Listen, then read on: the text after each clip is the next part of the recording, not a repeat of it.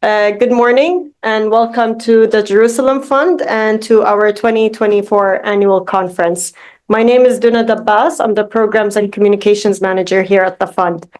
We're honored to have you here to discuss one of the most pressing and devastating realities of our time, the ongoing Gaza genocide and the continuation of the Nakba. Established in 1977, the Jerusalem Fund's mission is to foster greater awareness about Palestine in the US and abroad. As part of this mission, we hold our annual conference. Last year's conference occurred at the beginning of the genocide, and now, over 1 year later, we find ourselves witnessing even more atrocities, deepening the hardships of Palestinians. Today, we come together to reflect on both the historical context and the ongoing harsh realities that shape Palestinian lives today. We are honored to welcome our esteemed group of speakers, leaders, advocates, and experts who will guide us through these important discussions today. We are also live streaming online for those who cannot be with us today here, so we hope you stay tuned for the day. Now I'm pleased to pass it along to our chairman, Dr. Subhi Ali, who will start the conference with opening remarks. Following him, our vice chairman and treasurer, Dr. Eid Mustafa, will introduce our panels. Thank you once again for being here, and thank you for your support.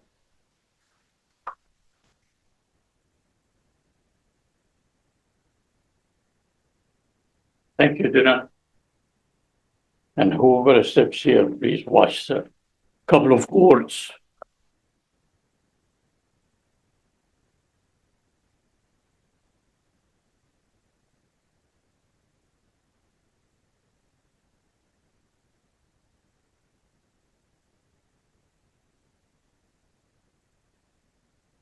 Morning.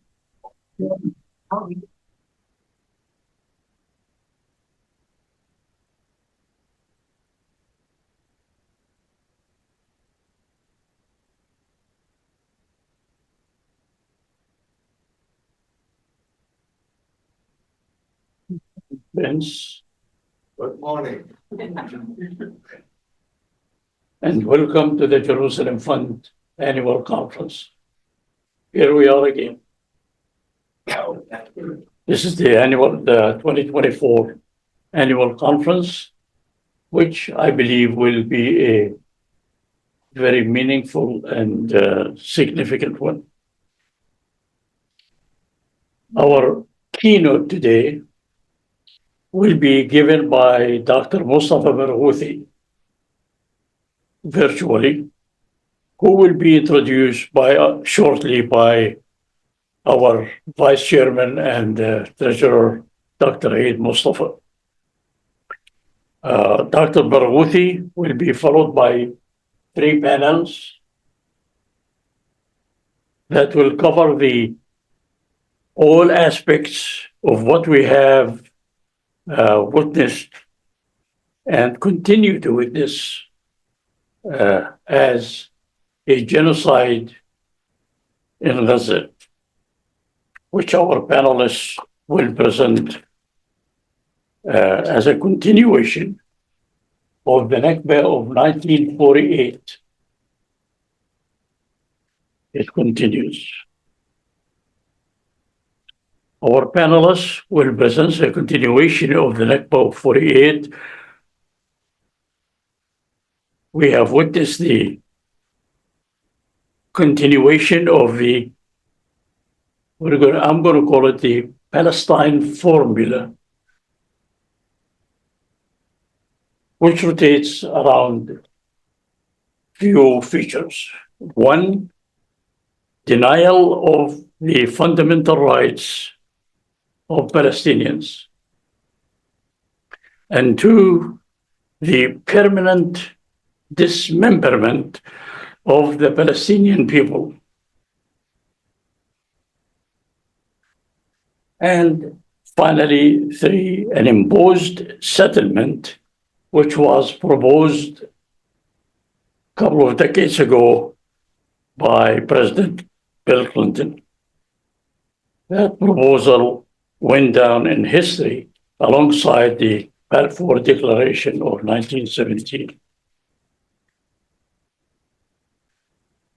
all of which dealt with the Palestinians as objects, ignored their inalienable rights and their known aspirations. The above that I mentioned, along with the establishment of a transitional regime in the West Bank and Gaza, which was supposed to be full autonomy. But is that autonomy full? And is that participation of Palestinians fact or fiction? What about the elections? 3 elections were proposed. As we witnessed, they took place under military occupation. The above Palestinian formula continues to be proposed today by some players. Now, it's my pleasure to introduce to you the Master of Ceremonies for today, our Vice Chairman, Dr. Aid Mustafa, who will be the Master of Ceremonies for today and who will introduce our keynote speaker, Dr. Mustafa Barouthi. Dr. Mustafa.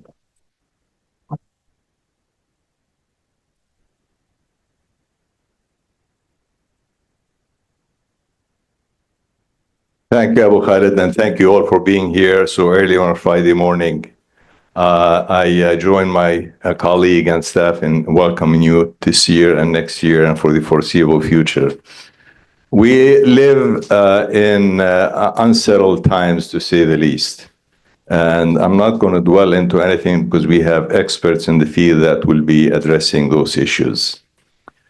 It is my pleasure to introduce to you our keynote speaker, Dr. Mustafa al-Barouthi. Dr. Barouthi is probably one of the best known people who can address the issues of the day. He's a physician, a colleague, a friend, and a very well-known personality. Dr. Barouthi took several positions in the activities of Palestinian people, started his volunteer work through medical committees that continue to be present in the field, providing great service to the people. He was elected to the Palestinian Legislative Council. He served as a Minister of Information in the unity government that did not last very much after the elections of 2006. Dr. Barouthi is involved in volunteer work. He's involved in human rights, and advocacy for Palestine. He's a frequent commentator on various TV outlets. He's active in the community. He is, without a doubt, a well-known figure who will address the issues of the day. When I spoke with Dr. Mustafa al-Barouthi, he asked me, what should I talk about? I said, well, we're talking about the Nakba that's ongoing in Palestine. You have your pulse on what's going on, so have a free hand in giving us an overall picture of what's going on. Since then, we have a new president-elect. The troubles in Gaza and in Lebanon continue unabated to a very painful degree. So without any further ado here, it is my true pleasure to welcome Dr. Barouthi to speak to us remotely as he could not be here in person. Please help me in giving a warm welcome to a friend, a colleague, a well-known person in Palestine, Dr. Mustafa al-Barouthi.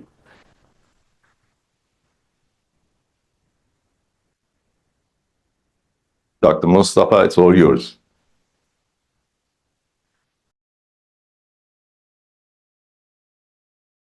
Thank you so much.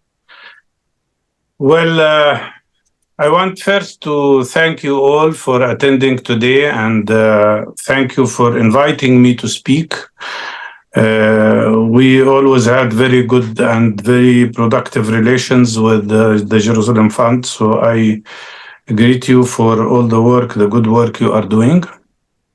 And let me start by saying that as Palestinian people, we are all witnessing and living in one of the most crucial times. Mainly because Israel, which is acting as a rogue pariah entity, and I wouldn't even use the word state because they don't deserve to be described as a state, is allowed to have complete and total impunity while it is committing three major war crimes, including the war crime of genocide, the war crime of collective punishment, including starvation of people, and the war crime of ethnic cleansing. There are certain facts that I think has to be, although many of you probably know them, but there are certain facts that sometimes we need to summarize and state to understand the level and scope of this impunity that is allowed to Israel. Up till now, Israel has killed in Gaza 53,400 people, including 10,000 who are under the rubble. 70% of these people are children, women, elderly. 17,000 of the people killed are children, 11,000 are women. 102,000 have been injured so far, and 25% of them could die simply because of lack of medical care and medical treatment. This is a huge number. And by the way, the Lancet magazine, the medical magazine, is estimating that if we count the people who die from diseases and starvation, and who will die because of contracting certain diseases because of this war, the number could go up to 180,000. But even if we take the numbers I've just mentioned, this is 7% of the population of Gaza who have been either killed or injured. If that had happened in a country like the United States, proportionally, you would be talking about 23 million people killed or injured in less than a year. During the Second World War, by the way, France lost in 5 years only 4% of the population. Israel was allowed to use American explosives and other Western European countries' weapons to throw on Gaza no less than 85,000 tons of explosives, which is more than the explosive power of 4 nuclear bombs, similar to what was used in Hiroshima and Nagasaki during the Second World War. Just imagine what they have thrown on Gaza is 38 kilograms of explosives for each man, woman, and child. They killed everybody. About 900 of my colleagues, doctors, nurses, health professionals, were killed by the Israeli bombardment. 186 journalists were killed.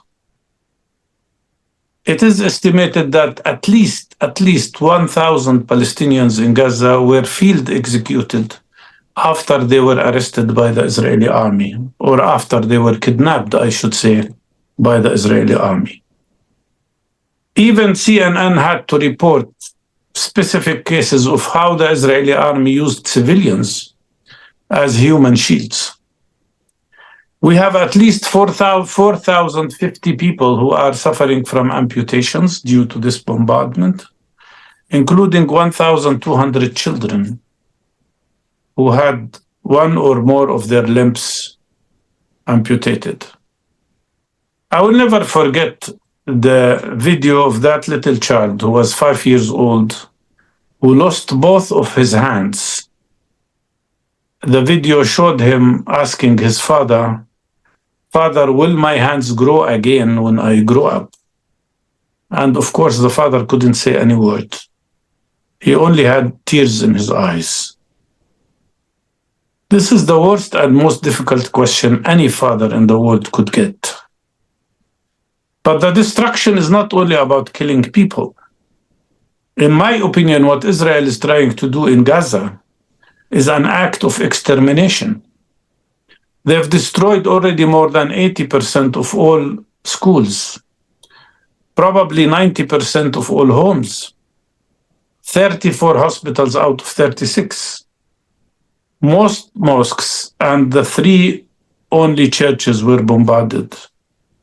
90% of the population of Gaza were displaced.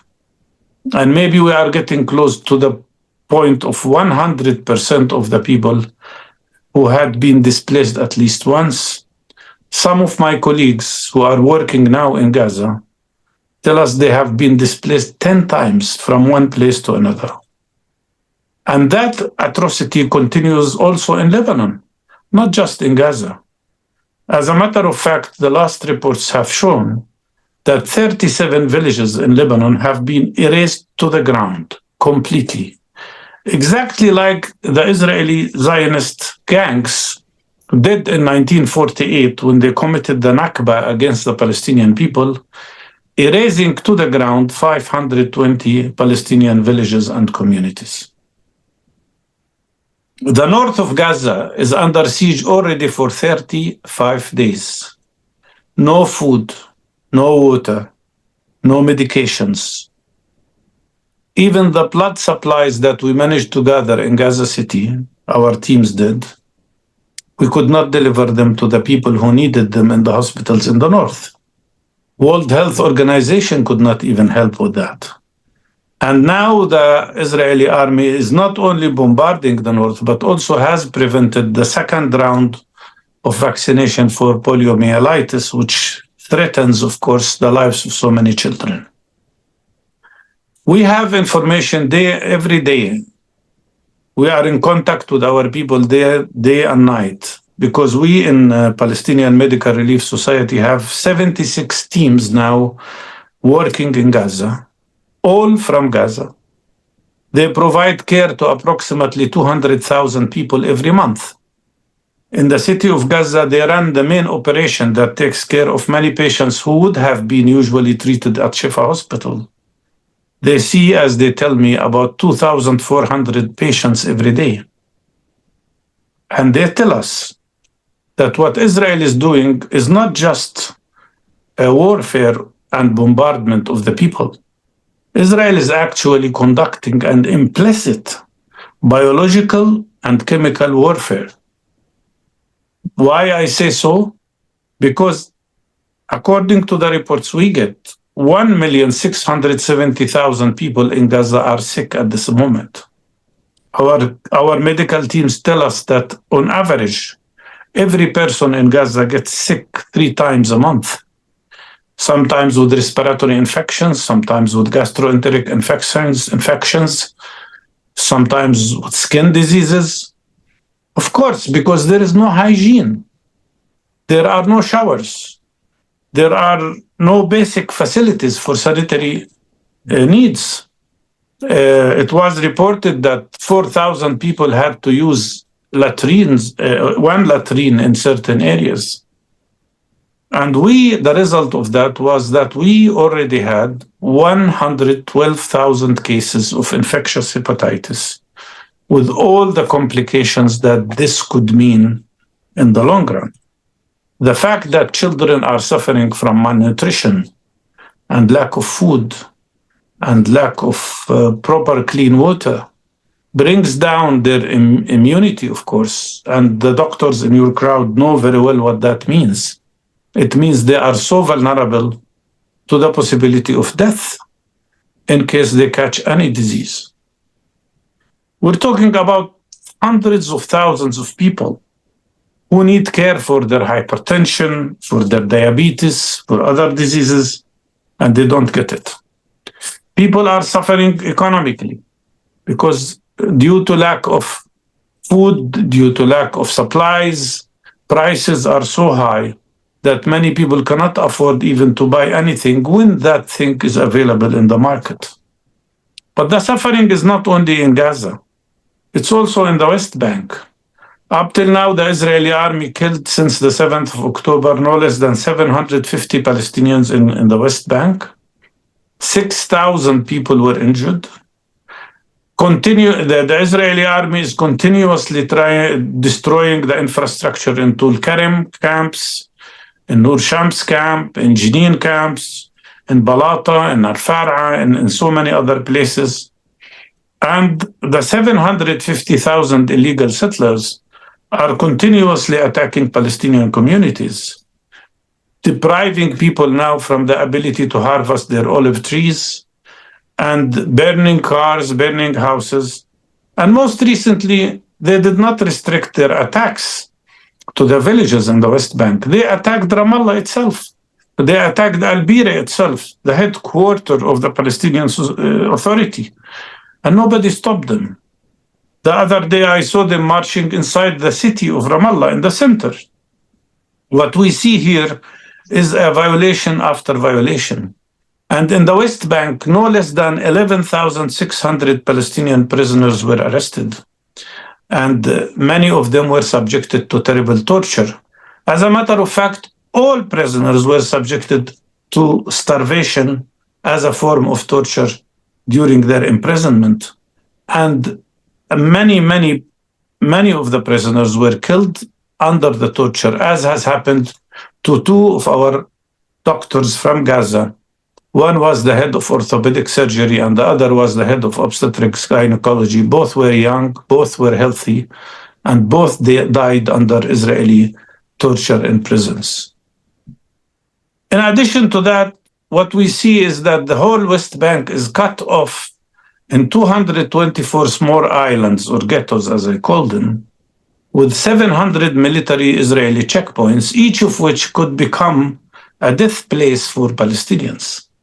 There are consistent attacks on agriculture, on economy.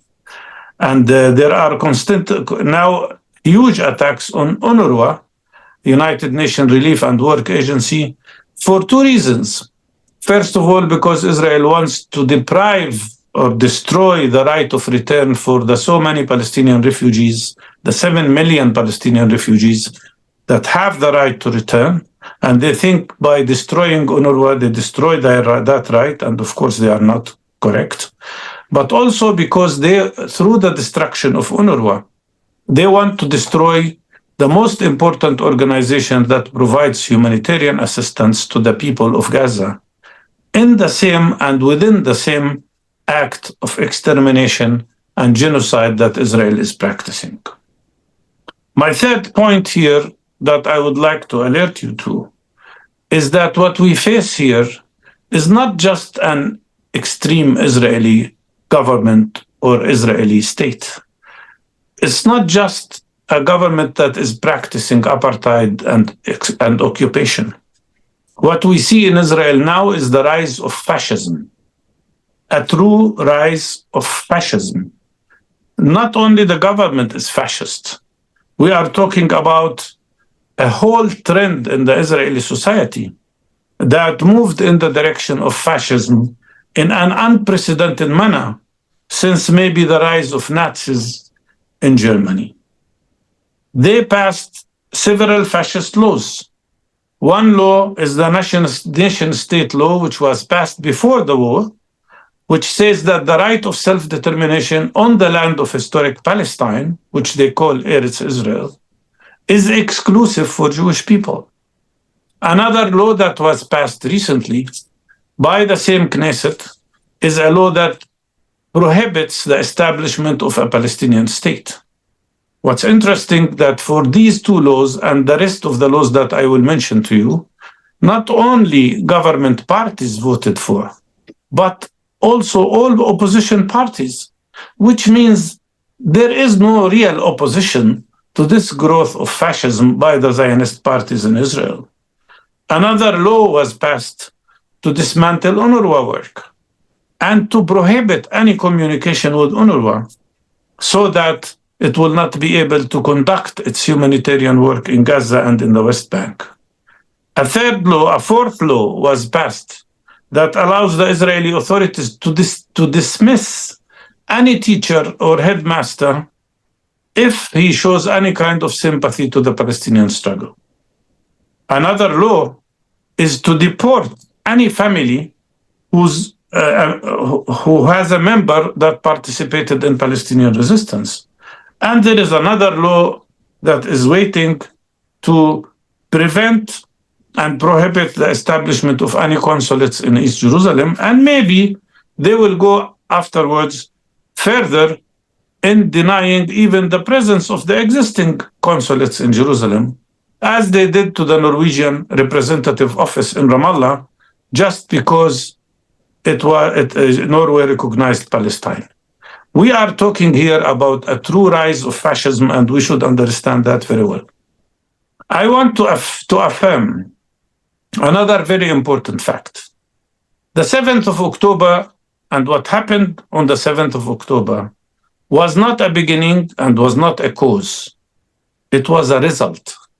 It was an outcome of the fact that Palestinian people have been deprived from their rights since 1948, when Israel conducted the worst kind of ethnic cleansing against 70% of the Palestinian population, erasing to the ground, as I said, 520 Palestinian communities.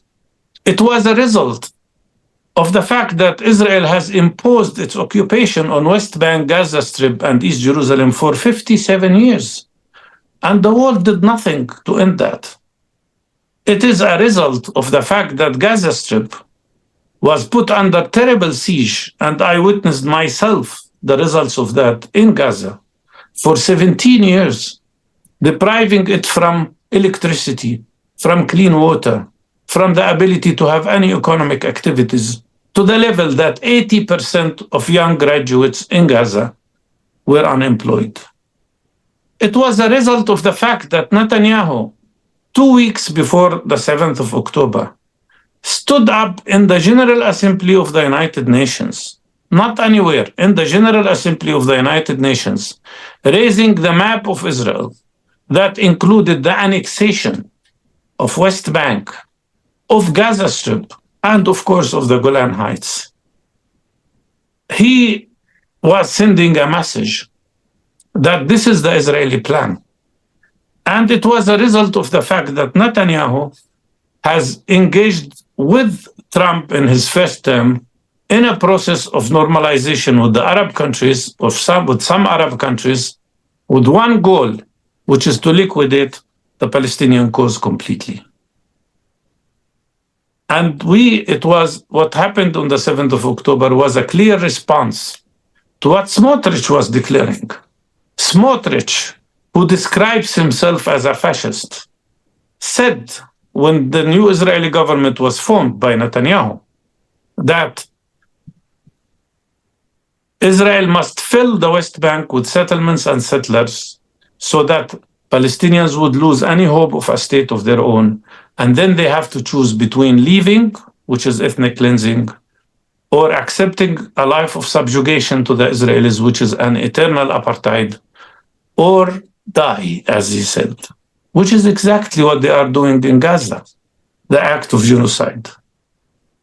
This all would not have happened if it wasn't for the American support to Israel. If it wasn't for the fact that Biden administration gave Israel approximately $40 billion to support its war. If it wasn't for the fact that the United States gave 50,000 tons of explosives and weapons to Israel since the 7th of October. This war would not have happened, in my opinion, if it wasn't for the silence and the support that Israel got from many Western governments. And what happened would not have happened if we had a different Arab or Islamic official position. When the 56 countries met in Saudi Arabia and decided that they should end the humanitarian embargo in Israel, on Gaza, we thought something will be done, but nothing was done. We did not ask Arab countries to send armies to fight Israel. We knew they wouldn't be able to. But at least they should have sent a humanitarian convoy to challenge Israel, to challenge the humanitarian siege that was imposed on the people of Gaza and that continues up till now. What happened, the genocide that took place, would not have happened if there was a strong international voice against this atrocity that Palestinians are subjected to. And we know that we could be facing new risks after the American elections. We know that, as we have warned, that the Democratic Party in the United States have lost elections partially because it continued the support to Israel and did not exercise any pressure to stop the genocide that was conducted against the Palestinian people. We know that now we might face even bigger risks. There are people in Trump's crowd that are talking about annexation of the West Bank and allowing Netanyahu to annex most or all of the West Bank. We know that some people are talking again about implementing the so-called deal of the century with the goal of eliminating a true possibility of any Palestinian state or freedom for Palestinians. We know that this administration will probably continue to suspend any support to UNRWA. But to be honest with you, we couldn't see much differences between the previous Trump administration and the Biden administration. One administration was advocating annexation, and another one, Biden's administration, was allowing it to happen. Today, we have the world is in crisis because of what's happening in Gaza. In reality, Gaza has exposed the flaws of the system of the world. The fact that United Nations organizations cannot defend themselves when they are attacked by Israel. The fact that the whole idea of international law and international humanitarian law is vanishing because Israel is allowed to be impunitive. And the big questions here that are raised and that should be raised is why this is all happening. Why this is all happening? Why Palestinians are treated in a way which doesn't respect them as equal human beings? Where is international law? And where are those who used to speak to us about democracy and human rights? And who is the victim in this conflict? Is it really Israel, as they claim, or the Palestinian people who have been subjected to ethnic cleansing, to occupation, to oppression, to apartheid, and now to genocide, ethnic cleansing, and collective punishment? The big question here that should be asked is why the world is not treating Palestinians as equal human beings. We don't want anybody to die. We don't want children to die, whoever they are. But what's the difference? I always raise this question. What's the difference between Anna Frank, who was a Jewish little girl, who was killed by the Nazi Gestapo in Holland, and Hind Rajab, who was a Palestinian girl stuck in a car with 6 members of her family? She saw them one after the other being killed, and she was screaming for help. And her voice was recorded for 3 hours asking for help. And when an ambulance tried to get to her, it was bombarded. And then Hind Rajab herself was bombarded. Those who killed Anna Frank are not different from those who killed Hind Rajab. Because in both cases, a crime was committed by fascists. And that's how we should see things. But I have to come to conclusions. I mean, I could talk for a very long time, but I think I want to come to conclusions. First of all, I want you to understand that as Palestinian people, as people who support Palestinians, we should not keep waiting for others to help us. We should be self-reliant. We should immediately work to help ourselves and save ourselves. We should not keep waiting for governments to interact, because we will be disappointed. It will be a very long time before anything happens.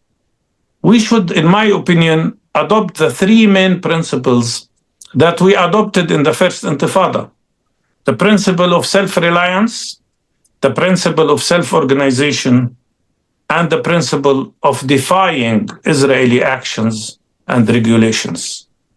And I tell you, the world is changing in our favor. The people are changing in our favor.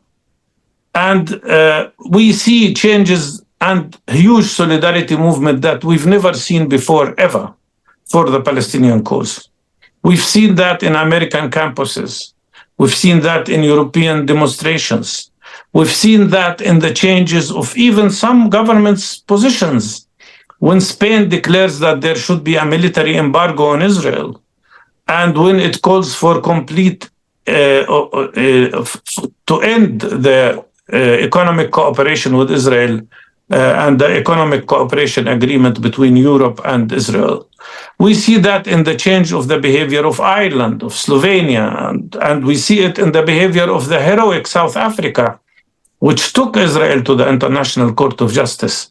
In the work of in the position of Colombia that cut relations with Israel and stopped supplying it with many products that Israel needed badly.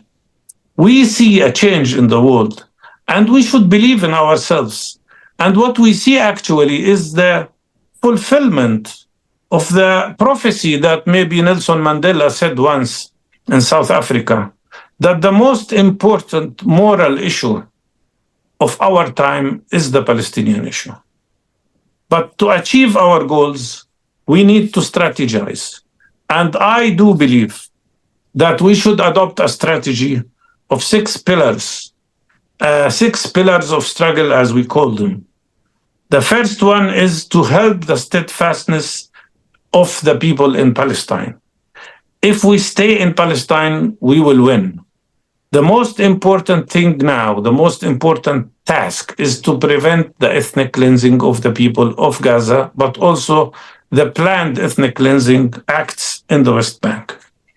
At this very moment, regardless of the fact that 7 million Palestinians are refugees, deprived from the right of coming back home, regardless of the Nakba, at this moment, 7.3 million Palestinians are living on the land of historic Palestine versus 7.1 million Jewish Israelis. And we receive reports, and this is coming not from our sources, but from Israeli sources, that since the 7th of October, already 700,000 Israelis have left Israel. So we have to stay. We have to be resilient. We have to stay in Palestine. The steadfastness of the Palestinian people is the most important decisive factor of our survival, because the whole Zionist ideology is built on 2 things: annexing, taking over land by force, which they did, and the second factor is to displace the people who live there. As long as we stay in our land, they will not succeed. And second, we should support the resistance of the Palestinian people in all its forms, as long as it respects international law, and it does. The right of the Palestinian people to resist injustice is a right that is guaranteed by international law. And third, we need the rise of the boycott, divestment, sanctions campaign. Regardless of some measures that are taken by certain governments to fight BDS.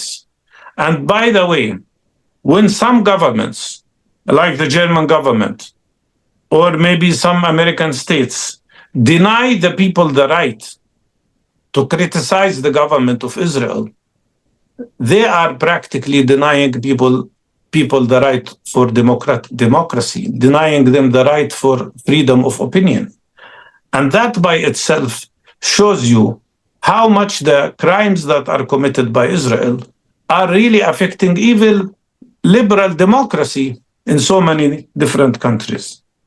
The fourth pillar of struggle should be our unity and the creation of a unified Palestinian leadership. And without a unified Palestinian leadership, it would be extremely difficult to achieve our goals. The fifth pillar is the reintegration of Palestinian struggle. And I mean by that, the reintegration of the activity, of the work, of the struggle of Palestinians in the occupied territories, Palestinians who live in the area in 1948 areas, and Palestinians who live outside Palestine like yourselves. It's very important that we recreate this reintegration, something that unfortunately was lost after Oslo Agreement, where many people felt they were marginalized and felt they are not part of the Palestinian struggle. We have to bring everybody together in a unified leadership and in a unified struggle.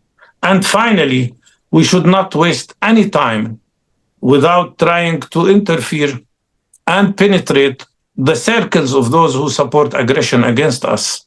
And we have seen many examples of noble actions by Jewish people who support the Palestinian rights, by those who said, not in our name, we would allow Israel to commit this genocide against the Palestinian people.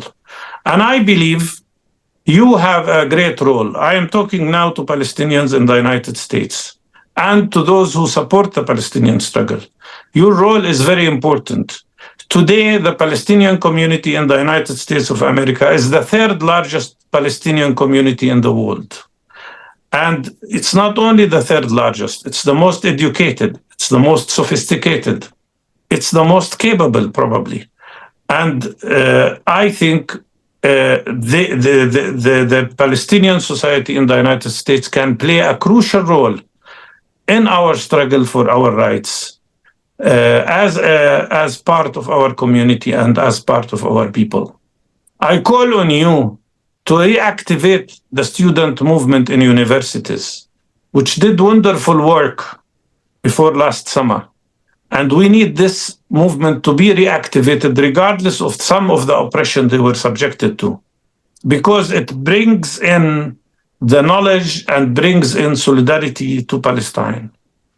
And I urge you to support your people in Gaza, in West Bank, in Jerusalem, in anywhere in Palestine.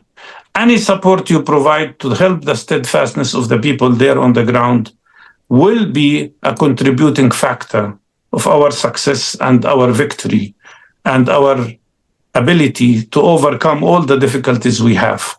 And I call on you to work also with the progressive movements in the United States of America, the Black Lives Matters, the women progressive movements, the student and youth movements. It's very important even to work inside the American parties. The presence of Palestinian voice in each and every political structure, in each and every social structure, will make a difference. And we need you to work on that because Palestine needs you and needs your support. Of course, I know that we cannot speak about a true strategy without also internal Palestinian reform, without also democratic internal change in Palestine, so that we can reach an effective unified leadership. But I think we will be talking about that in another session. My last message to you, and this is the message from all Palestinians, from all the people I meet with, the people I talk to, from all Palestinians in Gaza, in West Bank, in Jaffa, in Yafa, in Haifa, everywhere. Our message is clear. We will never surrender. We will never, ever give up. We will not stop struggling for our rights. And be assured, with you and your support, we will all overcome. And the day of freedom of Palestine will come. Thank you so much.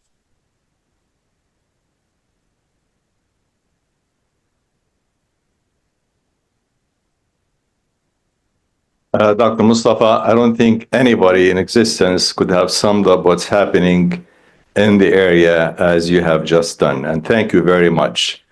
You know, we are witnessing genocide 21st century style, and Dr. Mustafa explained that very well. There was a Holocaust during the Second World War, and the slogan of "Never Again" became very popular, not just by the people who suffered, but by a lot of people outside that community.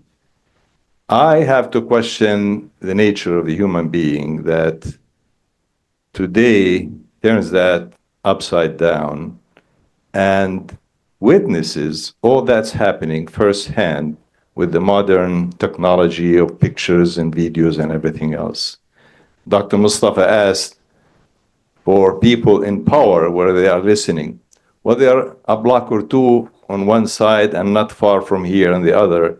And I guarantee you, Dr. Mustafa, that they know these facts. Now, why they are silent about it, that's a mystery. Are there values that guide their actions? I doubt that. So having said that, we decided not to take questions and answers since Dr. Barghouti will be with us at 1 o'clock today in a one-on-one discussion about Palestinian unity and matters related to that and related to the struggle. So with that, I invite you to a coffee break. We'll convene here at 10:30 with phones silenced and bladders empty. See you at 10:30.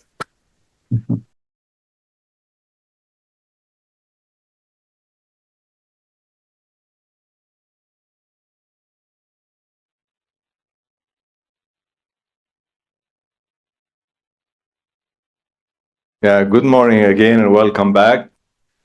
This will be our first panel. It will be moderated by the capable Abdelhamid Siyam. Before we get started, I'll ask you to silence your phones, please. And I'm afraid I might forget to thank our staff for putting this function together. I ask you to join me in giving them a hand of applause for doing a great job. I also don't want to forget to thank our Palestine Conference Committee with the capable Saeed Ariqat and Edmund Gharib and few board members who really made this program happen. Without their help, we would have been lost.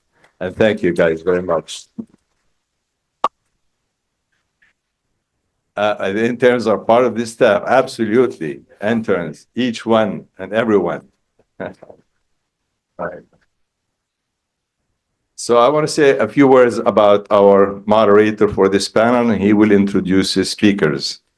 Abdelhamid Siyam is currently a lecturer at Political Science and Middle Eastern Studies at Rutgers University. I don't know if I'm saying it right, Abdelhamid. Yes. He worked for the United Nations for many years. Before he quit the United Nations, he survived the bombing of the UN headquarters in Baghdad in 2003. Then he decided to move on. He's currently the bureau chief of Al-Quds Al-Arabi at the United Nations. He has written several books and in the process of writing others. Abdelaziz writes regularly for Al-Quds Al-Arabi. I read his articles all the time. And it is my pleasure to hand the program over to Abdelhamid to introduce his speakers, and he will be entertaining the questions and answers at the end. Abdelhamid. Thank you so much, Dr. Eid. It's my pleasure. I want to thank you and thank Dr. Subhi and my lifelong friend Saeed Ariqat for inviting me to chair this panel. It's my honor, really, to be part of your activity today. And I have been associated for a long time with the Jerusalem Fund. And I want to first thank my panelists. It's a great honor. I can say one word that describes them all. It's courage and speaking truth to power. With these kind of scholars, we will make the difference in the United States. I want to also thank my student who came from New Jersey, Shannon Crow-Cliff. She's doing her MA thesis on the Arab-Israeli conflict and in particular what's happening in Gaza now. Thank you, Shannon, for coming. Okay, we will organize this panel. I'll give each speaker 20 minutes, after which we will open it for question and answer. I will introduce the speaker as he or she starts speaking, and then I will give you the floor. Our first panelist is Professor Raz Siegel. And let me introduce him briefly. Dr. Raz Siegel is an associate professor of Holocaust and Genocide Studies. That's what we need now to hear from you. Your expertise will show. He's studied many cases of genocide at the Stockholm University. Dr. Siegel has held a Harry Frank Guggenheim Fellowship, a Fulbright Fellowship, and was recently a senior fellow at the Vienna Weizsäll Institute for Holocaust Studies. His publications include Genocide in the Carpathians War, Social Breakdown, and Mass Violence, 1914-1945. And he served as guest editor of the Hebrew language special issue on genocide, mass violence, and culture eraser.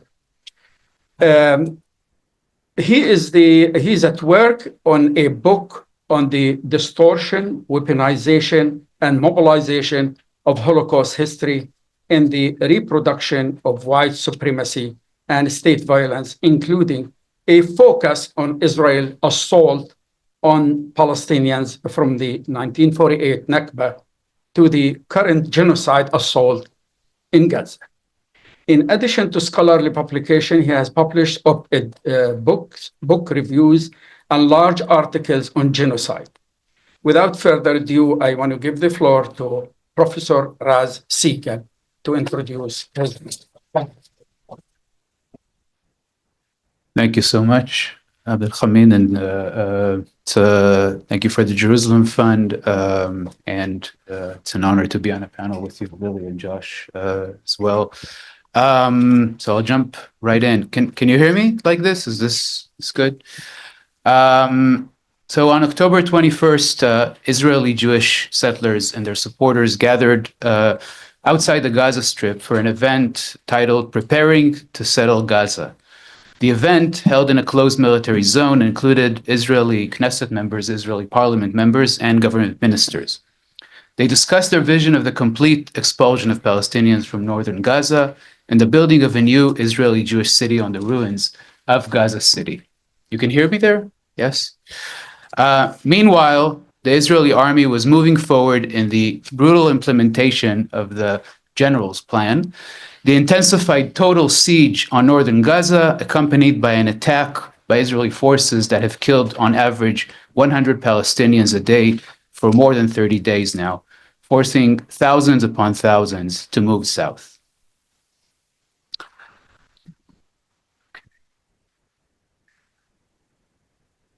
This is precisely what Israeli Knesset member for the ruling Likud party, Ariel Kalner, called for already on October 7th, 2023 on social media, when he said, Nakba to the enemy now, Nakba that will overshadow the Nakba of 1948.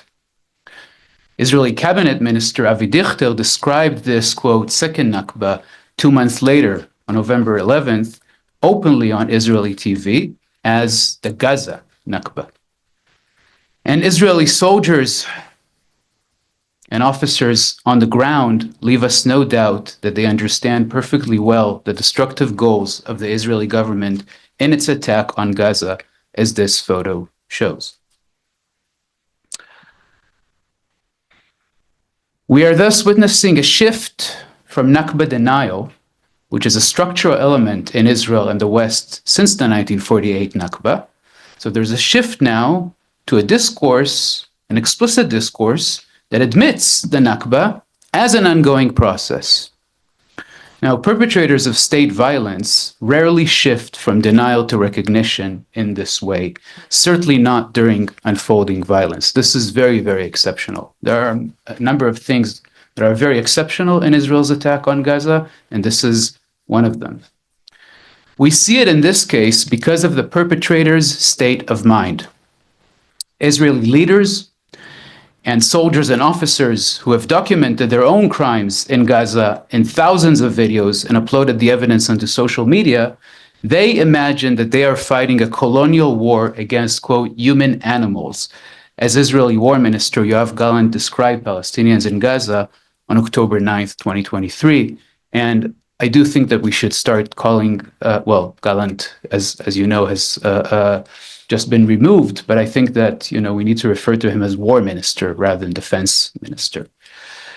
Such explicit language, human animals, brings to mind the German General Lotto von Trotha, who issued an extermination order in response to the violent uprising of the Herero people against German colonial occupation and oppression in Southwest Africa in 1904. That order signaled the beginning of the German genocide of the Herero and Nama people. Similarly, Israelis perceive their genocidal assault on Palestinians following the Hamas attack on October 7th as a war against colonized barbarians.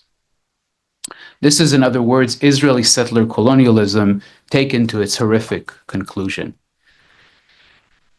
Israeli leaders have been explicit and open about their settler colonial ideology and policies. Israeli President Yitzhak Herzog, for instance, responded in an interview on MSNBC back on December 5th to a question about the intense killing of Palestinians in Israel's attack on Gaza, and he said the following: "This war is a war that is not only between Israel and Hamas." That's how he started the response, which is very telling because he tells us explicitly that this is not just about Hamas, right? It's a war, he continued, that is intended really, truly to save Western civilization. We are attacked by a jihadist network, an empire of evil, and this empire wants to conquer the entire Middle East, and if it weren't for us, Europe would be next, and the United States follows. End of quote. Do you remember this? This interview that Herzog gave? Herzog built on Israeli Prime Minister Benjamin Netanyahu's infamous association in late October and early November of Israel's attack on Gaza with a biblical story of Amalek. That was just as Israel's ground invasion of the Gaza Strip was beginning. This is a story, of course, of the Israelites destroying completely a people perceived as a whole as an enemy, as the ultimate enemy, as the ultimate evil. But Herzog placed it on a modern scale as the last stand against apocalypse and the demise of Western civilization. He thus expressed a colonial rationalization of destruction of people under colonial occupation. But here, taken to extreme, couched within a discourse of religious war that points to the Jewish supremacy as a manifestation of white supremacy at the heart of Israeli settler colonialism.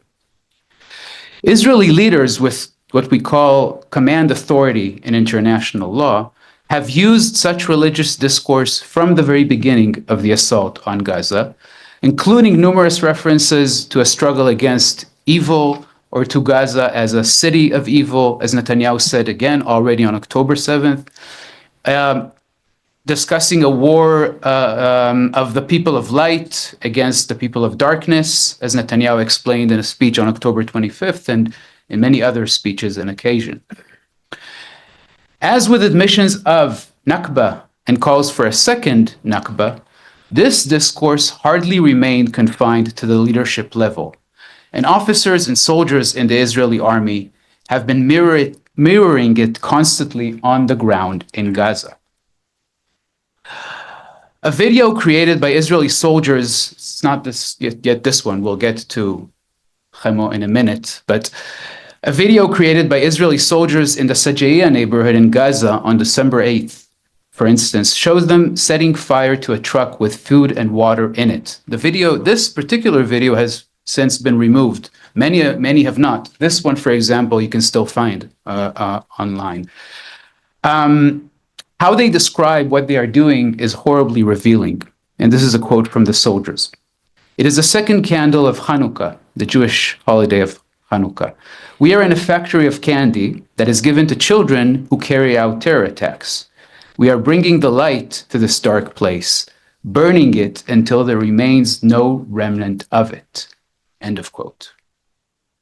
Now, if, as Israeli President Herzog said back on October 13th, 2023, all Palestinians in Gaza are responsible for the Hamas-led attack on October 7th, it follows that Palestinian children receive candy not because they are children, but because they are terrorists. It is also not at all by coincidence that Israeli Prime Minister Netanyahu said in a message to Israelis 3 days before this video, on 5th of December, he said the following: "This week we will light the first candle of Hanukkah. Our soldiers will bring light to the darkness, in the alleyways of Gaza, in the ruins of Sajaya, in the terrorist lairs in Khan Yunis. The light together, as a great light, will cleave the darkness." Right? So soldiers on the ground, right, are mirroring genocidal language immediately, right, in relation to genocidal rhetoric by leaders.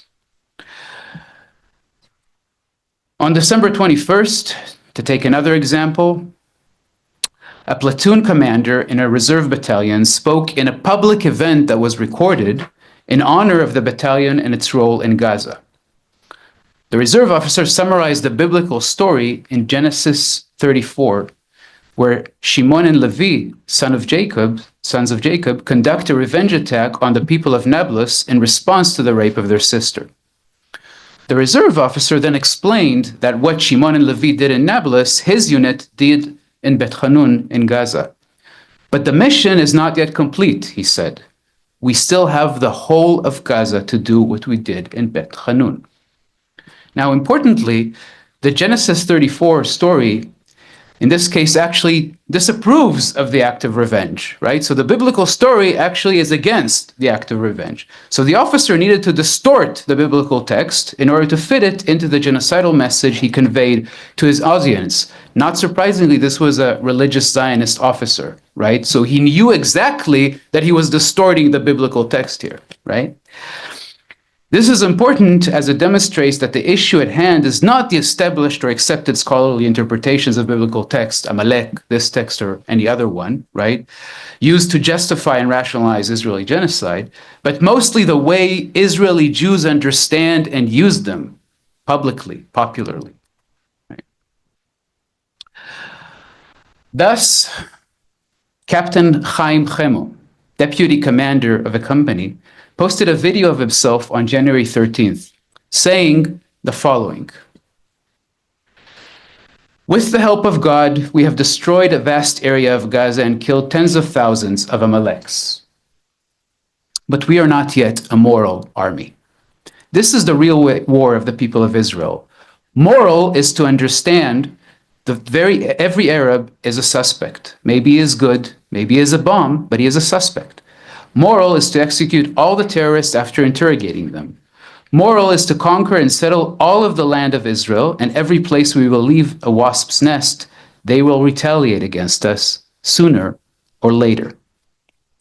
So here, very clearly, Chemo understands the biblical Amalek story as the basis of a moral framework. And this is very important because we know that in every case of genocide, right, the perpetrators have a moral framework, a moral framework. His moral framework is that all Palestinians are enemies, who therefore should be executed.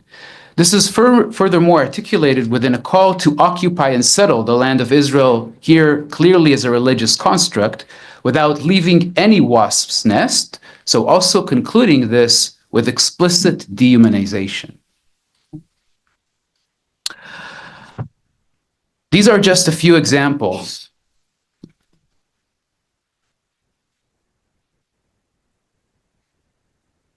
among thousands of videos by Israeli soldiers and officers that demonstrate a connection between explicit expressions by Israeli leaders, war cabinet ministers, and senior army officers of what's called in the UN Genocide Convention, intent to destroy.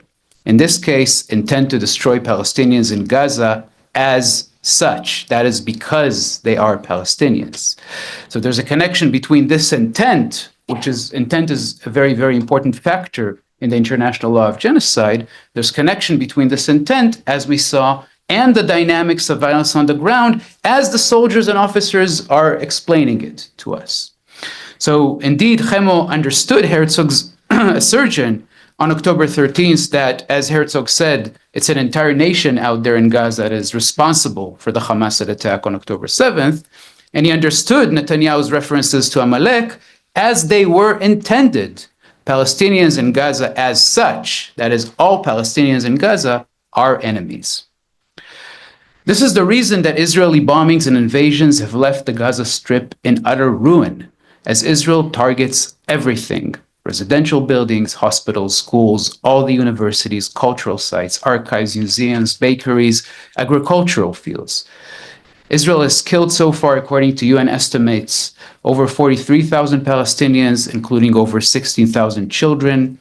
Many of them, by the way, in areas where Israel has forced Palestinians to seek refuge as, quote, safe zones, right? So Israel has weaponized international humanitarian law that tells armies that they need to evacuate civilians from war zones, right? So Israel has weaponized this in one of the most densely populated areas on the earth, right? In order to enhance the targeting of Palestinians, right? What Francesca Albanese, the UN Special Rapporteur on the situation of human rights in the Palestinian territories occupied since 1967, she has called this humanitarian camouflage, right? To use international humanitarian law to enhance genocidal violence. The real number of Palestinians that Israel has killed are most likely far higher, with over 12,000 bodies that remain under the rubble. And a letter to Biden on October 2nd, just recently, 2024, by 99 US physicians and other healthcare workers who have volunteered to work in Gaza after October 7th. In their letter, they note that Israel has killed so far about 120,000 Palestinians killed. There's also, of course, more than 100,000 injured, but just the number of people killed is a horrific figure. That means 5% of the total population of the Gaza Strip Israel has killed so far. Now, the view of all Palestinians as such as enemies is also the basis of Israeli War Minister Gallant's total siege policies that he declared on October 9th, 2023, when he referred to Palestinians in Gaza as human animals. Cutting off a territory from food, clean water, fuel, and medical supplies completely, right? Total siege, which, by the way, he coined a new term on that 9th of October, total siege, right? Does indeed target the people who live there as a whole as such. That is because of who they are. This total siege, which followed 17 years of Israeli siege on Gaza, which is the longest siege in modern history, set the stage for the displacement that Israel forced on nearly the entire 2.3 million Palestinians in the Gaza Strip. 80% of the Strip is now under Israeli-issued evacuation orders, again, this weaponization of international humanitarian law, so that the vast majority of Palestinians have experienced multiple forced displacement in conditions of mass starvations, with more than 1.2 million people now facing emergency or catastrophic levels of food insecurity. Almost no medical treatment, Israeli bombings totaling so far more than 90,000 tons, which is, as we've heard, 4 atomic bombs of the kind that this country dropped on Japan at the end of World War II, and Israeli forces on the ground led by officers like Chemo.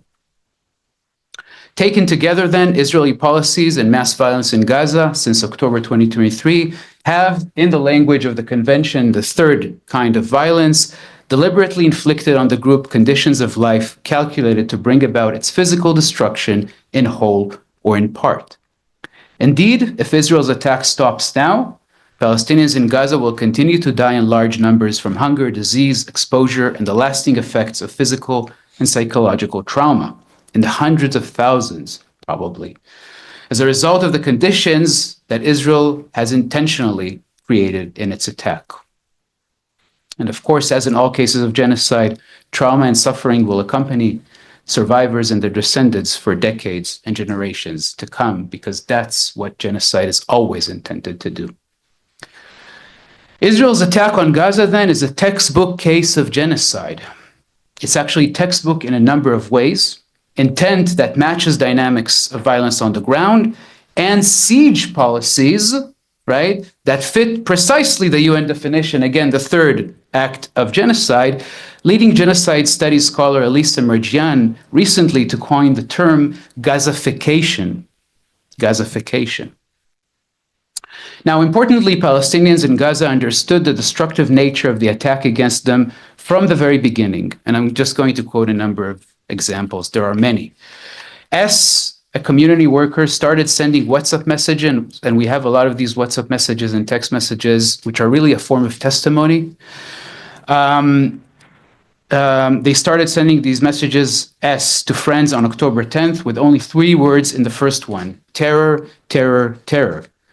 On October 15th, he wrote, "They are killing families, whole families. I want to forget what I saw. You can't imagine, beyond reality." 2 days later, water and food, none, very little. We went to sleep in 2023 and woke up in 1948. He noted on October 18th, this reference to the Nakba. Andali Badwan, a feminist writer and educator from Gaza City, remarked in a WhatsApp message on October 9th that the situation is indescribable and the horror is beyond imagination, and more and more. I also want to note who in October, he's a journalist and translator in Gaza, in October wrote in a WhatsApp message, "Where is the West? Where are those human rights they preach? Where is international law? This is genocide and it should be immediately stopped." Now, the West, of course, was and is busy working, 3 more minutes. The West, of course, was and is busy working exactly in the opposite direction, right? Ensuring that the genocide can continue to unfold by providing Israel with arms and diplomatic cover. The overwhelming support of the US in particular has made this genocide really a joint US-Israel genocide. And the extent of US support for Israel for more than a year now has surprised and shocked many people around the world, right? Because it is in the face of escalating violence, because of the largest mass protest movement in the US since the Vietnam War, because Palestinian citizens in the US who have lost family members in Gaza, because of the overwhelming and growing resistance to what's happening among Jews in the US, because of the large, unprecedented killings of journalists, aid workers, UN workers, because of the angry resignations of people in the UN and in the US government in response to this, because of the regional war that Israel has created and its attacks now on Lebanon, Syria, and Iran that actually run counter to US interests in the Middle East and the Gulf, right? And because Israel has spat in the face of the US government again and again, and it crossed all the red lines that Israel itself has set, right? Every time to receive more money, more weapons, more support. Why is this? And with this, I conclude. The answer for this US support is rooted not just in the obvious denial of what we all see in front of our eyes and our screens this past year. So there's this as well, right? There's the outright denial. It's not just about the role of Israel as a proxy for US interest in the Middle East. It also harks back to the denial of the Nakba and its rationale, the denial of Israeli settler colonialism. This denial has now become particularly absurd in view of Israeli leaders and politicians and Israeli Jewish settler leaders declaring their settler plans openly in gatherings such as the one right outside Gaza this past October. But the US government must deny Israeli settler colonialism, for recognizing this very well-documented reality, past and present, may open the floodgates and force recognition also of settler colonialism in the US, which is also, of course, denied and blurred and rationalized and disavowed. It would mean, in other words, coming to terms not only with the foundational crime of the Israeli state, but also that of the US state. And if there's anything that we can learn from the elections we just had here, it is the extent to which US settler colonialism is a non-issue for establishment politics. This dismal state of affairs is one way to understand the settler colonial vision for Palestine and Palestinians. But the shift from Nakba denial to recognition, now in the perpetrator state and society of Israel, and the fact that Israel's attack on Gaza very much fits the definition of the crime of genocide in international law, this has thrown the international legal and political system into an acute crisis that now offers us new opportunities in the struggle for truth and justice in Palestine and beyond. Now, to be sure, we are up against incredible power, But a quick look at the history of the long 20th century, that we are indeed actually stuck within it, right? And I'm a historian, so I'll end as an historian. A quick look at this history demonstrates how incredible power can crumble and has crumbled in the face of sustained struggle and resistance. Thank you.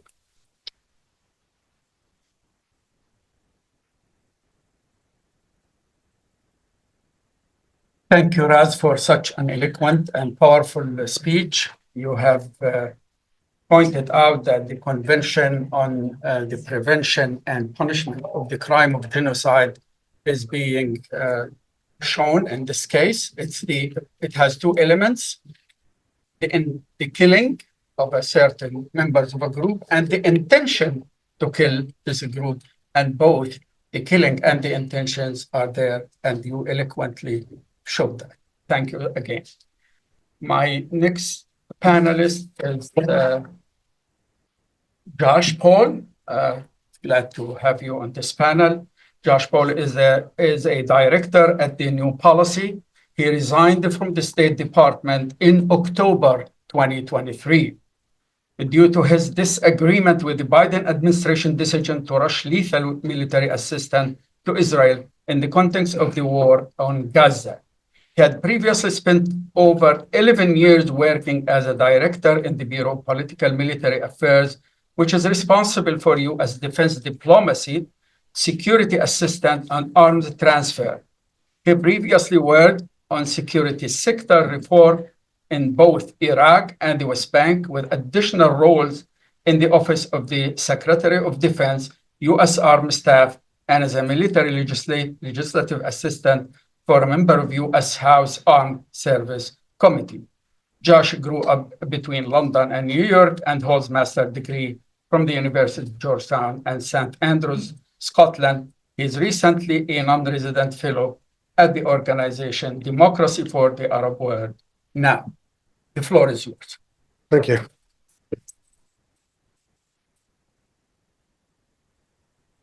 Thank you, Professor Siam. Thank you to the Jerusalem Fund for hosting us today.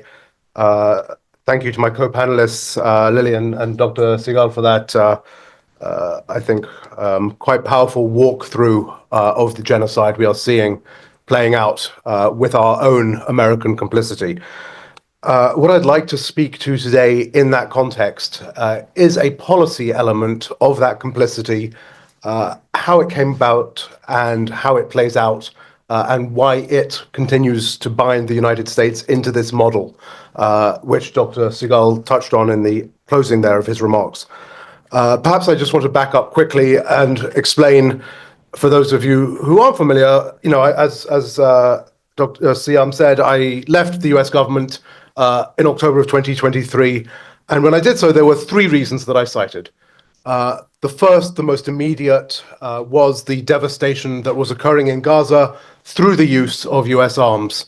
That is a devastation, of course, that has only deepened and expanded since then, while there has been no change in the US policy of providing those arms. But of course, that was the most immediate and compelling reason. The second, of course, was that when I tried to raise my concerns in this respect, there was a silencing of debate. And I think this is a silencing of debate that will be familiar to many people for many years when it comes to speaking about Israel and Palestine, and one that we have seen play out in the public sphere, in addition to the government sphere, over the course of the last year, particularly when it comes to how colleges and universities have approached speech on their campuses, but also in the private sector and also in other contexts in American life. But the third reason was that I also at the same time raised a concern that US policy on Israel-Palestine had been broken for many years and was clearly not working, and particularly, I think, as we saw in the wake of October 7th, had reached a dead end, but even before that point. And the piece of that policy that I want to really focus on today is one in which there is a concept. So if you look at the Israeli-Palestinian quote-unquote peace process, the Israeli conceit about it has been this idea, theoretically, at least back in the 1990s, and going back to when it was the Israeli-Egyptian peace process in the 1970s, of land for peace. The American contribution to that, particularly since the 1990s, but since before then as well, has been security for peace. And it is that concept of security for peace that I'd like to dig into today and try to deconstruct, because I think that it is at the root of many of the failings that we are talking about, and frankly, at the root in part of the genocide that Dr. Sigal just discussed.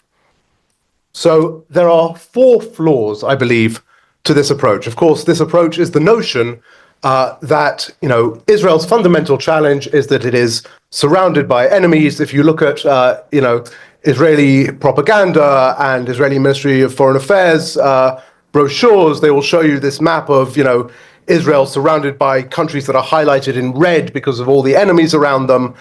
And so the concept is that, look, if only Israel was secure enough, felt secure enough, it would then be able to make the concessions to the Palestinians necessary to get to a lasting peace. And therefore, the US role here is to provide that security. And the way we have done that, of course, is, for the most part, through the provision of arms, through the provision of weaponry, security assistance, billions of dollars a year of US taxpayer funding that goes to making Israel not only secure, but under US law, gives it a quote-unquote qualitative military edge. This is something that is written into US law, that when we are looking at our security assistance, our arms transfers to every other country in the world, in the Middle East rather, we must take into account how Israel's qualitative military edge will be impacted, which is its ability to defeat any country, any combination of countries, any non-state actor, while suffering minimal damage. So this is the policy, this is the strategy, and again, the idea being that if Israel is secure enough, then peace is possible. So let's talk about 4 reasons, I think, why that is a fundamentally flawed approach. The first is that just as a theoretical underpinning for any sort of peaceable settlement, it is not one, if you look at the historical track record, that works or that commonly applies. Right? I think if we think about the contemporary world and where we see examples of a security-based peace, those are not great examples of a lasting peace. The most obvious, I think, among them, for example, is Korea, where we see the Korean peninsula divided between South Korea and North Korea with a demilitarized zone in the middle, and the idea that the only way to sustain peace on the peninsula is through immense military presence of the United States, this demilitarized zone, overwhelming power. This is, of course, a fundamentally unstable solution. This may lead to temporary stability on the Korean Peninsula. It does not certainly lead to peace between North and South Korea. In fact, technically, there is still a state of war, not only between those two, but with the United States as well, that has not been resolved. We also see, of course, in the contemporary world, the idea of security for peace being one advanced by President Putin in Russia, who argues that Ukraine somehow poses a threat to Russia, and that therefore Russia needs security in exchange for peace. And that security must come through the form of occupation of some lands and assurances that NATO will never be part of that Ukraine will never be a part of an attack on Russia, will never be a part of NATO. Here again, we see that this is a facade, and that security for peace actually leads to insecurity. If we think about other contexts, let's also talk about the internal context when we look at Israel, of course, which Amnesty International, Human Rights Watch, and others, including myself, and I think very clearly is an apartheid state. It is a very unusual idea to think that what the party imposing apartheid needs in order to step back from that apartheid is security. The notion, for example, that white Americans in the Jim Crow South, in order to reduce that bias, that bigotry, to step back from those laws of the Jim Crow South, what they actually needed was to feel more secure. I don't think you would have seen anyone arguing that, just as in the Republic of South Africa, as it went through its transition from apartheid into democracy. There was, no part of that solution involves strengthening white police forces in order to make sure that white people felt more secure. So that is not part of the solution. The only place, perhaps, where security for peace has been a part of a solution, and I do not say it is a good one, is the one that Dr. Siegel actually just referred to, which is in the context of colonization. And I'm thinking here in particular, again, actually, of the United States, where we see the American colonization of the West. We see actually a security for peace model. If you think about the expansion of fortresses, if you think about sort of the 1850s, 1880s, that period of Custer, and the expansion into the West, the forcible displacement of Native Americans repeatedly, their location, they're pushing into reservations, and a lot of the very similar language that we see being used by American government officials at the time and American military officials to describe the quote-unquote savagery of their enemy, even at the time that a savagery of a far, far greater scope was being carried out about the native population. But there is an example, I'm afraid to say, where security did coincide with peace. And I think we need to be very conscious about that one example as we think about the US policy towards Israel and Palestine and what security for peace means in any other context, because I don't think it applies in any other context but that one. Three more issues with the security for peace model. The next one is what it means for the Palestinian people. What is the role of the Palestinian people and the Palestinian government, the Palestinian Authority, in the context of a security for peace model? I think what we have seen is that security for peace ultimately means the instrumentalization of the Palestinians as a tool of Israeli security. I mean that, first of all, in terms of the Palestinian Authority. My own experience, I lived in Ramallah in 2008 to 2009 for 14 months for something called the US Security Coordinator. This is an organization that still exists there. Its purpose is to build up Palestinian security forces on the theory that as the Palestinians stand up, the Israelis will stand down, you can get to a two-state solution. That is the theory of the case. In my experience, of course, the Palestinians, I will be honest, the Palestinian security forces did stand up, certainly in that period, and for many of the wrong reasons continue to. The Israelis never actually stood down. And part of the problem we had, I had an apartment in Al-Bira, if any of you are familiar, on the north side of Ramallah, which looked down the valley, and on the opposite side of the valley, there was an Israeli, or there still is, an Israeli military base and a settlement. And on a regular basis, Palestinians would come down the hill from Ramallah, from Al-Bira, to protest. The Israelis would come down from their military base. There would be a clash, and this was the regular pattern.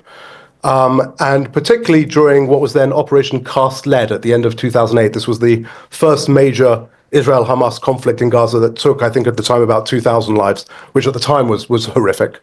During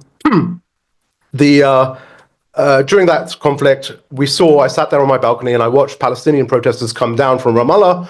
And then as the Israelis started to come out of their gates to come down, something new happened.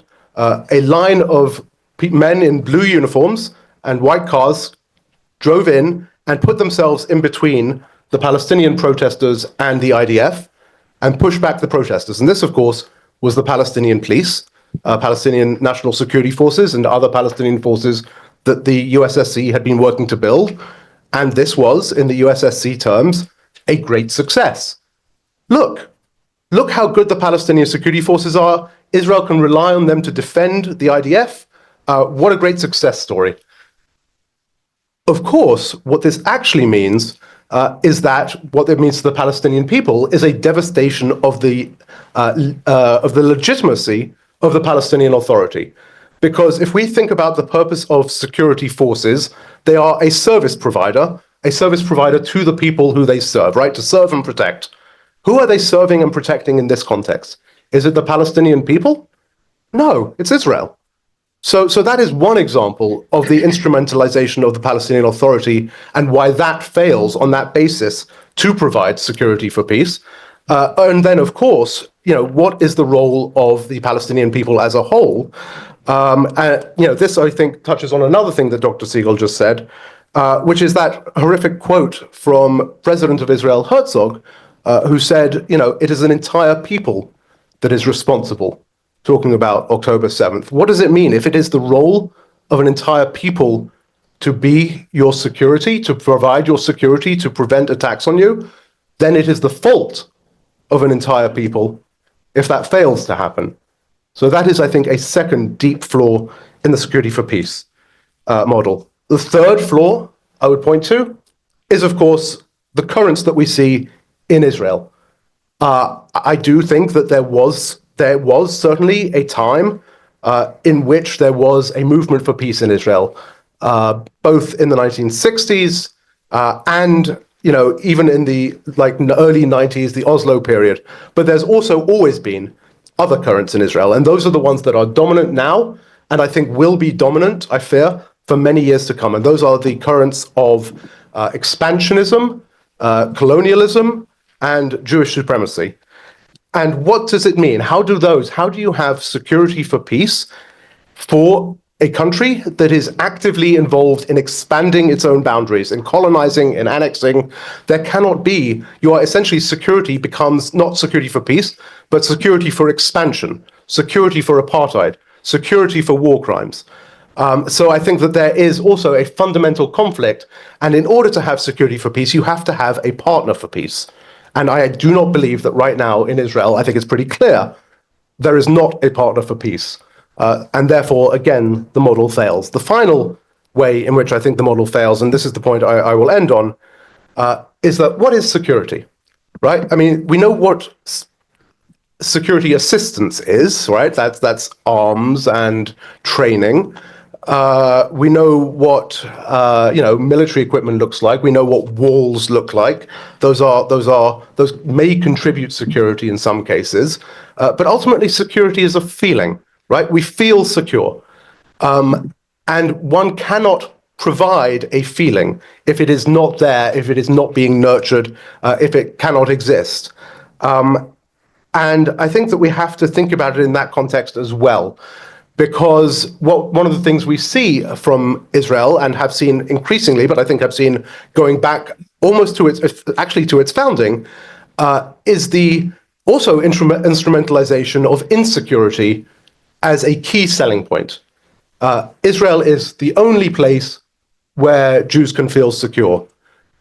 Israel is, needs this security assistance, is reliant on this alliance with the United States and others for its security, and this is, and also, frankly, I think sustains a lot of its internal debate. One of the things we've seen repeatedly in Israeli politics is that things begin to fracture and fall apart when the focus is off security, when there is stability and peace, and when the drive to sort of push this argument of insecurity reduces. And so I think the sense of insecurity is in many ways fundamental to at least Israel's own sort of political continuation. I think that is a deep problem that Israel itself and the people of Israel have to address.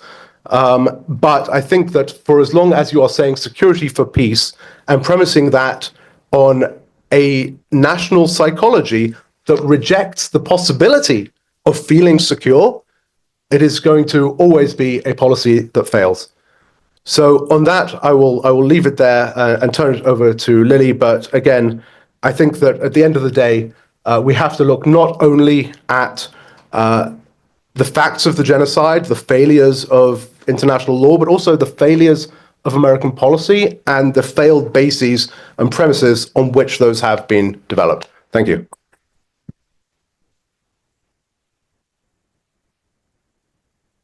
Thank you so much, Josh, for this powerful speech about peace for security.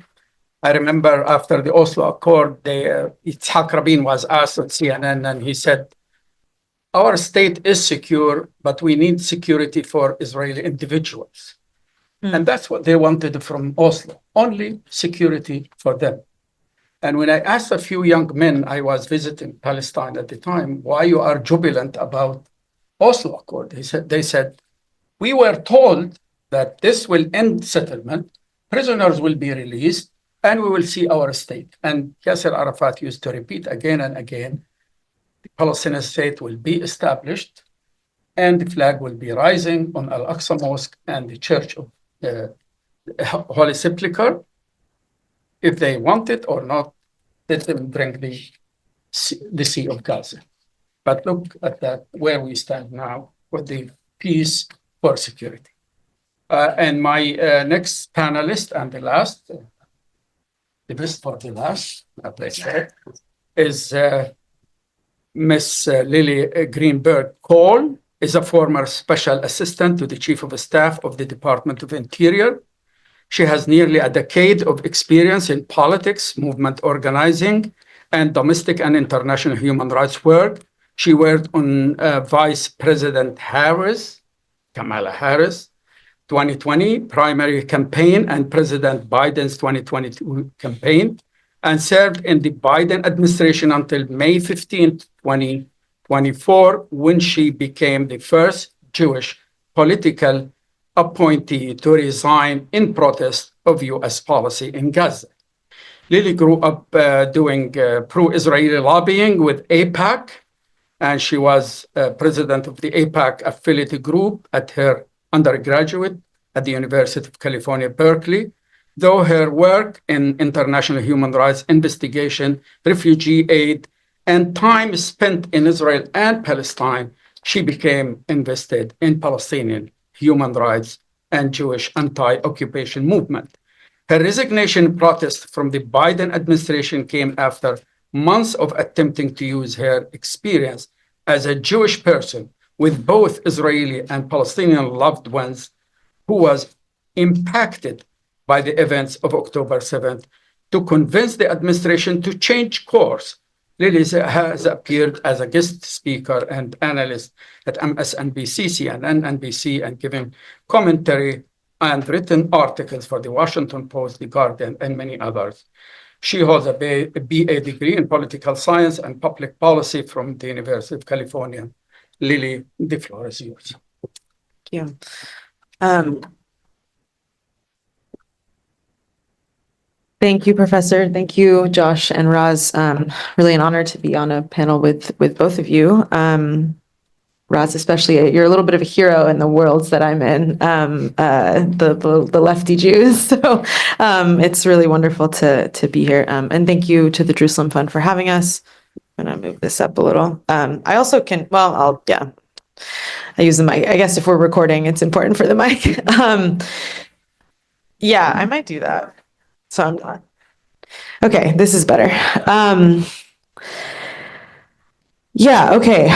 Well, I mean, I just want to name, I don't know if we did this before, but like, you know, I am arriving here obviously very, feeling very sad and very discombobulated and dysregulated. And I'm sure that a lot of us are.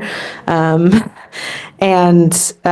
even listening to, you know, what Raz and Josh just described, and for so many of us that are like personally connected to what happens on the ground in Israel Palestine. Yeah, I wanted to name that and say that I'm like happy to be here with all of you in this day and this week in particular. I was going to talk about my resignation, you know, as the focus, but I actually think there's more. I think I can speak to some of the reasons why what my other panelists described happen when we are thinking about trauma and the feeling of security. And so I, as the professor said, I was a political appointee in the Biden administration, which means we serve at the pleasure of the president. That is actually the exact line. Appointees are the folks in the administration who have the most proximity to political power, typically, and are specifically, you know, appointed and chosen by the White House. Typically people who have worked in previous, you know, in campaigns or other administrations of whatever that party is. And so as a political, your job you are really not supposed to disagree, or publicly at least, disagree with the president. Your role is to execute the priorities of the administration. My actual job I was not working on foreign policy. I was not working on anything around Israel-Palestine. I was working at the Department of Interior, which is actually a few blocks away. I used to walk by this building sometimes on my little work midday walks. But that was going to be impossible for me to do after October 7th. And as the professor mentioned, I attempted. So I spent many months while I was still inside the administration attempting to use what felt like my proximity to power to influence administration leadership and people in the White House. And maybe that was naive to think that they would be receptive to that, but it felt like what I needed to do in the moment. And it also felt like I was uniquely positioned to at least feel that they could not tell me that I did not know what I was talking about. And I had a lot more, I felt much more secure in speaking out than a lot of my colleagues as a white person, as a Jewish person, and as someone whose community was deeply, deeply impacted by 10/7. My sister had a friend who was killed. I know several people who were killed. It was a day that rippled through my community of both Israeli Jews and American Jews, and then of course I was also immediately terrified for all of my Palestinian friends who live in the West Bank and the people that I knew in Gaza, which the administration was not as concerned about. But so all of that, bringing this to the administration leadership and kind of I spent many months telling people, I do not feel safe from the policy choices you are making. What you are doing is not making my community any safer. And if anything, you are manipulating our trauma and then making us the justification for what is being done to the Palestinians in Gaza. And in many ways, making us the face of the larger American war machine. And I want to center on that in what I'm going to talk about and how it connects to everything that was spoken about, because one of the main reason I resigned in the way that I did and chose to do it publicly after I made the decision for myself that I had to leave for my own integrity and sanity was because I think American Jews in particular have a unique role to play in revealing and sort of exposing the mirage that the US government says that Jewish safety is the reason for continued US support for Israel. Because that is not true, and it has never been the case. There's many reasons for US support for Israel. I tend to think of them in terms of 4 pillars. If you draw kind of a like Greek, building in your head, and we have the columns. One of them is the American Jewish community and the ways that my community buys into and continues to support US support for Israel. That is there. But that is just one of the pillars. The other 3 are US military interests, the military-industrial complex, and Christian Zionism, which there are more Christian Zionists in the United States than there are Jews in total. And it is an incredibly powerful force in American psyche and American politics. And no one really knows what CUFI is, Christians United for Israel, but everyone knows what AIPAC is, which ultimately AIPAC also does masquerade as a Jewish organization. The managing director is a Christian Zionist. His name is Arnie Christensen. But they are seen and presented as a Jewish organization. And so as American Jews, right, I think for the people who have been organizing in this space for the last decade or so, the community we are accountable to and have roots in and are a part of is the American Jewish community. So we can do our part to try and shift that community support. But what covers all of those pillars is this sort of curtain of quote unquote Jewish safety. Because it's much more palatable for people to think, we are continuing to send money and weapons and choosing to support and fund and enable a genocide because that is what has to be done to protect another persecuted people, historically persecuted people. And most Americans, I think, I'll say when I lived in Iowa working on Vice President Harris's campaign, there were a lot of people I met who had never met a Jewish person, but most Americans have met Jews more than they have met Palestinians, or are more familiar with Jews, right? And with our story and with our experiences as a community. So that is the reason. And we know that is not true, because ultimately Israel does not make Jews safe. Safety does not come from apartheid and militarization and occupation. And, even the idea that you are going to be safe because you have to send your 18-year-olds to serve in the army instead of to university or on, a gap year or anything else that a child who's 18 years old should be doing instead of having a gun, that is not real safety. And I think that really gets to what Josh is saying, that safety is a feeling. And part of the reason why Israelis and Jews do not actually feel safe is because we have been sold this lie, essentially, that our safety must come at the expense of Palestinian freedom. And after the trauma of the Holocaust and the thousands of years of persecution before then, and the very real way that anti-Semitism exists in this world, and in particular in European society, as like a foundational building block of European society, of course Jews don't feel safe and secure, and have immense trauma. As Raz said, the way genocide continues to live in people's bodies and in their cultures and in their communities for people who survive for years and years. I mean, I see it every single day in my family and my community, and the part of my family that did not survive the Holocaust is a different branch, right? Because thankfully the ones that I am directly from had already left. But it doesn't really matter because it's still here. I sort of forget where I was going with that, but so the reality is, right, of course, the status quo does not keep us safe, it does not make people safe, and it did not solve anti-Semitism. And the way the US-Israel relationship functions is, if anything, kind of a manifestation of how anti-Semitism has always worked historically.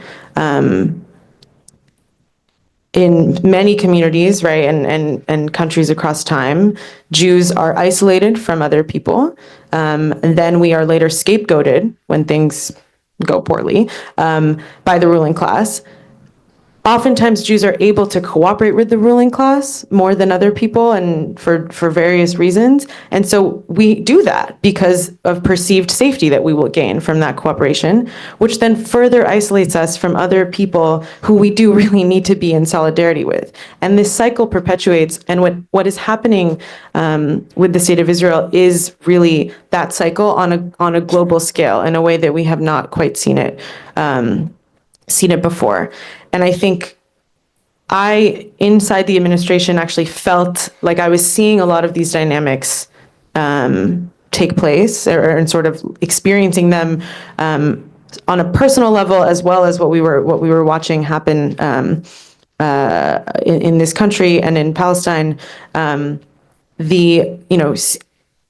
Being told by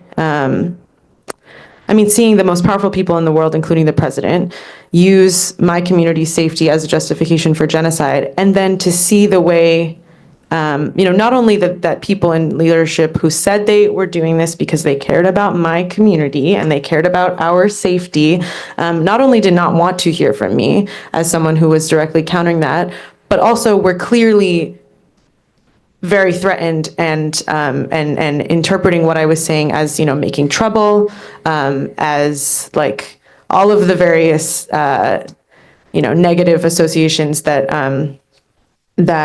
are like thrown at people who are, daring to speak up for Palestinian human rights. And also just the sort of basic clear lack of understanding from so many people that I worked with that someone like me could even care about Palestinians.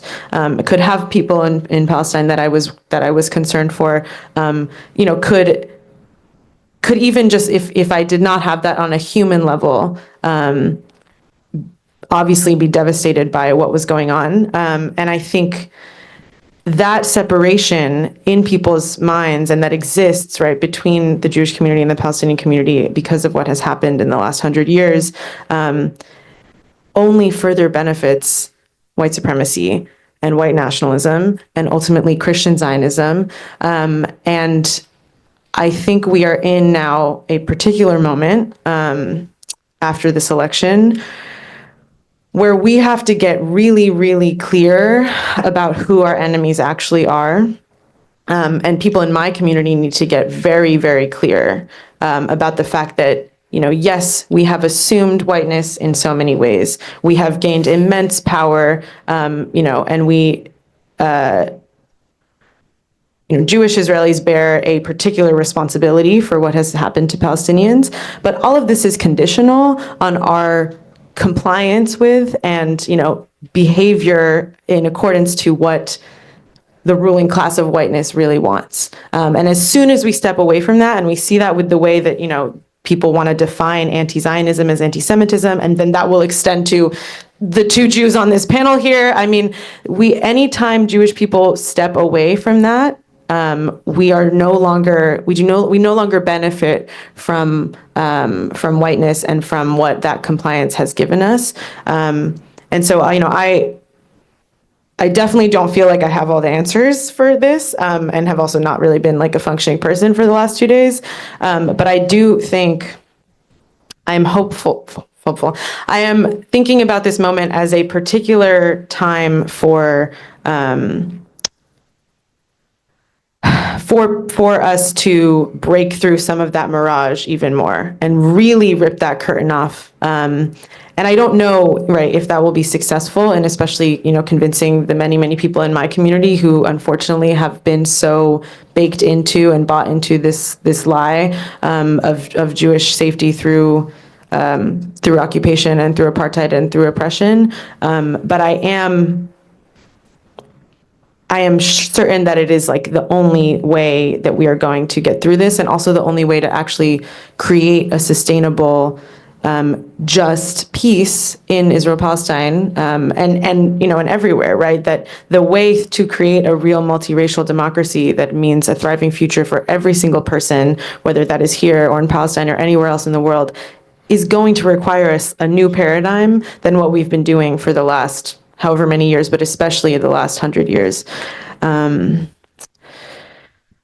Yeah.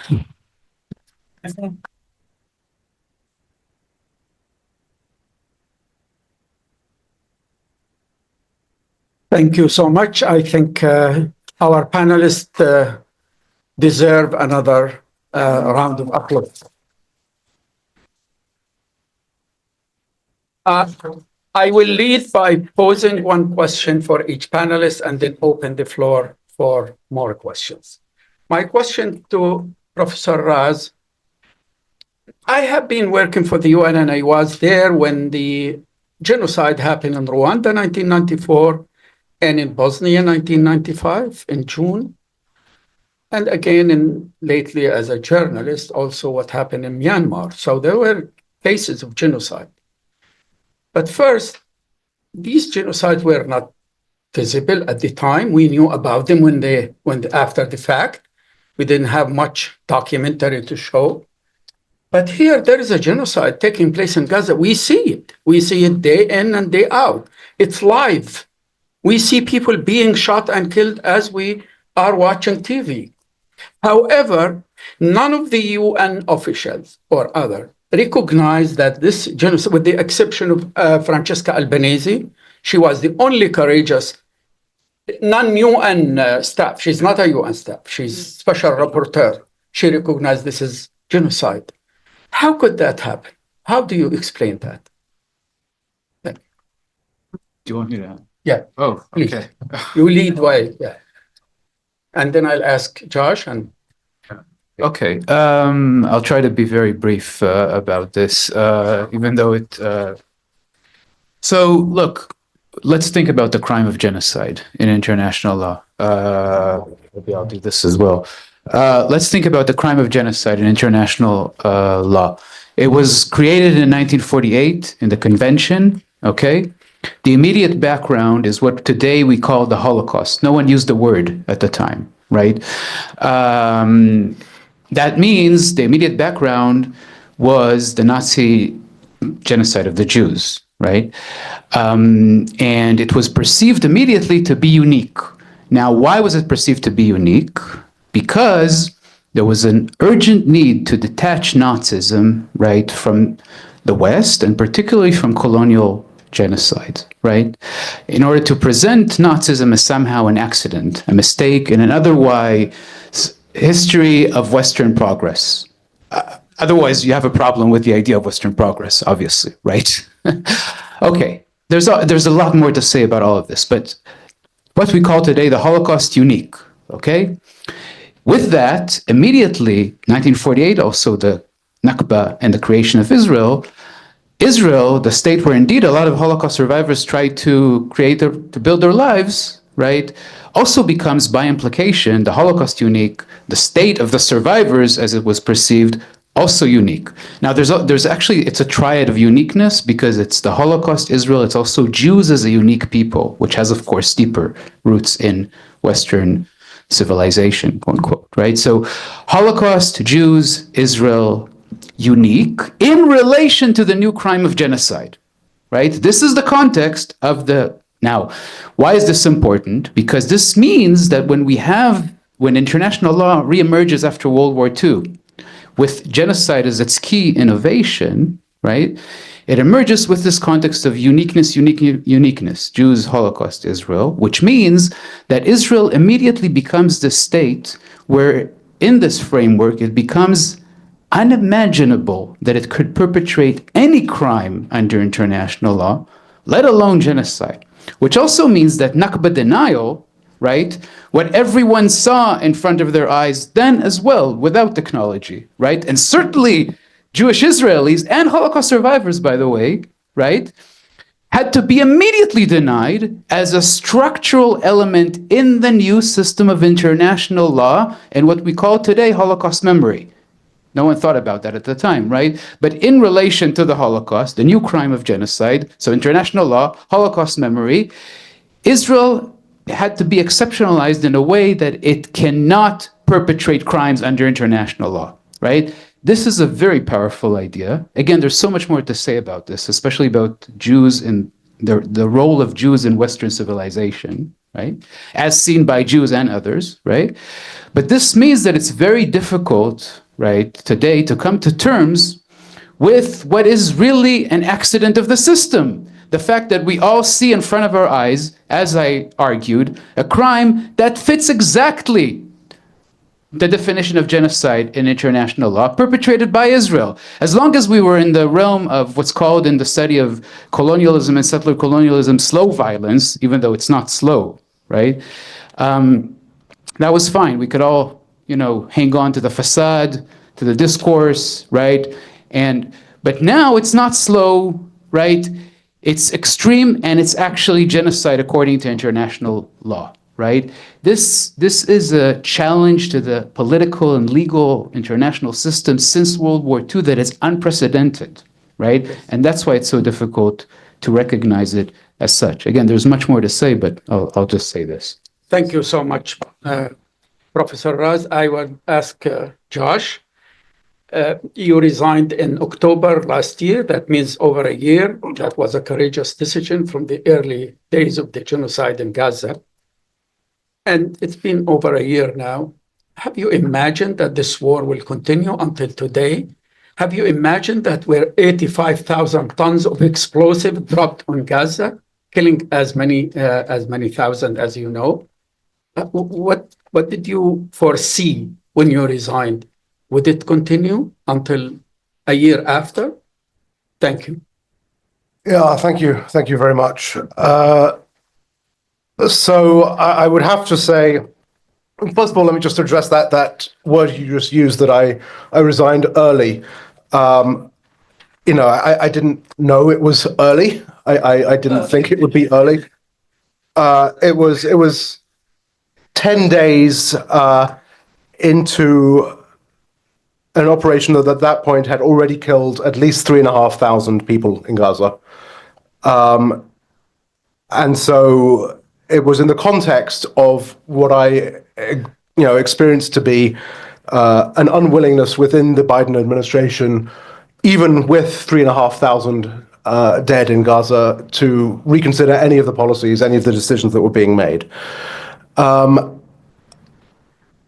I want to contextualize what was happening as well by saying that my belief, particularly since I worked in Ramallah in 2008, 2009, was that the trend line that we were on was one of the ethnic cleansing of Palestinians. And that I had, been trying to raise these issues within government, during that time and since then, but that, this to me a year ago, even before it unfolded to the extent that it has now and became clearly a genocide, was, if nothing else, simply an acceleration of an existing trend. And therefore, it did not surprise me at the time. And I would say I am not surprised, I'm sorry to say, at where we are. I am surprised that this particular genocide and this attack on Gaza has carried on for as long as it has. I did not think that we'd still be sitting here almost 13 months later, in fact, 13 months later, right?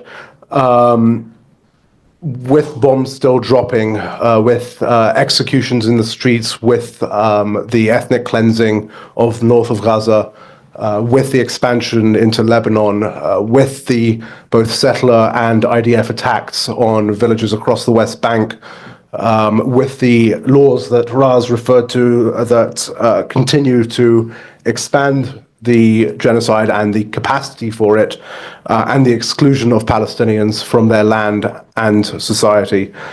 So in that respect, it has all been, much worse than I even feared at the time I left, but not surprisingly so. And if anything, the disappointment, in addition to the disappointment, the sadness, the tragedy that we have seen unfold in Gaza, in the West Bank, across Palestine and in the region, is that it has not sparked any sort of reckoning here in the United States or in that building just a block that way, the State Department in which I worked. Thank you. Lily, you have worked with the Biden administration. I want to ask you to give us some reading of the new Trump administration. Would it be different? How do you see that? Would he learn something from the mistakes the Biden administration committed, which ended up in losing the elections? Don't hold back.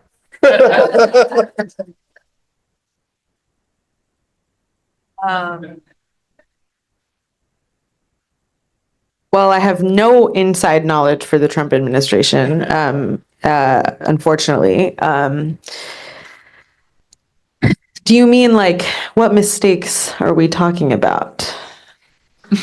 I can count a few Yeah. that led to the failure of the... Specifically, like around Gaza, or No, in terms of the election? In general, I mean, they lost the elections for many reasons, Yes. including their hesitation and their support of the genocide. It was one of the reasons, but I can count many.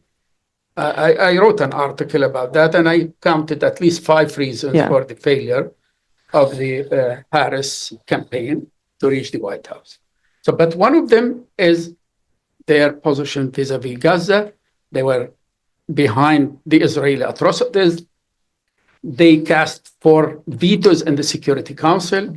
They kept talking about asking Israel not to attack civilians, all these things, which we knew that it's just rhetoric. So how do you see the Trump administration taking from that lesson? Yeah. Thank you. Well, I don't think they're going to learn anything. I don't think they're interested. These are not reflective people, and neither are the Democrats. Neither is the Biden administration. I mean, if anything, I place most of the. I think one of many mistakes, and I'm actually not really in like the place to do my takes yet, totally. But I do think one of the biggest failures from like a sort of campaign perspective was. The fact that it was almost the same people running the Harris campaign who were running the Biden campaign and who were running the Biden administration. And the one time that there was a boost of excitement and energy within the Democratic base, and not just within the Democratic base, but kind of across the country, was when Biden stepped down, and it seemed like there would be an opportunity for something to be different. And instead of Democrats did what Democrats have done very well for the last 10 years, is instead of listening to that and thinking, oh, okay, this is clearly what people want, they decided to go in the exact opposite direction. I think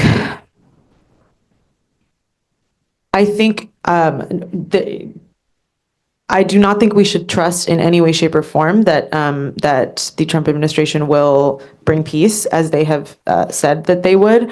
I do not think we should trust that these people are friends to the Palestinians, I mean, really anyone but themselves. I think we have to remember that Bibi Netanyahu has been banking on Trump winning the election for the last year, and has been very, very excited about it. The Trump administration was the only administration in U.S. history to, and I'm not the academic here, so maybe the scholars can like fix my language on this, but to actually recognize Israeli sovereignty in the West Bank. And I think that paved the way for an acceleration of expansionism. And then, of course, the movement of the embassy to Jerusalem. Miriam Adelson, Sheldon Adelson's wife, also donated an immense amount of money to the Trump campaign under the condition that he would accelerate the annexation of the West Bank. Also one of the first things that the first Trump administration did was to gut the Iran deal. When Obama left office, we did have a deal with Iran, an anti-nuclear proliferation deal, and that was gone almost immediately. I think the new territory we are in here, comparing 2016 to now, is there is a much stronger thread within the Trump base of this whole America First, of sort of the anti-war thing that comes from an actual genuine and fair feeling that many people in this country have, both on the right and the left, that our resources are not being used well. And it is very frustrating for people to feel squeezed economically, to see their infrastructure falling apart, to not have access to healthcare and basic services, and then to see that we are sending billions and billions of dollars to Israel, and of course, to Ukraine. And that is another thing that folks on the right are particularly aggrieved about, is the money we have spent in Ukraine. I think the dangerous thing about that I see is if you listen to, unfortunately, I do this to myself because I am a masochist. I do listen to Candace Owens and Tucker Carlson and some of what these people say, just to have a sense of what they're saying. And those people will posit themselves sometimes as like allies to Palestinians, or at least they will critique Israel and critique our support for Israel, but it is not coming from a place of real solidarity, and it also very, very quickly becomes actual serious anti-Semitism, because that, of course, is anti-Semitism is a foundation of white nationalism and Christian Zionism. And so there's kind of these two competing things that I see in the right now, is we have this what we're more familiar with, support for Israel, that a lot of times I think is motivated by military and financial interests, but also the ideological framework of Christian Zionism, that Jews have to be in Israel for a war essentially between Jews and Muslims, and then that will cause the second coming of Jesus. In that war, most Jews will die. I remind my friends and family that when they think these people are our allies. I think it's like some of the stories are that like a third of them will live, and the rest will be like the bodies that Christians walk on to ascend. Yeah, it's ridiculous, but unfortunately, like that is an ideological motivator for many people in this country. But then the counter to that is newer, that is just this general anti. People who identify as like anti-war because they are against U.S. involvement outside of America. So. Yeah, I think, as I said before, like this is actually going to require the way we're going to fight this is to build an incredibly large anti-fascist tent coalition, and it's going to involve, I am seeing it even in my community. Like, I think there are people, sort of like the MSNBC Jews, which are 80% of Jewish Americans vote for Democrats and have continued to, did that in this election. And we're gonna have to use that as a way to be like, now you need to be in coalition with Palestinians because we are all on the same side here. That's. Thank you. Thank you so much. And I will take a few questions. Please identify yourself and tell us whom you're addressing the question to. We don't have much time, but we'll try to take as many questions as possible. Please. Sorry. The microphone, please. First of all, I want to thank you all for being in the panel. Second, I'll talk very fast so that everybody else can have a chance. You gave a fantastic, eloquent speech about the history. Being a retired educator from Montgomery County Public Schools, being a Muslim, being a Palestinian, and being a Gazan American, you could only imagine how I felt when either party, political party, won, because guess what? Their foreign policy is pretty much the same. That's the issue in our country. I did not leave the Arab world to come here only to find out, boom, we're right here. So it is not just the Jews who should be afraid. It should be all of us that should be afraid. And just fantastic. Thank you so much. Yeah. We take it as a comment, okay? Yes, it is a comment. Thank you. We'll take another question, please. Identify yourself and address the Thank you very much. I'm Benjamin Tua, a retired U.S. diplomat. This question is directed to anybody that would like to answer it. Dr. Siegel, I think you said at one point that current U.S. and past U.S. policy is against U.S. interests. The Biden administration has approximately 70 days left in which to take actions.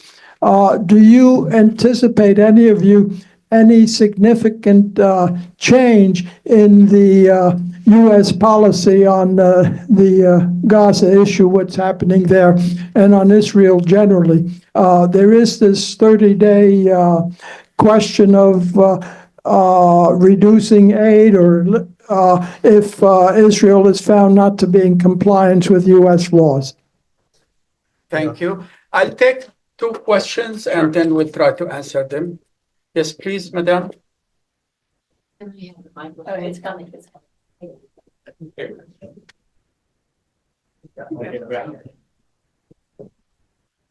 My question is, all of you have done great, but my question is for Dr. Siegel first, and then to Dr. Paul after that.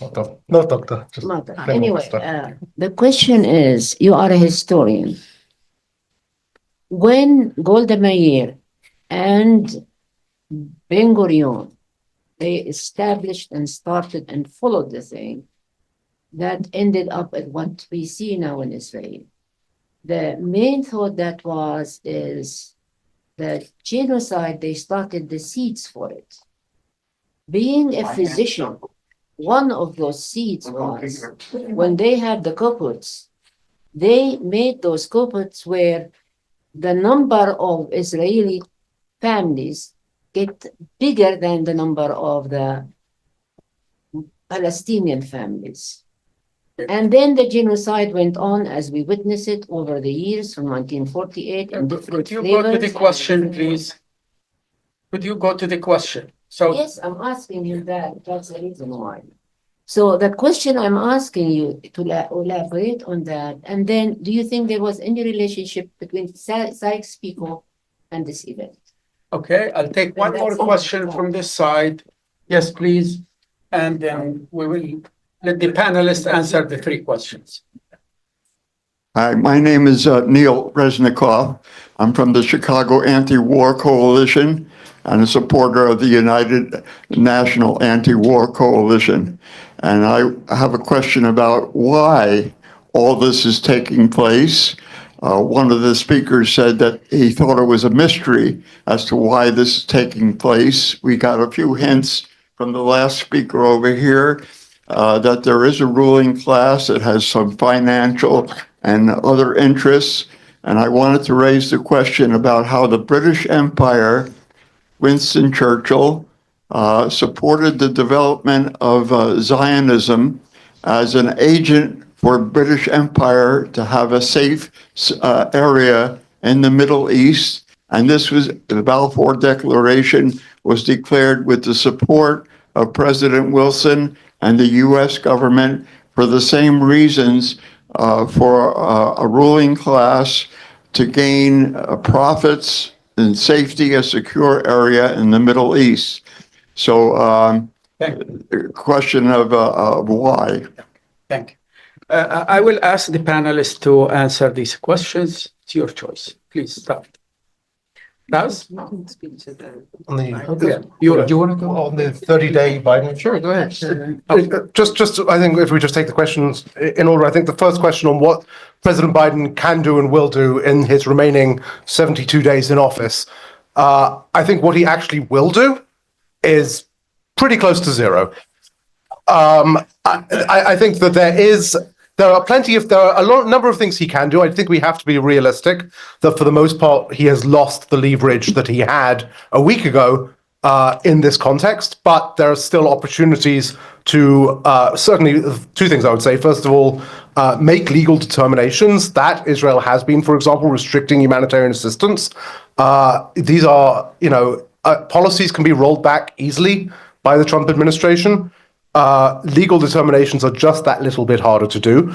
I think the one thing, and again, this is pie in the sky and I don't think it's going to happen, but there is one thing President Biden could do in the next 72 days that would endure past any Trump administration and at least reframe a lot of what is happening, and that is recognize Palestinian statehood and get the UN to recognize Palestinian statehood, because once the United Nations has done so, the United States cannot undo that.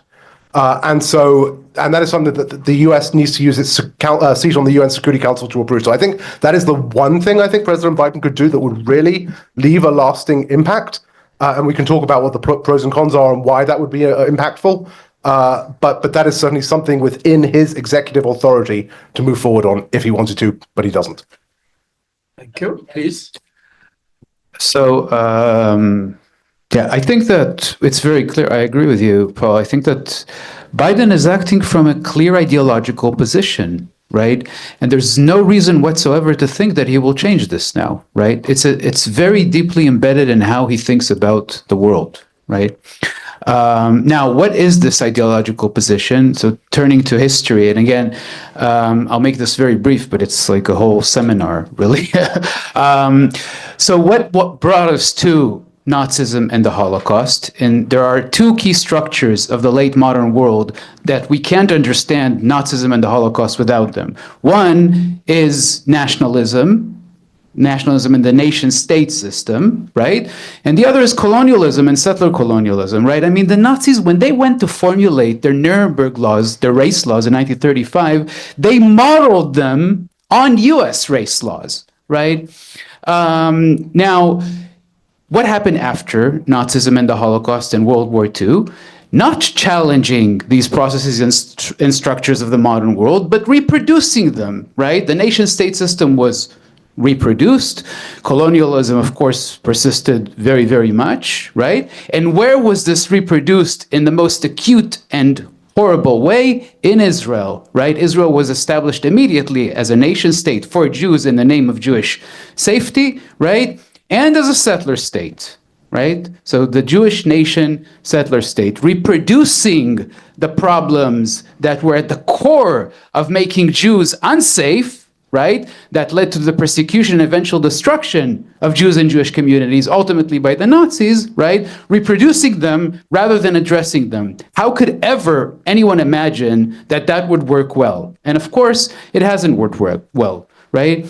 Now, the idea, now it's important to say, the idea of Jewish safety and security is embedded, of course, in what security means after World War II for everyone. That is the bordered nation state, right? What that means is not just, what this means is that we need to be separate, right? So actually an apartheid mentality globally, right? So security, right? People have a very difficult time to imagine that security could actually be based on people living together. And that's the core. That's why we live in a world with 115 million refugees and other forcibly displaced people. 115 million, right? Today, okay? This is a very key structural problem in the political and legal system around us. It all intersects in the case of Israel, right? And that's why the challenge to the political and legal, international legal system is so significant, right? But it's also a very deeply embedded ideology. And in the US, as I said, it's an ideology about white supremacy, about settler colonialism. This is a settler state, right? This is a state built and based on genocide and the destruction of indigenous people, right? We haven't come to terms with this here in the US ever, right? So we are at an incredibly challenging time. The US government, the Israeli government wants to dismantle the international legal system, right? It wants to dismantle the international legal order, the UN, right? And all that, right? So we are in a time now when we need to think how we can use, right, this challenge to transform these systems. I don't think we should let go of the international legal order at all. I think it would be catastrophic. That's what the US government wants. That's what the Biden administration actually wanted, right? I think we need to find a way to use this moment of acute crisis, right, to transform the system. And that's why so many people, I understand with that, in the global south are looking at Gaza and they're in solidarity with Gaza because they see very clearly through Gaza their own experiences, right? So there's great potential now for solidarity, for change. Again, the power that we're up against is immense and incredible. It could all fail, right? But it could also work, right? And it's worth the effort. Thank you. And I don't know that I have much more to add. okay, I'll take a few more questions. One round only. Saeed, I'll give you this. I am Tawfiq Ramadan. I am member of the questions all over I will give you just let's Saeed and you are next. Very two quick questions. One to Ras Siegel. Are we ever likely to see an Israeli anti-genocide movement? And if we are not likely to see that, does that make Israeli society a fascist society? And my question to Josh, is there any possible way, any mechanism to effectuate the legal law? Thank you. Okay, your question, sir? My question Yeah, speak on to the microphone, please. My Introduce question yourself. is for the all panelists. Do they see? Can you introduce yourself, sir? I am Tawfiq Ramadan. I am member of the Jerusalem Fund Board. Do they see an end for this tragedy? And what can we do as US citizens other than shedding tears to alleviate this tragedy? Okay, the last question I'll take maybe, please. Yes, madam.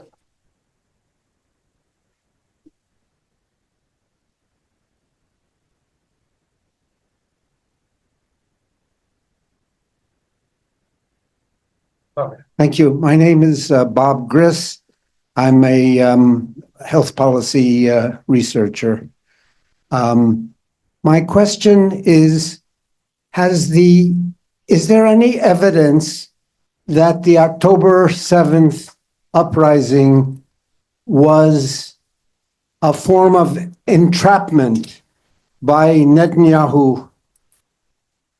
I have heard no discussion of this issue.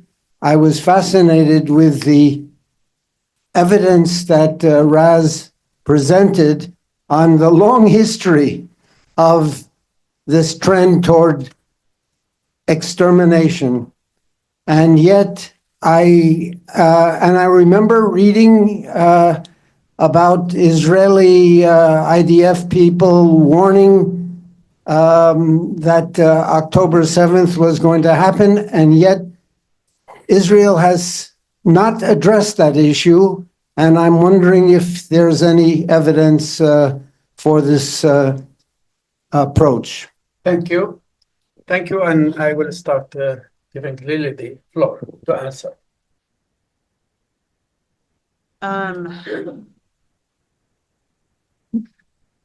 I mean, to that I'll say, I don't know if there's any actual evidence, but I think that in a lot of ways, October 7th was a perfect storm. And pre-October 7th, 90% of Israelis were in the streets for a year, trying to get Bibi at least held somewhat accountable.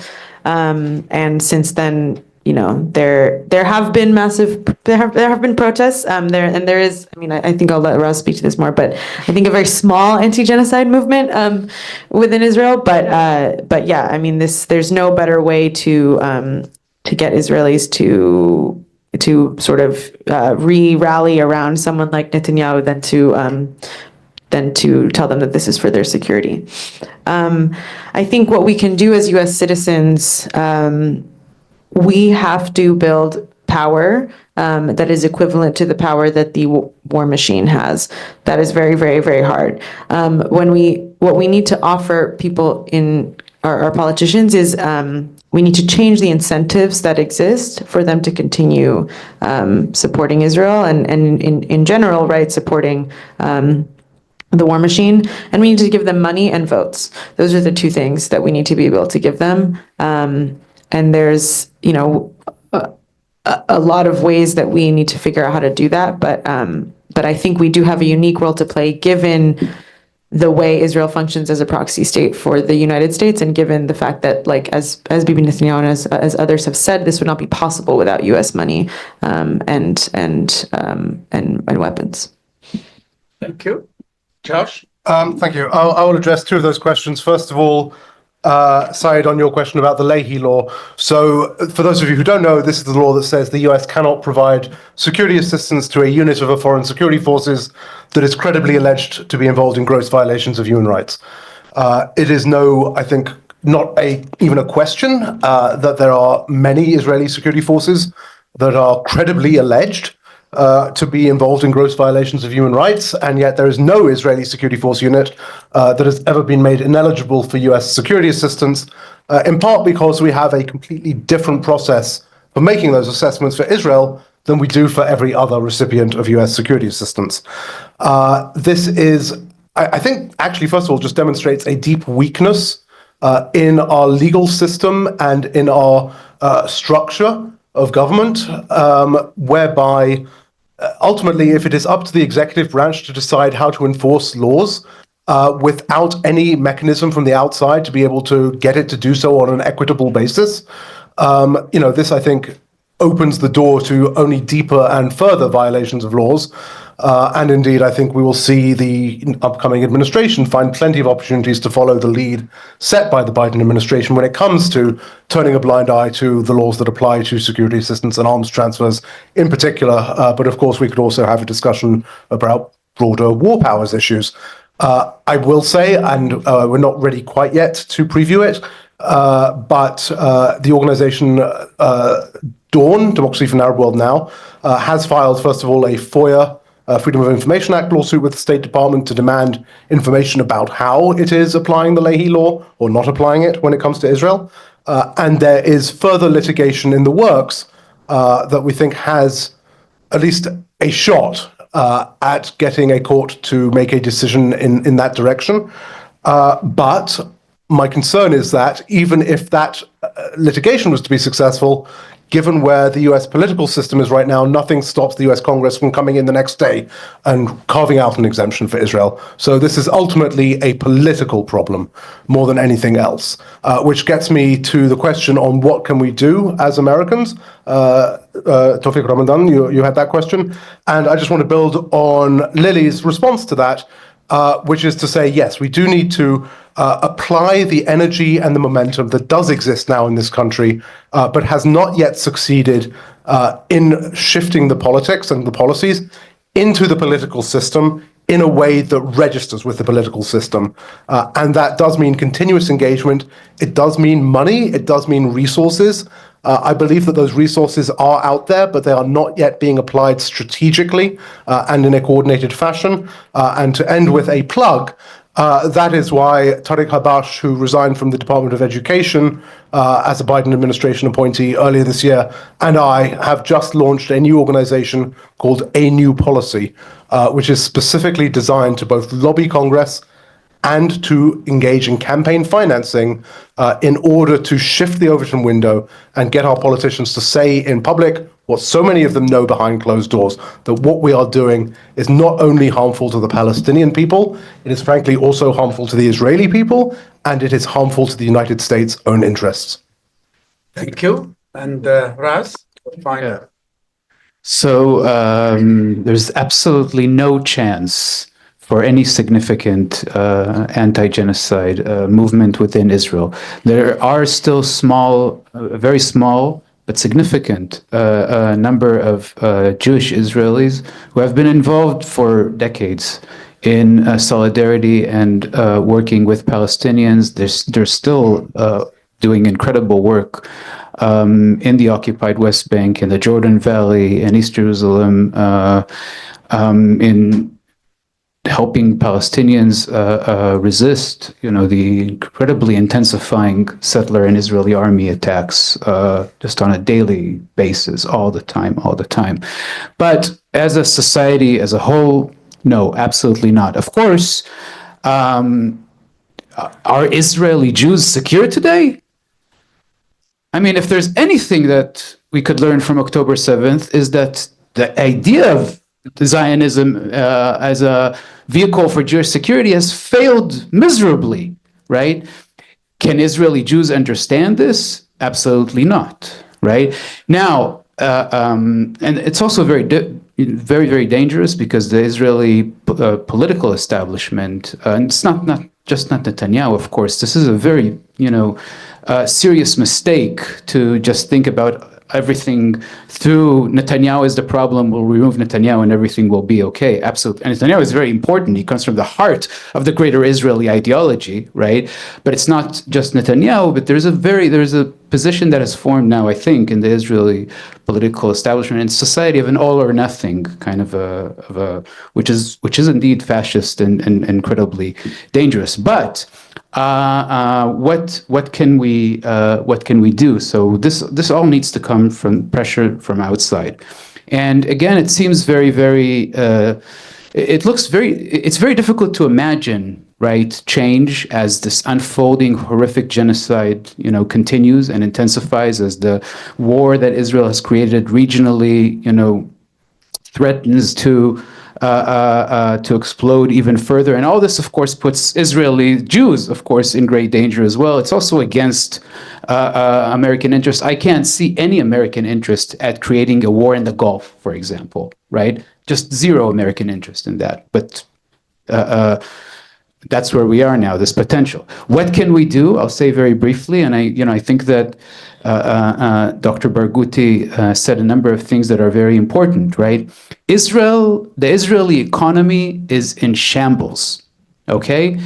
An economy doesn't run on 2,000-ton bombs, okay?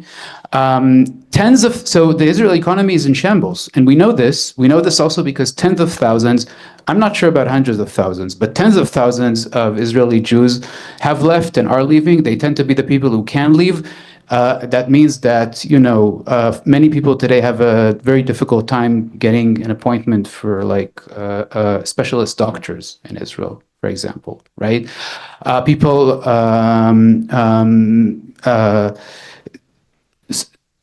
this all means that BDS, for example, becomes incredibly important. And it has always been important, right? Of course, now we see an attack. We've seen this well before 7th of October, anti-BDS laws, which are a crude violation of First Amendment, right? And so also we see the US political system just crumbling, right, in the face of this. Anti-Zionism, anti-Semitism, right, legislation about anti-Semitism in the US, crude violation of First Amendment, right? What this means in relation to what we can do is that truth, right? And again, I'm a scholar, I'm a historian, right? Part of my trade, as it were, is truth, right? Truth is powerful. It's perceived as powerful by those in power, and that's why we're seeing such an incredible attack on truth, which only means that we need to push forward even more, right, on our insistence on truth, which also means, as you said, Lily, that we need to build alliances, as broad alliance. Nothing will happen, this pressure to create an anti-genocide movement globally, right, requires broad alliances, right? That's a challenge in itself, but so creating this pressure, creating this economic pressure, it's all based on insisting on telling the truth. And we're seeing now that, the facade has fallen, the liberal kind of discourse, right? We can't revert, it's just naked violence and power, right? So the system is in a state of shock, right? And we need to push it forward, right, into change. Again, this is it could all fail, and the power that we're up against is incredible, right? But we see that it also has significant effect, right, in the real world, right? So it's worth to continue this struggle, to develop it further, to build these broader lines, to engage in BDS, in solidarity, and in speaking and teaching and insisting on the truth every single day. Thank you very much. And with that, we come to the conclusion of this panel. I want to thank the panelists. Please give them another round of applause. Lily, Scott, and so. And the floor now, I turn the floor to Dr. Aid. I second what you said, Abdelhamid, and I thank you for staying here. The extra time was worth it. We have the Palestinian version of hamburger, chicken sandwich, and vegetarian. It's wrapped up in a nice piece of paper that you all invited to enjoy.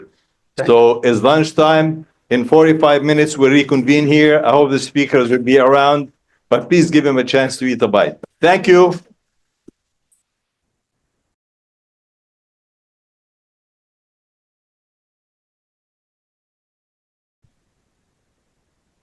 Good afternoon, everybody, and thank you for staying. We had a fascinating speech by Dr. Mustafa Barouti earlier.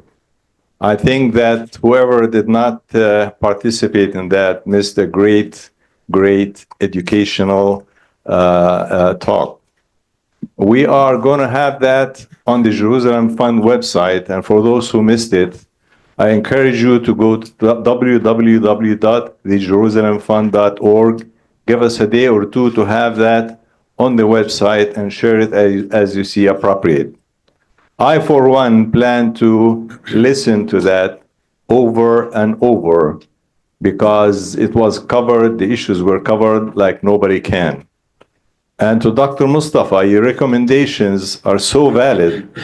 I personally, and I know that the audience here and the board will take those to heart and will spread to our community and those who care about peace and justice in Palestine and around the world. Because this is not just a Palestinian issue, it is a human rights issue. It is one that affects humanity overall. Having said that, we thought that we cannot have enough from Dr. Mustafa Barouti. And for that, we set aside an hour today for a one-on-one discussion with our colleague Khalid Al-Jindi. Khalid will be moderating that, asking questions and debating issues with Dr. Mustafa Barouti about Palestinian unity, the lack of which has been very harmful to our cause. And I find it to be inexcusable at this time and always. Dr. Khalid Al-Jindi is a senior fellow and director of the program on Palestine and Palestinian-Israeli affairs at the Middle East Institute. He is the author of a new book, Blind Spot, America and Palestinians from Balfour to Trump, published by Brookings Institute Press in April 2018. He previously served as a resident scholar in the foreign policy program at Brookings Institute. He was an advisor to the Palestinian leadership in Ramallah on permanent status negotiations with Israel from 2004 and 2009, and was a key participant in the Annapolis negotiations.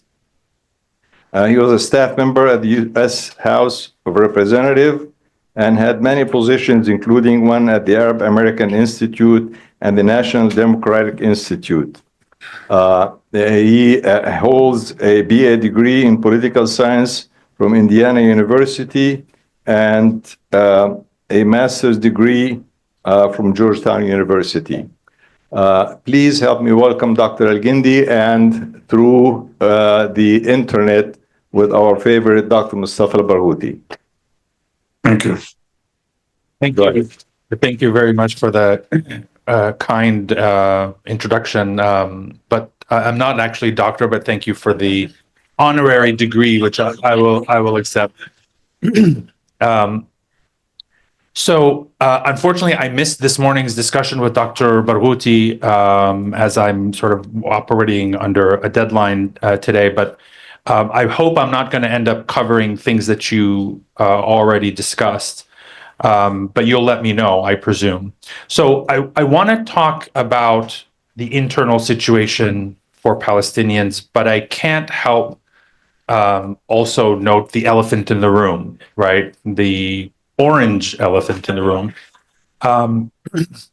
And I want to get your reaction, Doctor, before we delve into the internal Palestinian situation on the U.S. election outcome, which is not just a decisive victory for Donald Trump, but could actually, we're still waiting on the results for the House of Representatives, but it could end up in a complete Republican sweep of both houses of Congress and the White House. So I watched an interview in which you indicated that Trump might not allow Netanyahu to get away with the things that Biden did. I think Netanyahu was quite expert in manipulating President Biden over the last 13 months, especially. But you also warned that under Trump, there's a much higher risk of both ethnic cleansing in Gaza and annexation in the West Bank. So I wonder if you could just unpack that for us a bit. Sure, and this is an issue we didn't talk about in the morning, but thank you for asking the question, and I want to thank everybody for attending today again. I would start, before we talk about Trump's policy, I would like to emphasize the fact that I think one of the contributing factors to the failure of the Democratic Party was the Biden's policy regarding Gaza and the Palestinian people. In my opinion, and I anticipated that actually in so many interviews months before the elections, where I warned that the Democratic Party could lose elections because of their total support and bias to Israel, and the fact that they were complicit with the genocide that was happening, and even actually participating in the genocide by sending weapons and by even sending American soldiers. So I think what we anticipated has happened. Biden and Kamala Harris lost many places because of their position regarding Gaza, and because they could not exercise any serious pressure on Netanyahu and continued to provide cover to him, even when it was very clear that he was the one who was obstructing ceasefire. That's something Palestinians could not forget, and those who support Palestine could not really give their votes to such an administration. Anyhow, I'm not saying this was the decisive factor, but it was definitely one of the factors. Now with Trump I've just been watching something about the policy of Trump regarding Russia and Europe and so on. And one of the respondents said something like, I don't think anybody can absolutely absolutely conclude what Trump will do, because I think Trump up till now doesn't know what he's going to do. And I agree with that, because he's doing his calculations. But there are certain things we cannot forget. He was the one who moved the American embassy to Jerusalem. He was the one who resisted all pressures against such a move that is a violation of international law. He was the one who opened the road for the so-called Abraham's Accords, which was used by Netanyahu and by Israel as a way of liquidating the Palestinian issue through normalization with some Arab countries. He was the one who said before the recent elections, that he noticed that Israel is too small and maybe it needs to be expanded. So all these are, of course, very worrying signs. And we know exactly which camp he comes from. I mean, we know the people around him. We know his vice president. We know their policies. We know how close the evangelical Zionist tendencies are to supporting Israel. So with all of that in mind, we have to be very aware of two risks that we should stand up to and fight against. And the first risk is that the potential that he could allow Netanyahu to annex parts or all of the West Bank. That is something that Netanyahu will be working for, especially after the passage of a resolution in the Israeli Knesset against any Palestinian state whatsoever. Will he proceed with the deal of the century that he started before? I don't know, but I want to say that probably Netanyahu would want even that deal anymore, because he doesn't want only parts of the West Bank, he wants all of the West Bank. So the annexation is a very serious matter, and we have to be aware of that. Second is the issue of ethnic cleansing. Netanyahu never gave up his plans of total ethnic cleansing of Gaza. And will Trump and his people push in that direction? That is also another risk. And it's even, in my opinion, a much bigger risk than the issue of annexation. Regardless of these two issues, I don't think any of them will stop us from continuing to struggle for our rights. And anything that is done will not stop us. And that's why I say, in conclusion, regardless of who is sitting in the White House, the Palestinian struggle for freedom will continue and will not stop and will not be broken. Thank you.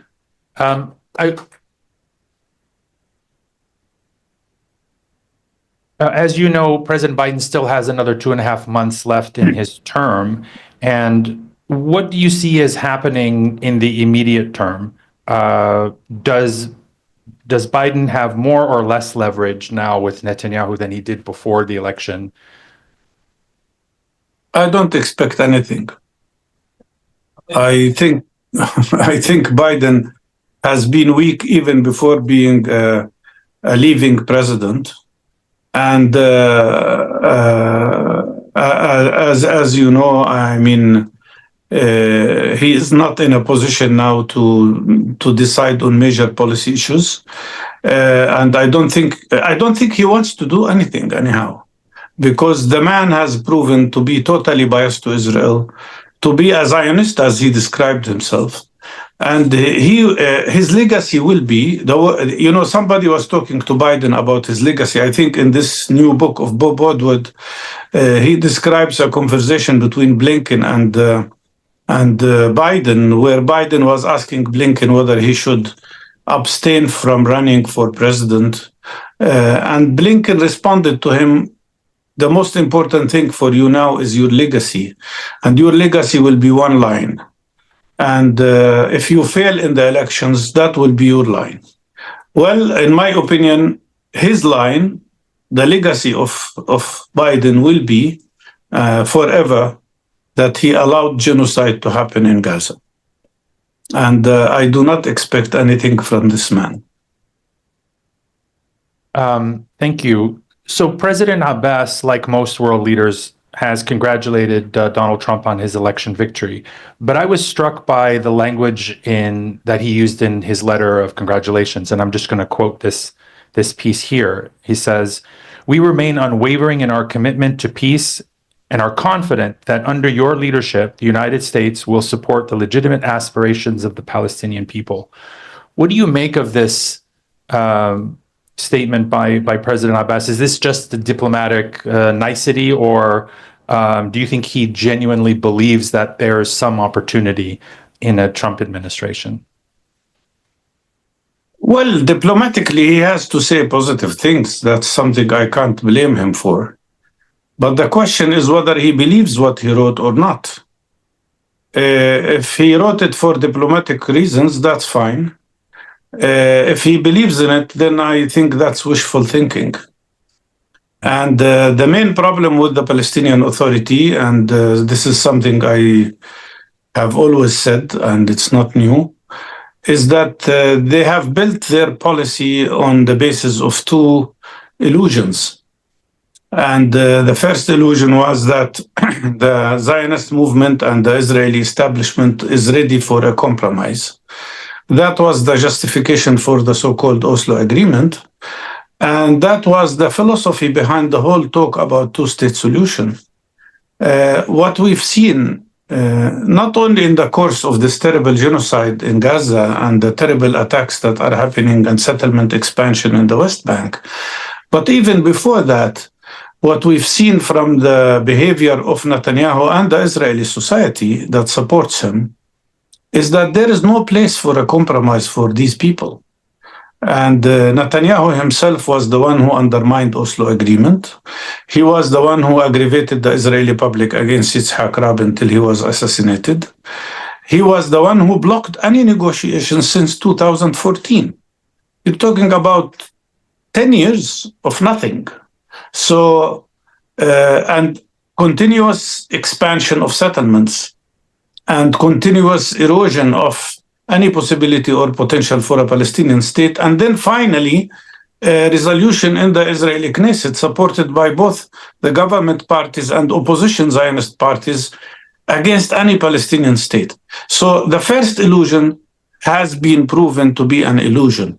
The Zionist movement does not want a compromise with Palestinians. We have to understand that. And we have to build our struggle and our strategy on that understanding.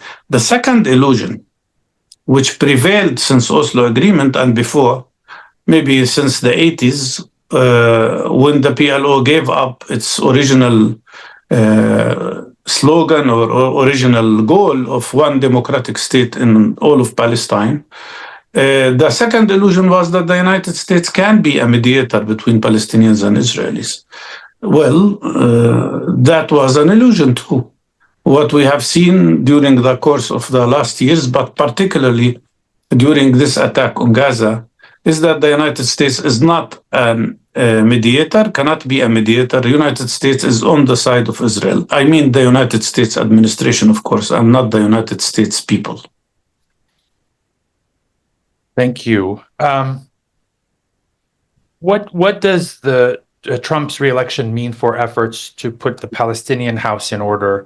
And just to help kind of frame the issue a little bit or put it in perspective, immediately after the Abraham Accords in September 2020, we saw an effort by Palestinian factions, probably the most serious effort we'd seen up until that point, to move toward reconciliation. And then there was a schedule put together for elections, and then we all know the story, how elections were canceled at the last minute. But it seemed like the existential threat that was posed by the Abraham Accords kind of forced Palestinians to overcome their petty differences and move them. In contrast, when we see an actual genocide taking place, a genuine existential threat, we don't see real movement. I mean, of course, we saw the meeting in Beijing, but I think President Abbas almost immediately kind of dismissed the result of that meeting. So does this now, does not just what's happening in Gaza and the West Bank, but also the election of Donald Trump and the likelihood that things could get even worse for Palestinians, does this now force Palestinians into a place where they have to put their house in order? And what does that look like? It should. And that's what I said in the morning. I said in the morning that one of the main important pillars of our struggle and our strategy is to create a unified Palestinian leadership. Because you cannot really win any fight or any struggle without really a unified leadership, and especially under the conditions that we have to struggle for. And in that sense, I think, unfortunately, the 2021 elections were cancelled, and there is no justification for that cancellation. And to clarify, I mean that we met in Cairo, all the Palestinian groups. We agreed to have elections. We agreed to have a fully proportional system, which meant no single party would probably get an absolute majority. We also agreed to postpone the presidential elections because that's what Fatah asked for and the president asked for, although the law says that they should happen together, presidential and parliamentary elections. But nevertheless, to move forward, we said, okay, let's do the parliamentary elections. And then, of course, Israel did not give its permission to have elections in Jerusalem. And we said then in Cairo and in our meetings that we should not allow Israel to have the veto power over our elections. And that means we can run elections without Israeli permission in Jerusalem. We could have spread 150 boxes all over the city and with 20 cameras with each box and then make it the best form of nonviolent resistance, civil disobedience against Israeli measures. I think if we did it, we would have had much more people voting than under normal circumstances. But unfortunately, the authority decided to cancel elections. And I think they were worried about the results of elections because they could not have a unified list for their camp. But that's history. Why I mention that? Because had we have elections in 2021, there is every possibility, probably 99%, we would not have had this war. And we would have had a different way of removing the siege on Gaza and having a unified government and a unified leadership. But that didn't happen. Now today, knowing the risks that we have, including the terrible massacre in Gaza and the massacres also in the West Bank, we went to Moscow first and we had a meeting in which we agreed that we should have some sort of unified government. And then in Beijing, we reached an agreement which I personally drafted, by the way. And that agreement spoke about three issues: forming a national consensus government and calling the interim Palestinian leadership for a meeting, which was decided before in other meetings, and then calling a meeting of all Palestinian leaders and put a time frame for unification of Palestinians. All the groups signed this agreement, including Fatah. The deputy head of Fatah, Mr. Alul, signed the agreement. Hamas signed the agreement. We all signed the agreement. But unfortunately, as you said, it was never implemented. And even there wasn't a single move towards really forming a national consensus government. Now, under Trump, I think the risks are higher. And that's where I think we should move in that direction. And I do not like the idea of forming some sort of an administrative structure for Gaza. The best thing is to form a national consensus government to prevent separating Gaza from West Bank, which the Israelis will try to do, and to prevent the establishment of some sort of collaborating structure in Gaza under Israeli occupation. So the need for unity is much bigger and larger than any time before. But it's not any unity.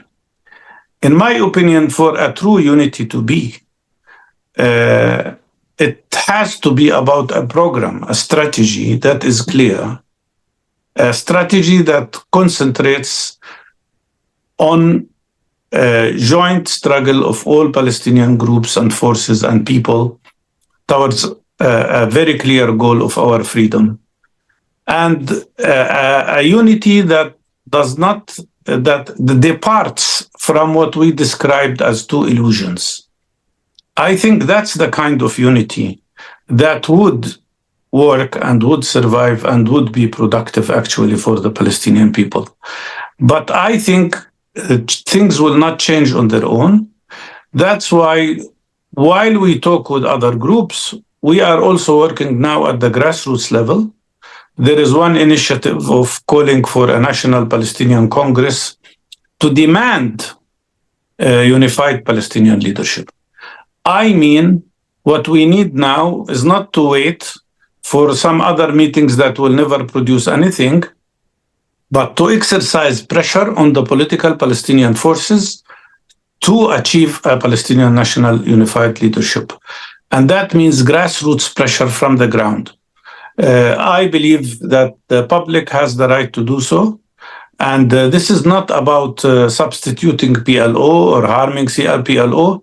It's about reactivating PLO, which has been totally marginalized within the Palestinian Authority that is restricted so much by Israeli occupation.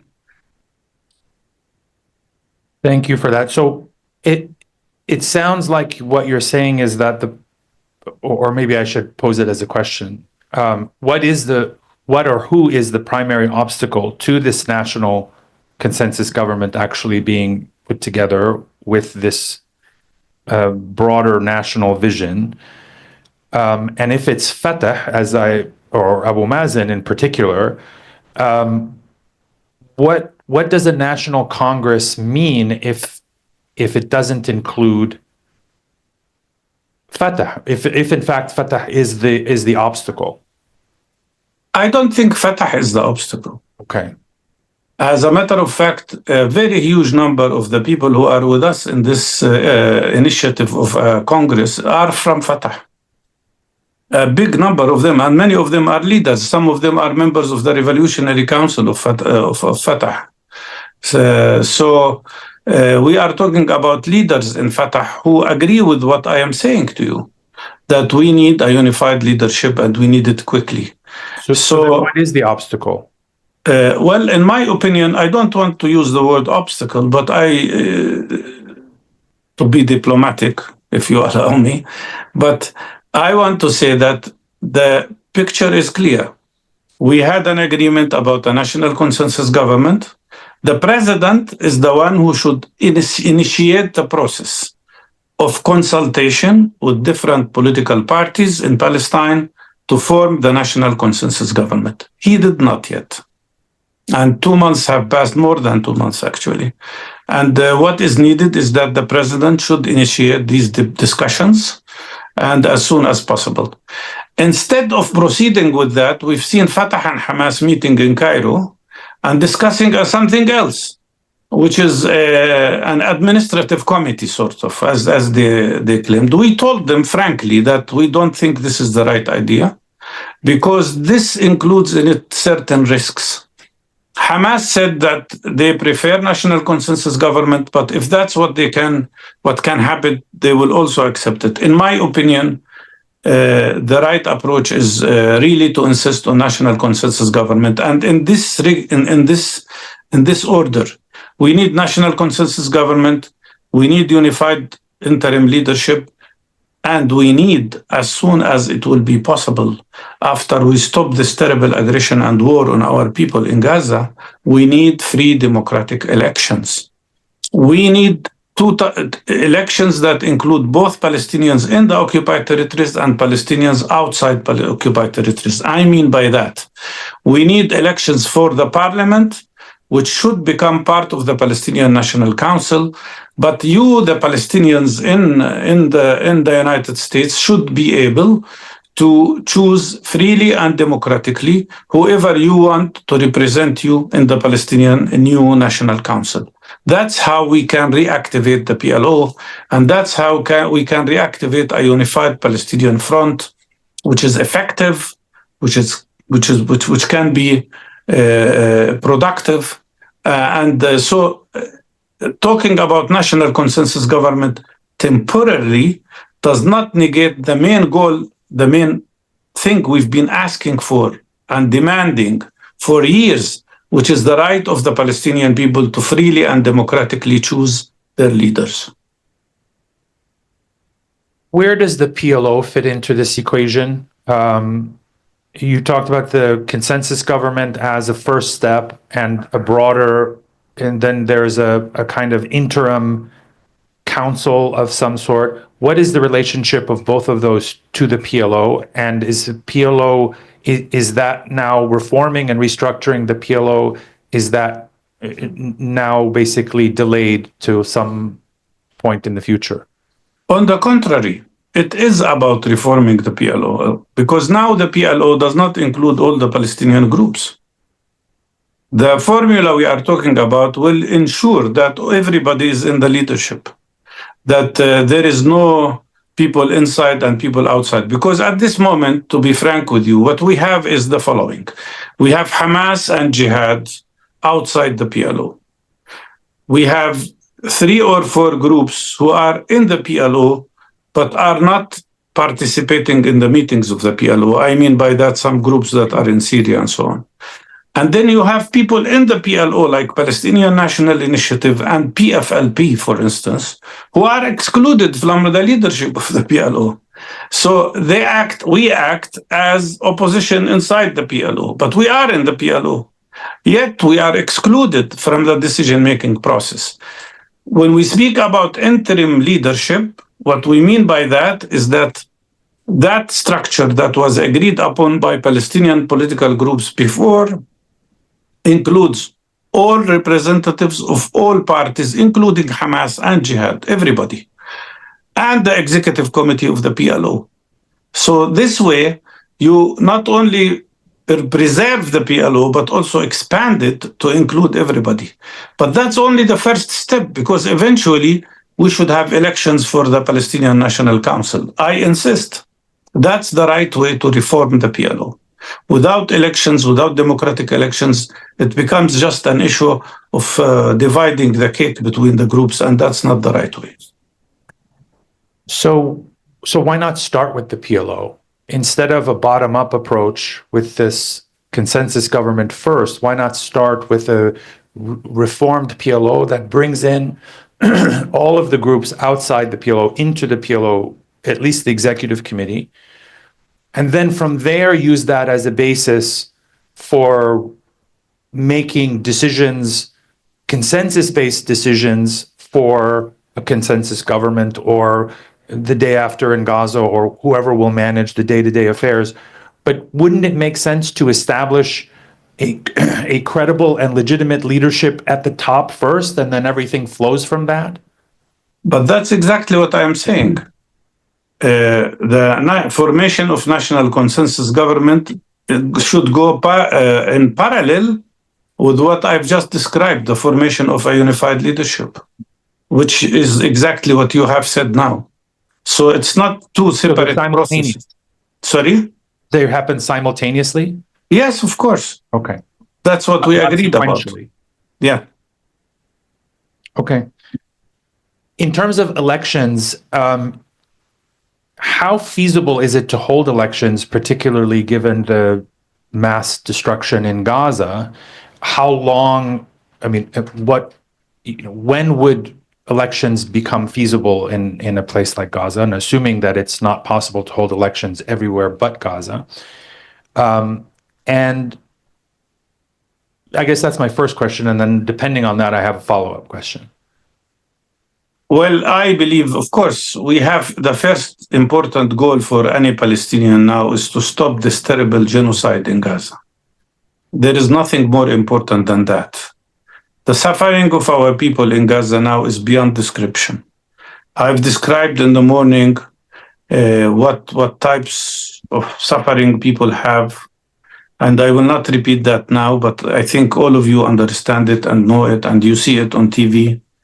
The situation is horrible. And so there is nothing more important now than stopping that terrible genocide. And that's where our efforts should be. But I do not think that it should take very long time between ending this terrible aggression and ending the genocide and having elections. I don't know, maybe a year, maybe a little bit less. But you have to understand that regardless of all this terrible destruction, the public of Palestine, the people of Palestine are so much thirsty for exercising their right of choosing their leaders. There will be lots of differences between us once this war is over. There will be different opinions. There will be different suggestions about who was responsible for what. You can see that in the debates that are taking place now. So how do you solve all of that? The best way is to allow the people to practice democratically their elections and then choose the right line that they believe in. And I still believe that even after elections, we will not have a situation where one single party will have an absolute majority. And so we will not have this terrible system that we suffered from for a very long time, which is one party rule. It doesn't work. The Palestinian people have differences. The Palestinian people have pluralism, and this has to be reflected in a unified leadership. And one more thing, people have been used to having a single leader, one leader. Didn't work. What we need is really collective leadership, and that can happen with a unified leadership. And we have to respect each other. We have to accept each other. And we have to learn how to create a common platform that we all agree about, given the fact that the platform should serve the interest of the Palestinian people before it serves the interest of certain leaders. That's the way I look at things. And that's, I think, how we can salvage our future as Palestinian people. On the question of elections, I think almost everyone supports the idea of free and fair elections, and of course, giving people the right to choose their own leaders and representatives. But I wonder, elections are a thermometer reading at a particular moment in time, and so I wonder if it's a good idea to hold elections. I mean, even a year or two after the end of this genocide. The suffering in Gaza will continue. There will still be massive trauma and psychological effects in addition to long-term health effects. There are no institutions left in Gaza. It will take many, many years to rebuild. So the suffering won't end anytime soon. So I wonder, is it smart to hold elections in an environment of such enormous collective pain and trauma? We look at our own experiences in this country. When we get slightly higher inflation, it can radically alter the direction of an election. And so I'm just trying to imagine what holding an election in Gaza would look like even in 2 or 3 years. Let me remind you, when did we have elections as Palestinians last time? 2006. We are now in 2024. Can you believe that all this time we did not have free democratic elections? A whole generation of younger people has never voted in their life for who should be their leaders. Let me ask you another question. Do you know when we had the last elections of Gaza municipality? I think I will shock everybody now when I give you the answer. The last elections of the Gaza municipality happened in 1946, even before the Nakba. Why is that? Because when we had municipality elections, the people in charge preferred to delay the elections in Gaza because they were expecting results that will not serve them. And the outcome was no elections. No, I don't agree. When Britain had the war, immediately after the war, they had elections. That's the way you give people the power. You empower people to decide. If we don't empower our people to make decisions by themselves, other countries will decide for us. Look, they are standing in line. Some countries in the region want to decide for us who should be governing Gaza. Some others want to go deep in normalization with Israel. And now they are happy that Trump was re-elected, and they don't care about the future of Palestinians. The biggest risk at us Palestinians now, I want everybody to understand that the biggest risk, besides the terrible damage that was caused to us by this terrible genocide, is to take away from us, the Palestinians, our right of self-representation. PLO was praised by the Palestinian people and respected because it represented our right of self-representation. And when we lost any form of democratic internal processes, there was a decline of the PLO, and it became vulnerable to external pressures. So some other country in the region want to impose a person that works for them as a leader of Palestinians. Another group wants to impose on us some kind of experts that come from the World Bank, etc., etc., etc. We need the people to decide. If we respect the suffering of the people of Gaza and respect the suffering of the people of West Bank and respect also the need of our Palestinians everywhere, we have to give them the right to choose. And we already formed a formula to elect a Palestinian National Council that would consist of 350 members, 150 members from the occupied territories and 200 from outside. And somebody will say, but in this country, we will not be able to run elections. Okay, we do it everywhere we can. And then we find a solution for the places we couldn't have elections in. But I don't think denying the right of the people to choose and elect will help us. Continuing this situation where you don't have a democratic choice, I am not against interim arrangements. We agreed about that. That's why we speak about national consensus government, interim leadership, etc. But eventually, the Palestinian people have the right to choose their leaders. The younger generation among Palestinians have the right to also be part of the leadership. They have the right to choose their leaders as well. None of them have ever voted. And that is a problem.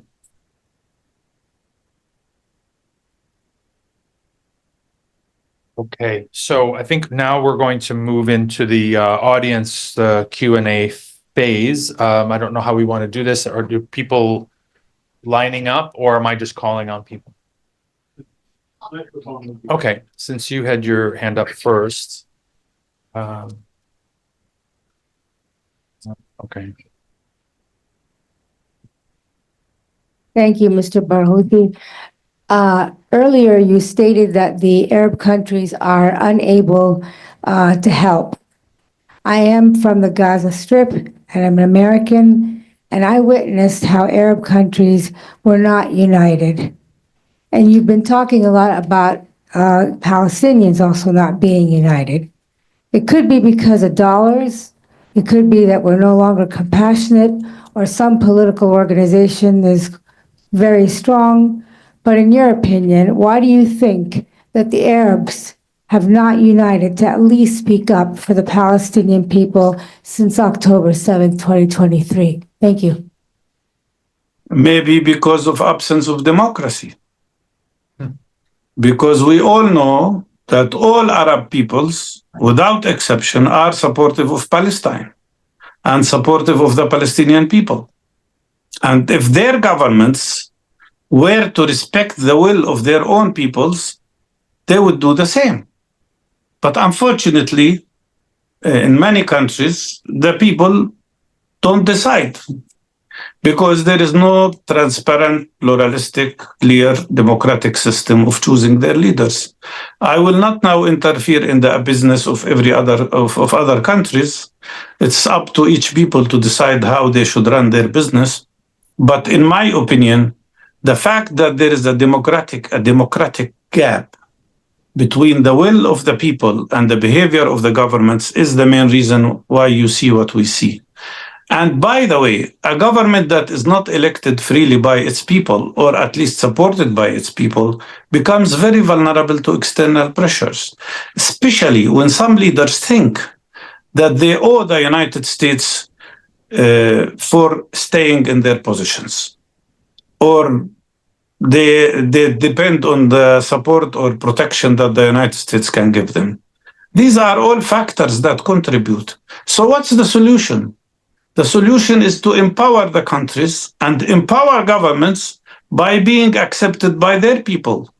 If you are elected and accepted by your own people, you become very strong and become much more powerful in sustaining external pressures. Okay, next, the gentleman in the red.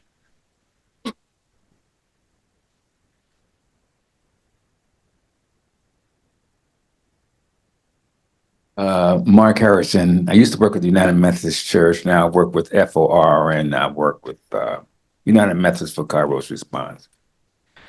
I found the thing that surprised me about your presentation was how you just said, and Hamas is going to be part of the government. You didn't blink. You just said it. In the context of this country, that is horrible. In the context of Israel, that is horrible. So Palestinian Americans are living here. How are they going to deal with this when this government is going to slash down and come down hard on you? How dare you? They're terrorists. How can you include them in government? That's the first thing Israelis are going to say, and that's the context that I want you to try to address. Does that make sense? Am I crazy? Okay. Makes sense. Okay, can I respond? Yes, please. I think the real terrorist is Netanyahu. And the real terrorist is Smotrich. And the real terrorist is Ben Gvir. And I don't accept your description of any Palestinian group as terrorist. That is the way some people think, and it is totally unacceptable to me.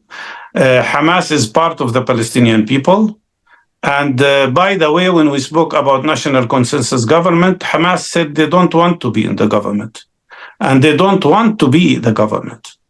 And that's why, but a government has to be accepted by everybody. It's not up to Israel, Mr. I don't know what's your name. It's not up to Israel or to the United States to decide for us what we should do. This is a Palestinian decision, and it will be decided by Palestinians. The time when the United States of America will decide for us is over.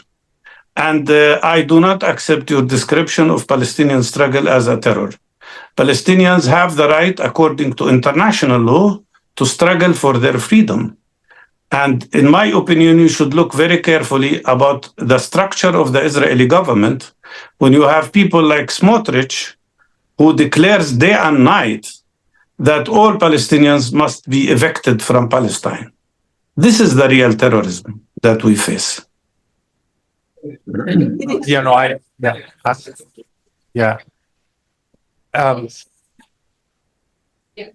Next question. I think it's clear that the person asking the question was not suggesting that. He was making the argument that we're going to hear from Israeli and American political leaders, and that Palestinians will have to have a response for one way or the other.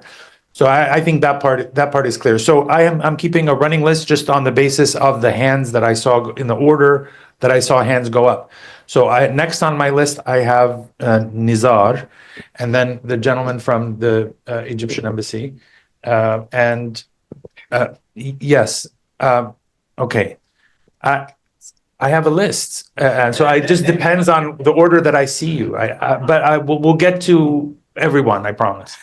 Thank you, Dr. Mustafa. Nizar, first, I used to be part of the Palestinian negotiating team with Khaled, and now I teach at GW. My question is, as to the specifics of the reconciliation, two of the sticking points were the Ministry of Interior and having one government, one gun. So the weapons of Hamas, what happens with the weapons of Hamas? So to your knowledge, has either Fatah or Hamas moved on those 2 points? And if not, do you see a reconciliation government that can table those 2 points and be able to have a coalition government without tackling these 2 points? Thank you. Well, I think the problem is, I think there are 2 issues here. The issue of internal security, and that means the police that should be keeping the order and so on. There is no disagreement about that, that once you have a unified government, there will be one police force. And there are agreements about that we have discussed very clearly and carefully. The other issue of resistance and who is going to resist, it all relates to the time when we end occupation. But as long as we are under Israeli occupation, no group can control the aspect of who's resisting and who's not resisting. What we can do is to regulate that in the best possible way by having unified leadership. Because if we have unified leadership, no single group on its own will be making decisions about what to do, what form of fight we should do, what form of struggle we should use, or what form of political negotiations we will have. It's about, when you see unified leadership, that means unified decisions about the way we struggle and about the way we run political agreements or political efforts. Okay, the gentleman here in the back.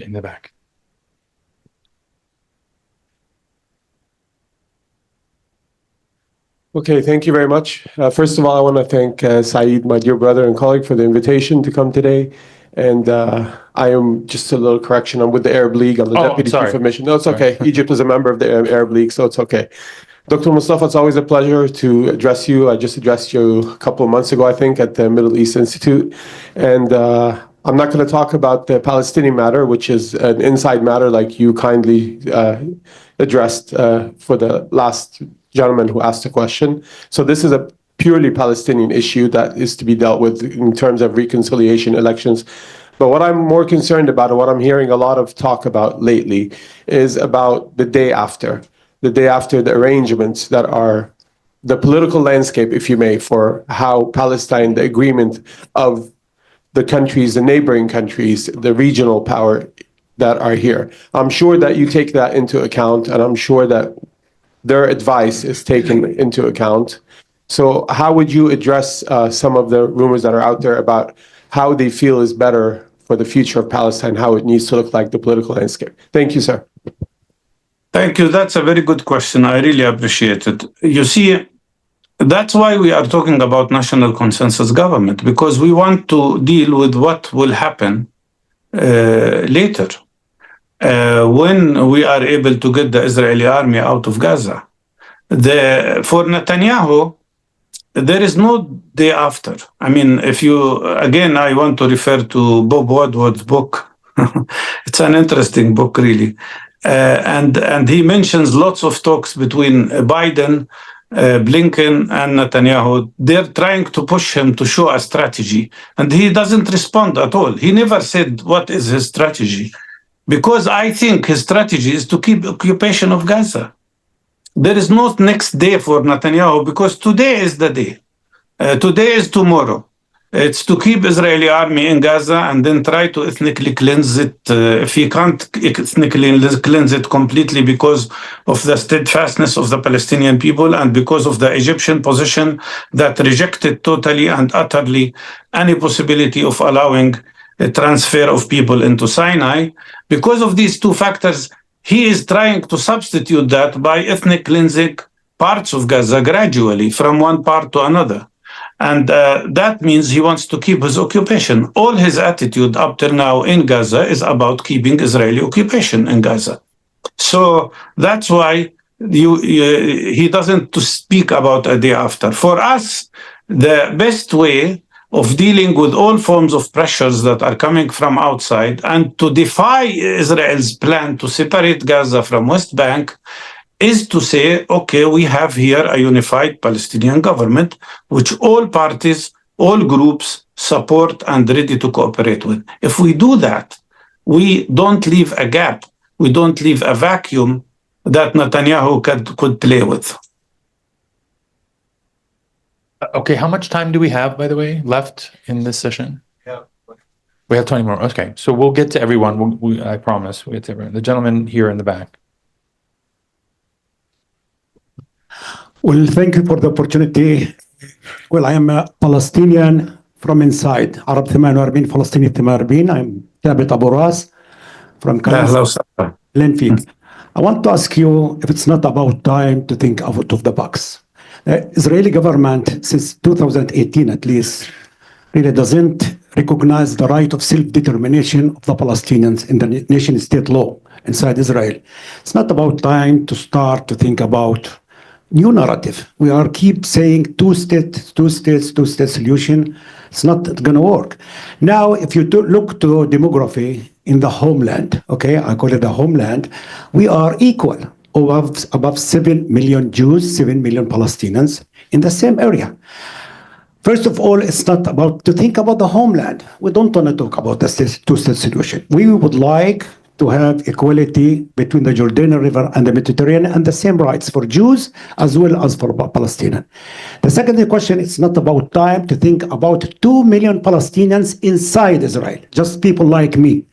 We are proud Palestinians. I have half of my family live in Gaza Strip, okay? And I think I care just like anybody else. I know the duality of identity, being Palestinians and being an Israeli citizen, it's putting me sometimes between the rock and the hard place. Yet, I really care about my people, first of all.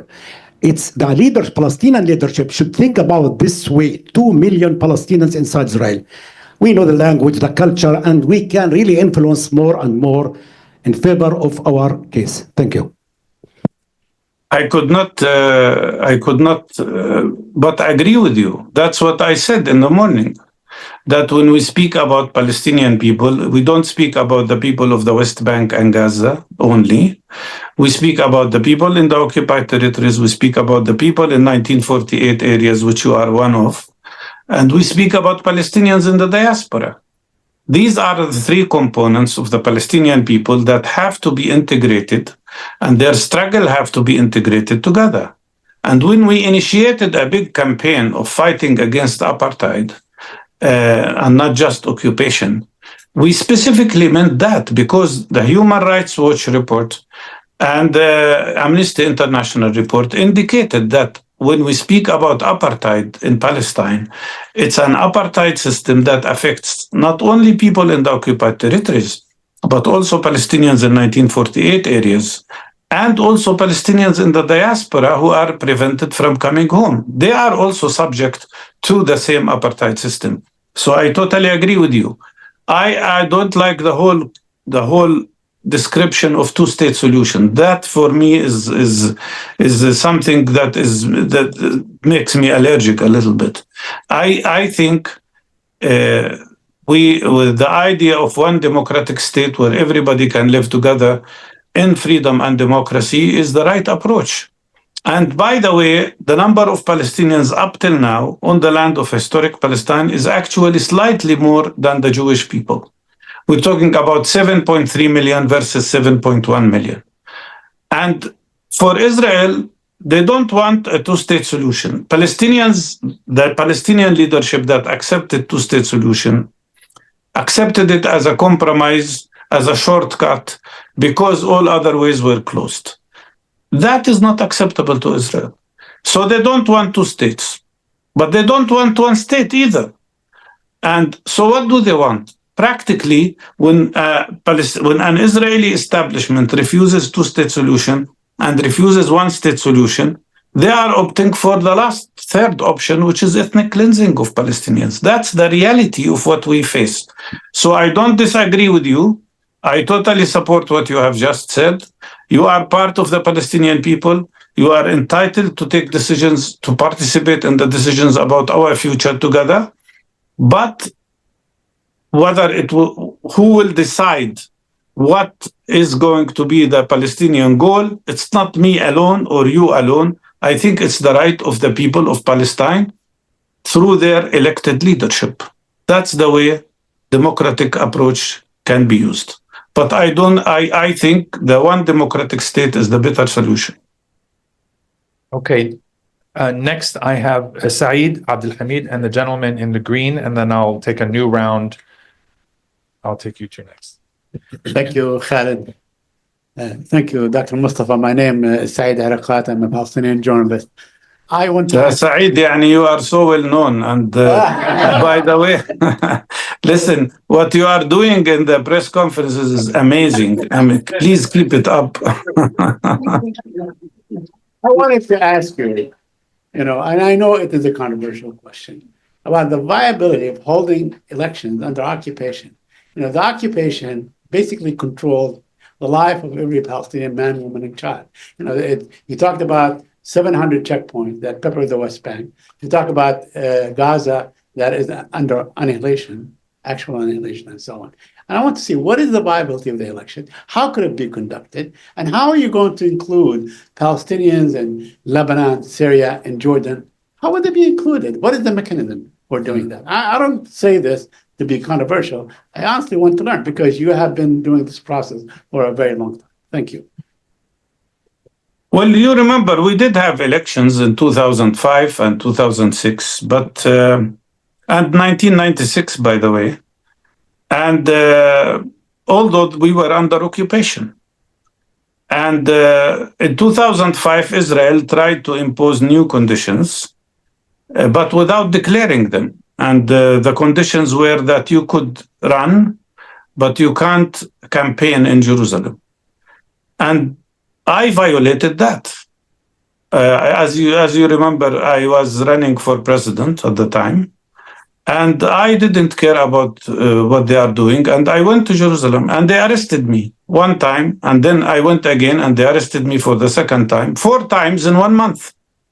And each time they did the arrest, it made me even more determined to go back.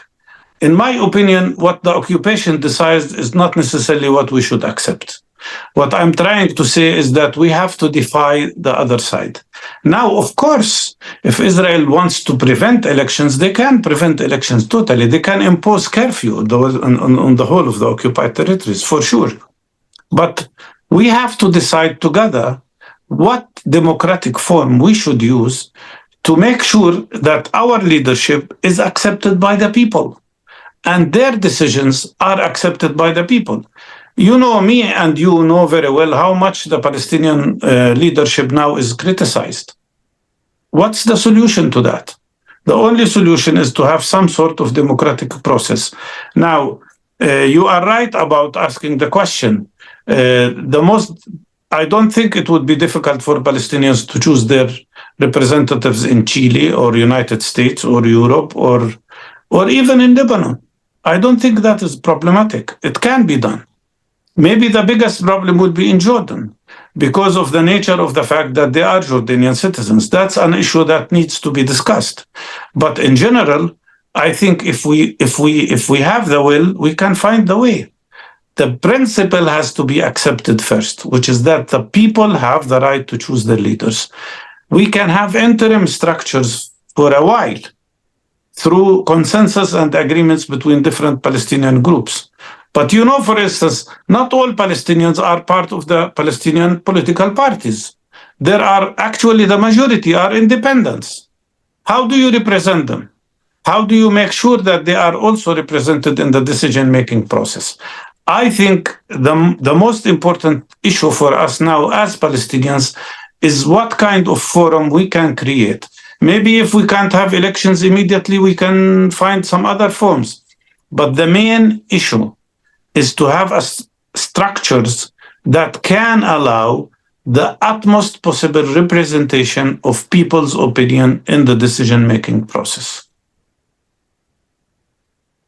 Abdulhamid.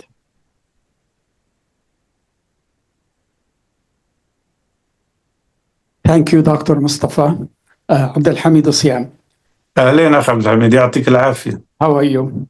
Fine. Okay. There is a misconception that national unity means meeting of 14 factions, signing a declaration, and going back, and that's national unity. And it has been proven again and again it's wrong. They met in Beijing, they met in Moscow, they met in Algiers, in the city of Alamein, in Mecca, in Doha, and national unity had not been established. Now there is some group of intellectuals, Palestinians, writers, doctors, activists. You are one of them, thinking. And you are one of them. And I am. Yes.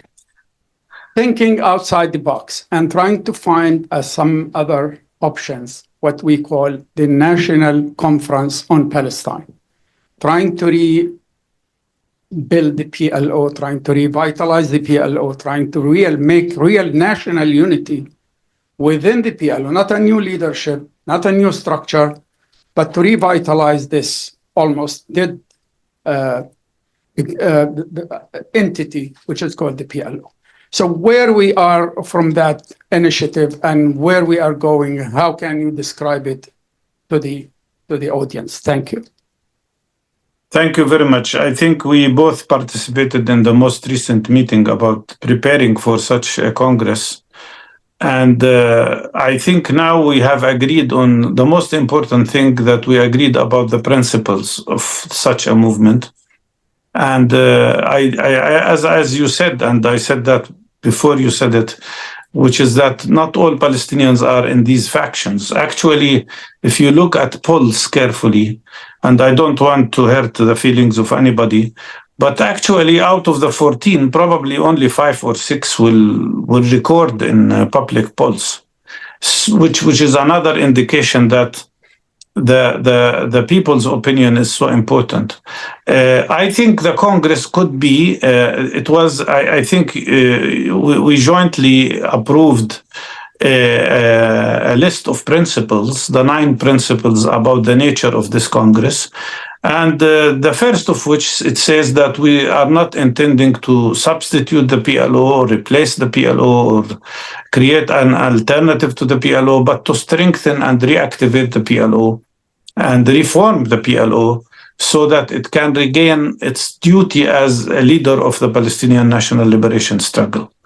And second, I think it was clear that we agreed that what we are talking about is not a new party or even a new organization. We are talking about a new movement, if I might say so, as we called it in Arabic, Hirak, a movement towards the reform and towards the creation, and that is the most important issue, the creation of a unified Palestinian leadership.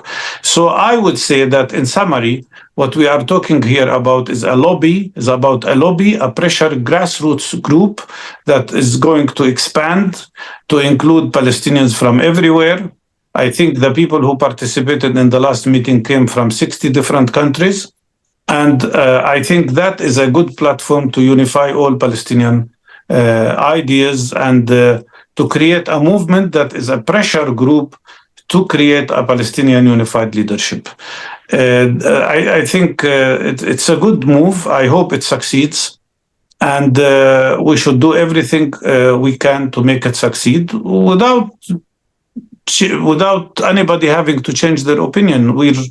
We're not creating a new party or one unified political program. We are creating a specific movement, a lobby movement, if I might call it so, to pressure for all Palestinian political groups to create a unified leadership. The gentleman in the green.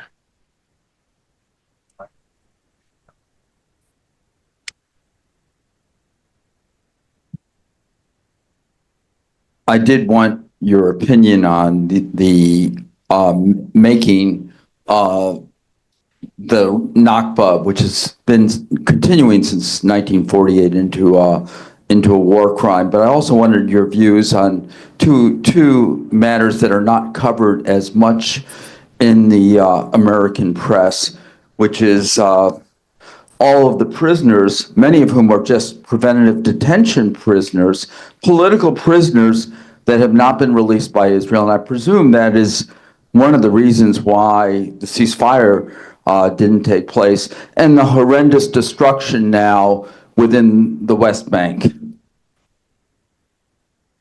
Yes, well, unfortunately, we speak about the first Nakba, and now we are witnessing the second Nakba.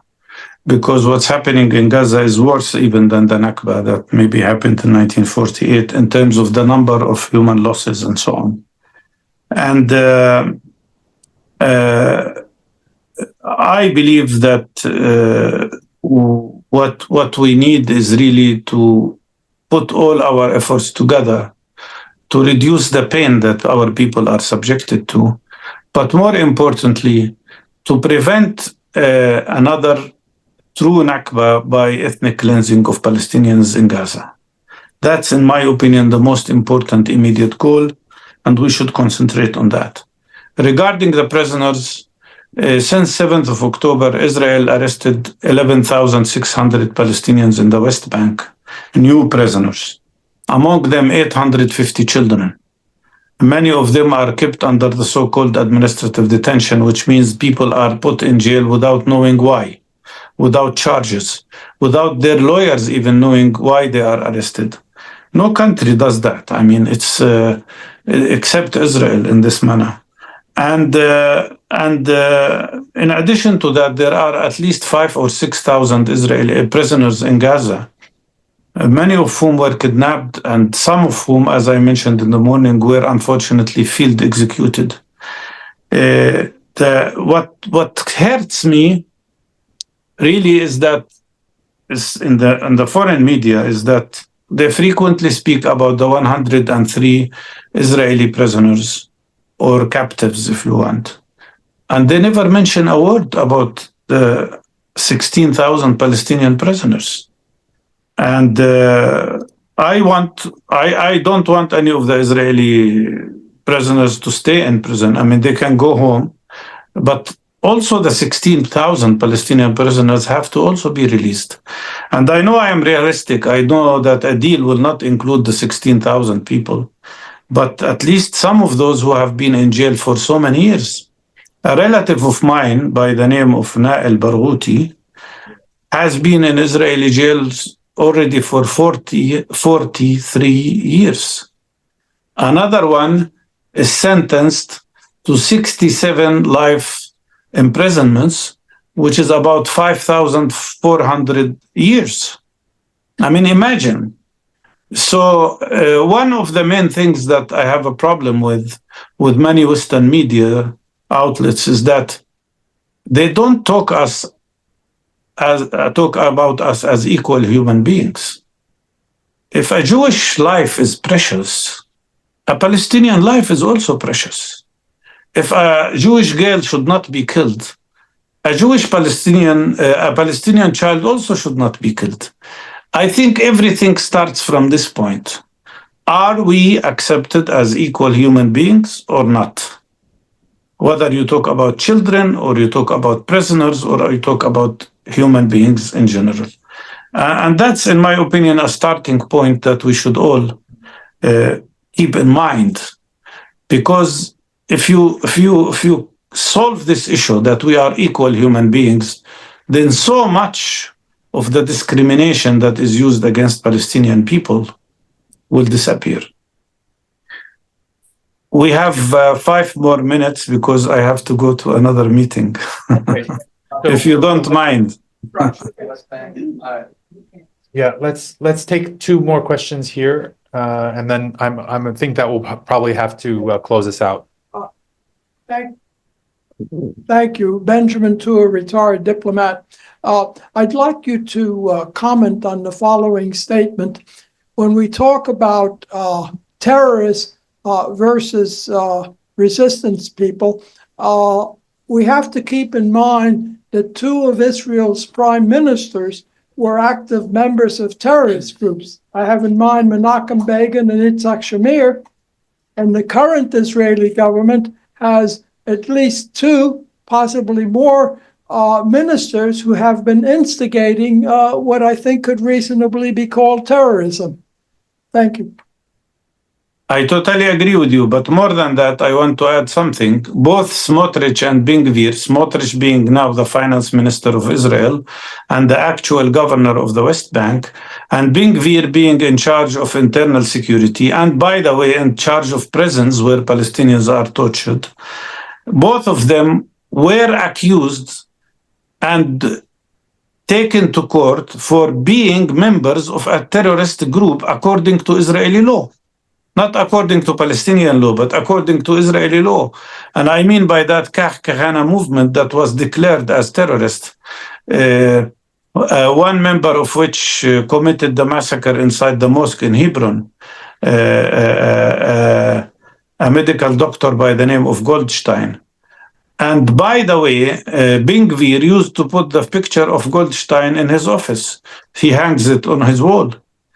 So, yes, both Smotrich and Ben-Gvir were accused of being terrorists, not by us, but by Israeli government itself. Last question. All right. Diane Perlman, I'm a political psychologist in the field of conflict transformation with Transcend International. So you said you're allergic. So people are, I'd say the two-state solution, there are more than two options, and I think they're simplistic, and I think they're radioactive. So there's like hysteria on both sides, and there are different kinds of arrangements. But in the field of conflict transformation, as opposed to resolution, is you create a new reality, and rather than just compromise. And one of the things I heard Gershom Baskin say is, first we have to stop the violence, of course, and then we need new leadership on both sides, and then we'll figure out. And there were also Johan Galtung, who I brought to speak here in this room in 2017, had an idea of a 6-state solution modeled after the European Community. And there's a land for all. There are different creative possibilities, but I think first we have to go through de-traumatization and justice and truth. So I think psychologically, it would be helpful to have new forms of leadership and new leadership. And I don't mean like individual wise people who can't be there, but that aren't associated with the form. It'll be hard to heal. So what do you think about the idea of like new leadership, new forms, new identity, new images that are creating a new reality rather than continuation of the same? Well, we need new thinking for sure.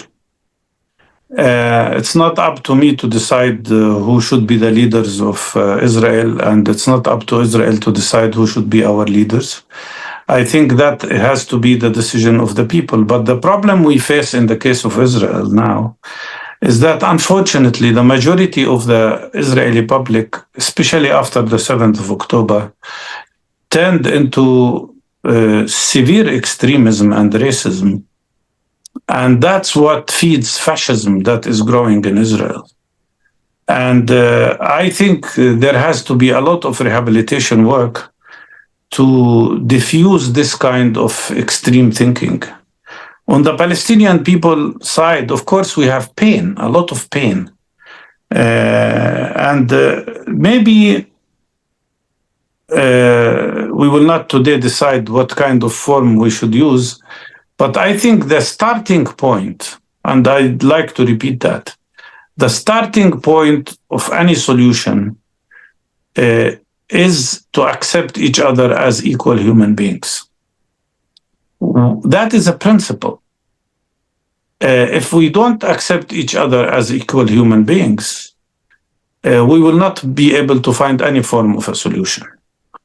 And of course, accepting each other as equal human beings means accepting the principle of justice. And that means accepting the rights of Palestinian people. Not to tell Palestinians that only Jewish people have the right for self-determination in this country. So I believe everything starts with these two words: accepting each other as equal human beings and accepting justice as a principle. Without justice, there will be no peace.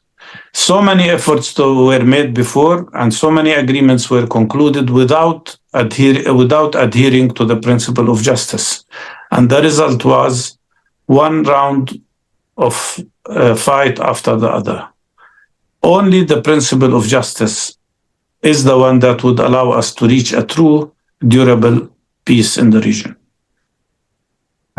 Thank you. I think that's a very powerful point to end on. Thank you, Dr. Mustafa Barghouti, and thank you to our audience. Thank you. Thank you, Mustafa. You have an open invitation here anytime you have a chance. And thank you all for staying. Thank you, Dr. Jindi. By the way, I say, by the power vested in me by me, I hereby declare you a doctor.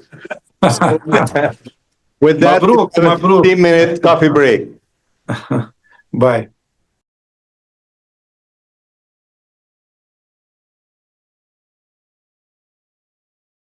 Saeed is a member of the Palestine Center Committee. It's a committee, the major committee of the Jerusalem Fund that oversees these activities.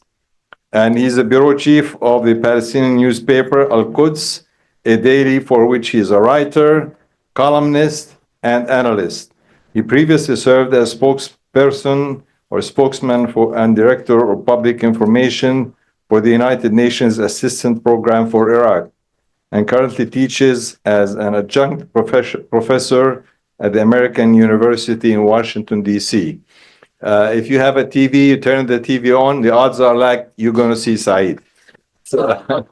So with that, the panel is in very capable hands. Thank you. Thank you, Dr. Eid. Thank you, everybody, for being here. Thus far, we have had a really profound conference. We've covered all the bases and so on.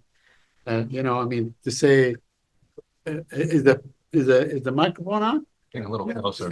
Oh, okay. All right, let me do what they did before. So, to call my newspaper the bureau chief, some people think that, it's really a one-man show, and it's a newspaper that is run on a shoestring budget, So, one of these days I'll probably get paid, so I don't know. Anyway, so, this panel is about media, and it's very broad. We only have the word media, which covers just about everything.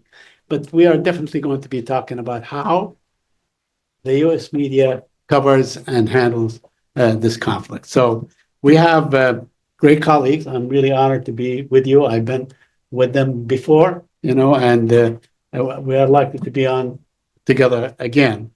We're going to start with, I'm going to do all the introductions all at once. Okay, so bear with me. I can barely see this writing, so I'm going to try to do it. So we'll begin with Katie. Katie Halper is a journalist, filmmaker, and a podcast host. I've been on her podcast. She hosts the podcast YouTube show and radio show, the Katie Halper Show, and co-hosts the podcast. Sorry, I can and YouTube show. Okay, thank you. Now we can see. All right, okay. Okay, where we are, Katie was. But the one point that you should take a note of. Katie was fired from the Hills Rising, the newspaper, right? The show, Yeah, the show, yeah. Where she had been a weekly guest and occasional host for over 2 years after writing a monologue arguing that Israel is an apartheid state. So that's how the media deal with our issues. She's working on a documentary about Jewish Holocaust survivors speaking out against the genocide in Gaza. Then we have Ryan Grimm, a colleague of mine. We often together in the briefing room. Ryan Grimm is a longtime DC reporter, breaking news from the hallways of Congress and leading the Washington bureaus for The Intercept, the HuffPost. At HuffPost, he led a team that was twice a finalist for the Pulitzer Prize. Not surprised. And won once. Grimm has spent years chronicling the rise of progressives in Congress, and his most recent book is The Squad, OAC and the Hope of the Political Revolution, which followed his best-selling We Have Got People. He is also the author of the 2009 book, This Is Your Country on Drugs. And then finally, and last but not least, of course, is Leila El-Arian, a true champion of the Palestinian cause. Leila is a Washington, D.C. based journalist and the executive producer of Fault Lines. Okay. An award-winning current affairs program on Al Jazeera English. She began her time on the program as a producer, making documentaries and on subjects ranging from the Trump administration's Muslim ban to the impact of the heroin epidemic on children, and an investigation into factory conditions producing garments for Walmart and Gap in Bangladesh. Wow, the sweatshops, huh? Most recently, she was the executive producer and co-writer of The Night Won't End, which everybody should see. The Night Won't End, Biden's War on Gaza. You all must see it. If you have not seen it, go ahead and get it. You should. A feature-lengthy documentary produced by Al Jazeera English for her work. She has been honored with 2 news and documentary Emmys, a Peabody, a George Polk, a Robert E. F. Kennedy Award in journalism, and Overseas Press Club Award. She has been nominated for 21 news and documentary Emmys. So without further ado, we're going to start. Thank you all for agreeing to be on this panel. And we're going to start with Katie. She is going to show us the bias that is really inherent in U.S. media and the way U.S. media covers the Palestinian issue. So Great. go Thank ahead. you so much. And thank you everyone for coming, and thank you so much for the invitation. I'm not going to be reading notes for most of this, but there are certain things that I just wanted to read before we jump into this video, which is not on yet. Okay, great. And also I'm very honored that all of the people on this panel have come on my show. So thank you so much. You guys have graced my show with your presences. So I think that most people in the room know that there's a major bias in Western corporate media, pro-Israel, anti-Palestinian bias, but it's not just that. You could argue that the Western media has been complicit in genocide, and someone much more qualified than me has said that. Craig McIver, a longtime human rights lawyer and former director of the New York office of the United Nations High Commissioner for Human Rights, made that very argument. He said, quote, Western media companies, he wrote at Mondo Weiss in August, have made themselves a part of the mechanism of genocide in Palestine, and there are historical precedents for holding them accountable. So I do hope that they will be held accountable. People know about this bias, but it's also worth looking at it from a quantitative lens. And actually The Intercept, where you were politics editor, did a really important study. So they looked at coverage of the first 6 weeks following October 7th by the New York Times, Washington Post, and LA Times. And according to The Intercept, they showed a, quote, consistent bias against Palestinians, disproportionately emphasized Israeli deaths in the conflict, and used emotive language to describe the killing of Israelis, but not Palestinians, end quote. And for example, the term slaughter was used to describe the killing of Israelis versus Palestinians 60-1. Massacre was used to describe the killing of Israelis versus Palestinians 125-2. And horrific was used to describe the killing of Israelis versus Palestinians 36-4. What we see a lot is Israel, is the Western media acting as a kind of arm of Israeli Hezbollah. And we also see this very dangerous feedback loop where Western media repeats the claims of the Israeli government, and then the Israeli government can point to the Western media reporting on the claims, and it's a self-fulfilling, it's a dangerous feedback loop. And there's a whole media Israeli military-industrial complex that we see at work. I think that one of the clearest ways that we see this bias is in the way that rape has been reported on. And as people probably noticed, people ranging from Kamala Harris to Hillary Clinton to Sheryl Sandberg pushed the claim that there was this mass rape perpetuated by Hamas on October 7th. And as we now know, that is a baseless claim, though you wouldn't know that from reading the Western media because they never really corrected it after they spread the lie. And you guys at The Intercept did some really important, and you in particular did some really important work debunking these claims. But I'm going to compare the way the Western media talks about this non-existent mass rape campaign that didn't happen, and I'm going to compare that to the way they talk about the documented rape that we know did happen. The difference is the victims of that were Palestinian. And I also should note that Josh Paul, thank you so much for your bravery. And you spoke out about this on Christiane Amanpour's show. very early on when you relayed a story about how the State Department brought a credible case of sexual abuse. I believe it was a young man who had been raped by an Israeli interrogator. You brought it to the Israeli government, and their response was to shut down the organization which brought you that complaint. So I want to show a clip of Dana Bash, because this really, I think, crystallizes the bias that we're talking about on this panel. This is her back in December. Sexual violence. Oh, not yet. Sorry. Sexual violence. 1 second. Let me just set this up. So this is from December. And this was before the mass rape, mass sexual violence hoax had been debunked. And again, you wouldn't know it's been debunked. But I just want to show what Dana Bash says on CNN, how Pramila Jayapal responds, and then how Dana Bash responds to that. Okay. I want to ask you about sexual violence. And it's kind of remarkable that this issue hasn't gotten enough attention globally. Widespread use of rape, brutal rape, sexual violence against Israeli women by Hamas.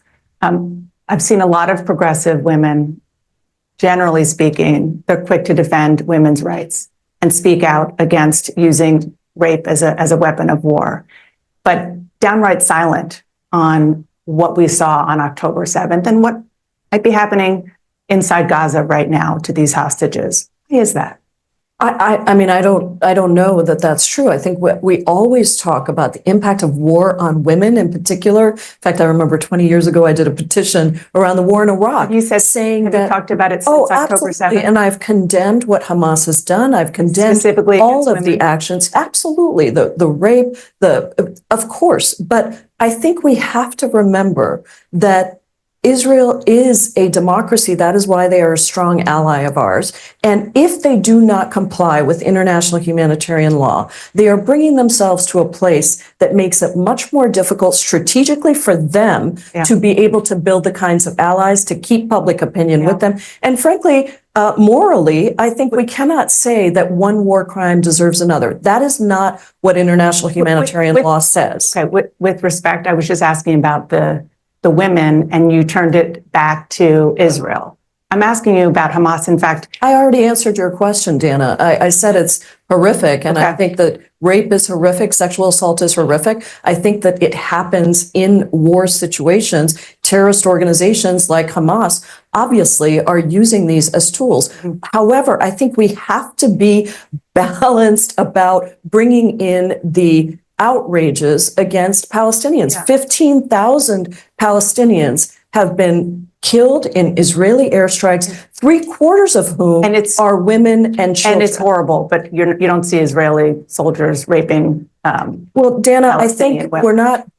Okay, so that is a pretty disgusting example of what I think this panel is dedicated to exploring and exposing. And what's so useful about this exact clip is that you don't only see Dana Bash furthering this lie, but you see how atrocity propaganda functions, right? So what does she do? Pramila Jayapal dares to bring up the death, suffering of Palestinians.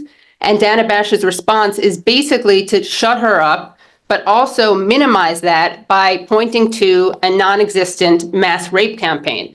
And that, of course, is done because, and I heard this after October 7th, I heard people say stuff like, well, there's violence, and there's what they're doing. Like what the Israeli army was doing was okay because it was kind of like high tech and technical, but the rape is different. Rape is different. And it's because they want to dehumanize the Palestinians. And this is a trope we've seen used in the United States with Black men.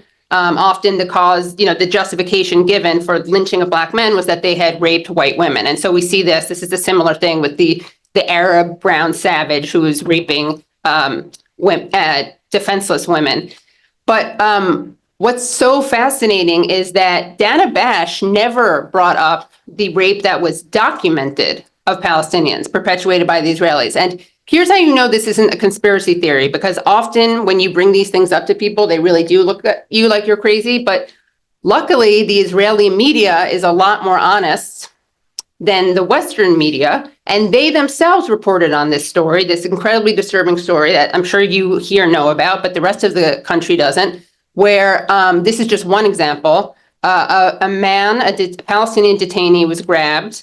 He was by multiple soldiers, and there's really no other word to describe this, and I'm sorry, but he was gang raped on video. Now, you didn't see the actual gang rape. You saw him brought behind something, but it was obvious enough that the Israeli media reported on it as gang rape. He was also then hospitalized and couldn't walk and had internal injuries. What happened next is that you had the Israeli police, shockingly, actually attempt to detain some of these rapist soldiers. And then what happens? Israeli society, including politicians, have protests, not protests against rape, but protests against daring to punish the rapists. And these were dubbed the right to rape protests. Then what do you have? Then you have a member of the Knesset who says in public, this is not a hot mic moment, this wasn't off the record, he says in public during a Knesset session that when he's asked rhetorically by someone, is it legitimate to insert sticks into people's rectums? And he says, yes, it is legitimate. So you have a member of the Knesset sanctioning this behavior. And then you have a rabbi, an Israeli rabbi, blessing one of the rapists. And you also have various rapists making appearances on Israeli television shows. Now, the Western media, the Times did report on this in one story, but the actual rape and the what happened to the man with the sticks was like paragraphs down. I mean, it wasn't in the headline. Now, can you just imagine for a second if you had documented rape committed by members of Hamas, you had then a member of Hamas saying it was legitimate, and then you had an imam sanctioning this behavior. Can you imagine the headlines, the nonstop ad nauseum coverage that this would receive? But we barely see it covered at all. And I know this because when I bring it up to people who don't follow this, they look at me like I'm an insane person. So again, you have not a non-existent mass rape covered ad nauseum. You had Kamala Harris saying during the DNC that people were horribly raped on October 7th. Also, I don't know why she said horribly raped, as if that requires a qualifier. But also she sounded like Trumpian, horribly raped. You could just hear him say that. And then when there's actual documented rape, the same people who push that story are mum. You don't hear Dana Bash, who talked about the rape, talk about it. You don't hear Jake Tapper talk about it. So that's just one example that I wanted to bring up. Thank you, Katie. I mean, I think the operative word is really the humanizing of the Palestinians. You know, there's this whole thing. What we have seen since the very beginning, always, as a matter of fact, it's not, but we're highlighted since October 7, 2023, is the dehumanization of the Palestinians all along. I mean, we all know, and I think Ryan will probably speak on this issue. We all know how the New York Times, you know, the illustrious New York Times, how they were actually instructed their reporters and their writers and so on not to use the word occupation, not to use the word genocide, you know, for all these things, and many others. You know, what we have seen in this since October 7 is basically not to dehumanize, but actually to make them expendable, to make Palestinians expendable. And that's exactly what we see. We have a colleague on Twitter, and I don't know her personally, but you know, Asar Rad, and she does a masterful job. What she does, she brings in the headline and actually changes the words, you know, replaces them, and it shows how they ought to read, which they never do. So that takes me to you, Ryan, to speak about this point. I mean, how the U.S. media basically, you know, uses this tactic to continue to give cover for the Israeli aggression and Israeli crimes, and to dehumanize the Palestinians. Yeah, and these are excerpts up here behind me from the New York Times today, in their article about the football fight in Amsterdam, and I want to talk about this in a moment. But on your point there, each of these moments over the last year, and you could chart them and this might be something interesting for Al Jazeera's like investigative unit that has time to do it. Like you can chart, okay, so it's December 4th. So this interview was on December 5th. And December 4th, there was an event at the United Nations with the Israeli ambassador, Sheryl Sandberg, attacking women's groups for not having spoken up the last 2 months to condemn rape. And you're like, and it's such an absurd charge that it sets you on your back foot because you're shocked. Like, what? Wait, women's groups are okay with rape? How on earth did this happen? And then you step back and you're like, oh, they're not presenting evidence of a systemic rape campaign because they don't have any of that evidence. They're skipping right over that step and saying that these women's groups have not condemned this thing that nobody at that point had even really ever alleged. And so it was true that there were not statements from Now or other women's groups in America condemning a thing that nobody had actually alleged yet. So then the other point, which was probably obvious to people here, especially in hindsight as we're watching this, Pramila, kind of also taken aback by the question, she concedes all the points. And she says, of course I condemn this, because of course, who doesn't? Everybody condemns that. But Dana Bash had never actually presented any evidence that any of it had actually happened. But you're a member of Congress, somebody's talking about rape, I condemn rape. The follow-up to this is that she spent days in the media barrel, had to put out statements, had her members of her own party attacking her for the answer that she gave here, saying that it is a tragedy that we need to remember that 15,000 innocent people have been killed. For that statement that you just saw, she spent a week or so getting ruthlessly attacked by her own party. And so the point I was making on the timeline, I don't remember exactly what had happened because the IDF had committed so many atrocities over the course of the last year. There had been something in the week prior that had really set back the Israelis in terms of international opinion. And every time that would happen, soon after that, this is where the media comes in, there would be a new distraction. And this was the one that went through December and then culminated at the end of December with this kind of fantastical New York Times story that they then submitted for awards and which has been dissected so thoroughly. And the executive editor did an interview with his own kind of Times reporters recently about that article, and he said, was it 100% accurate? Nothing's 100% accurate. He said, but it was fundamentally true. Like the essence of it was true. Like, okay, yes, like we had to walk back like major pieces of it and the rest of it's contradictory. And It is true. but the assumption on which it rests that these people are rapists, he's like, that's true. So you don't really need our article to prove it, even though their article was presented at the time as the kind of definitive proof that actually this thing, and notice how backwards this goes. This is December 4th and 5th that they're complaining that nobody has condemned this thing. It was December 28th when the New York Times finally comes out and says, oh, this thing that we were complaining you had not condemned, we have now proven that it actually happened. And then within days, the story had completely fallen apart. Including it was also rejected, just want to insert, by the alleged victims' family members who pushed back against the claim and said that the journalist misrepresented himself and the story. Yeah, all over the place.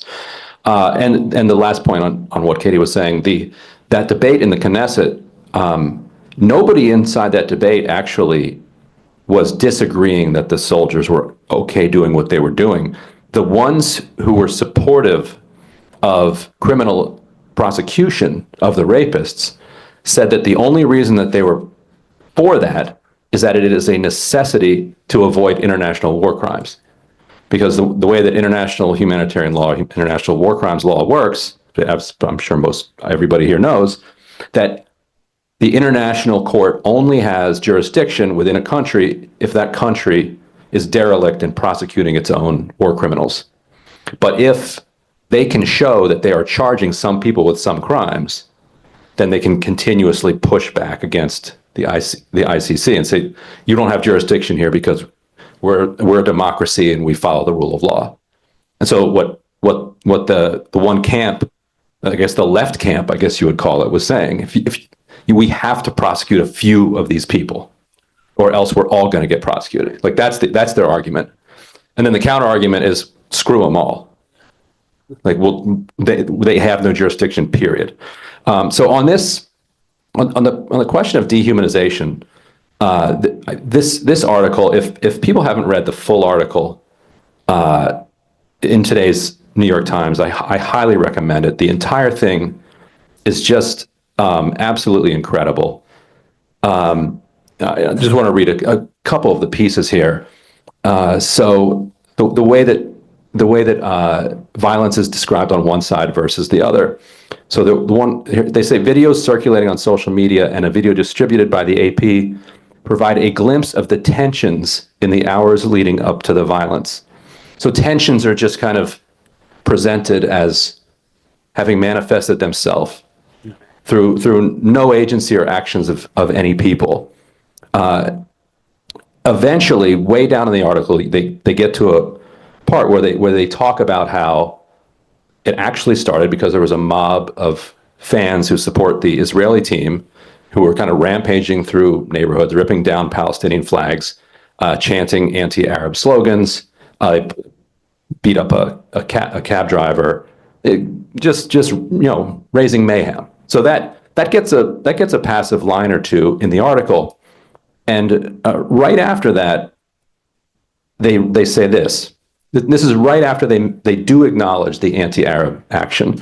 It's the one that starts while the exact sequence of events remained unclear, the violence appeared to be the product of two combustible forces in Europe: the unrest that often accompanies gatherings of hardcore soccer fans and tensions over the year-long Israeli military offensive in Gaza. So the sentence prior to that one, they had just mentioned the anti-Arab bigotry.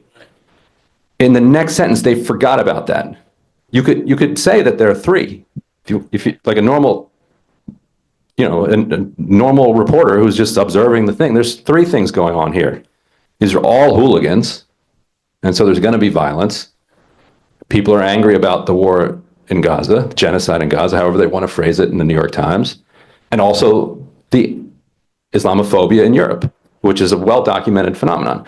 But it just completely vanishes from the article because of the inability to see one half of these combatants as humans. And so, and I think the reporter, it was the Korea desk, you can tell from the byline that wrote, because it's happening overnight, the Korea desk is covering this.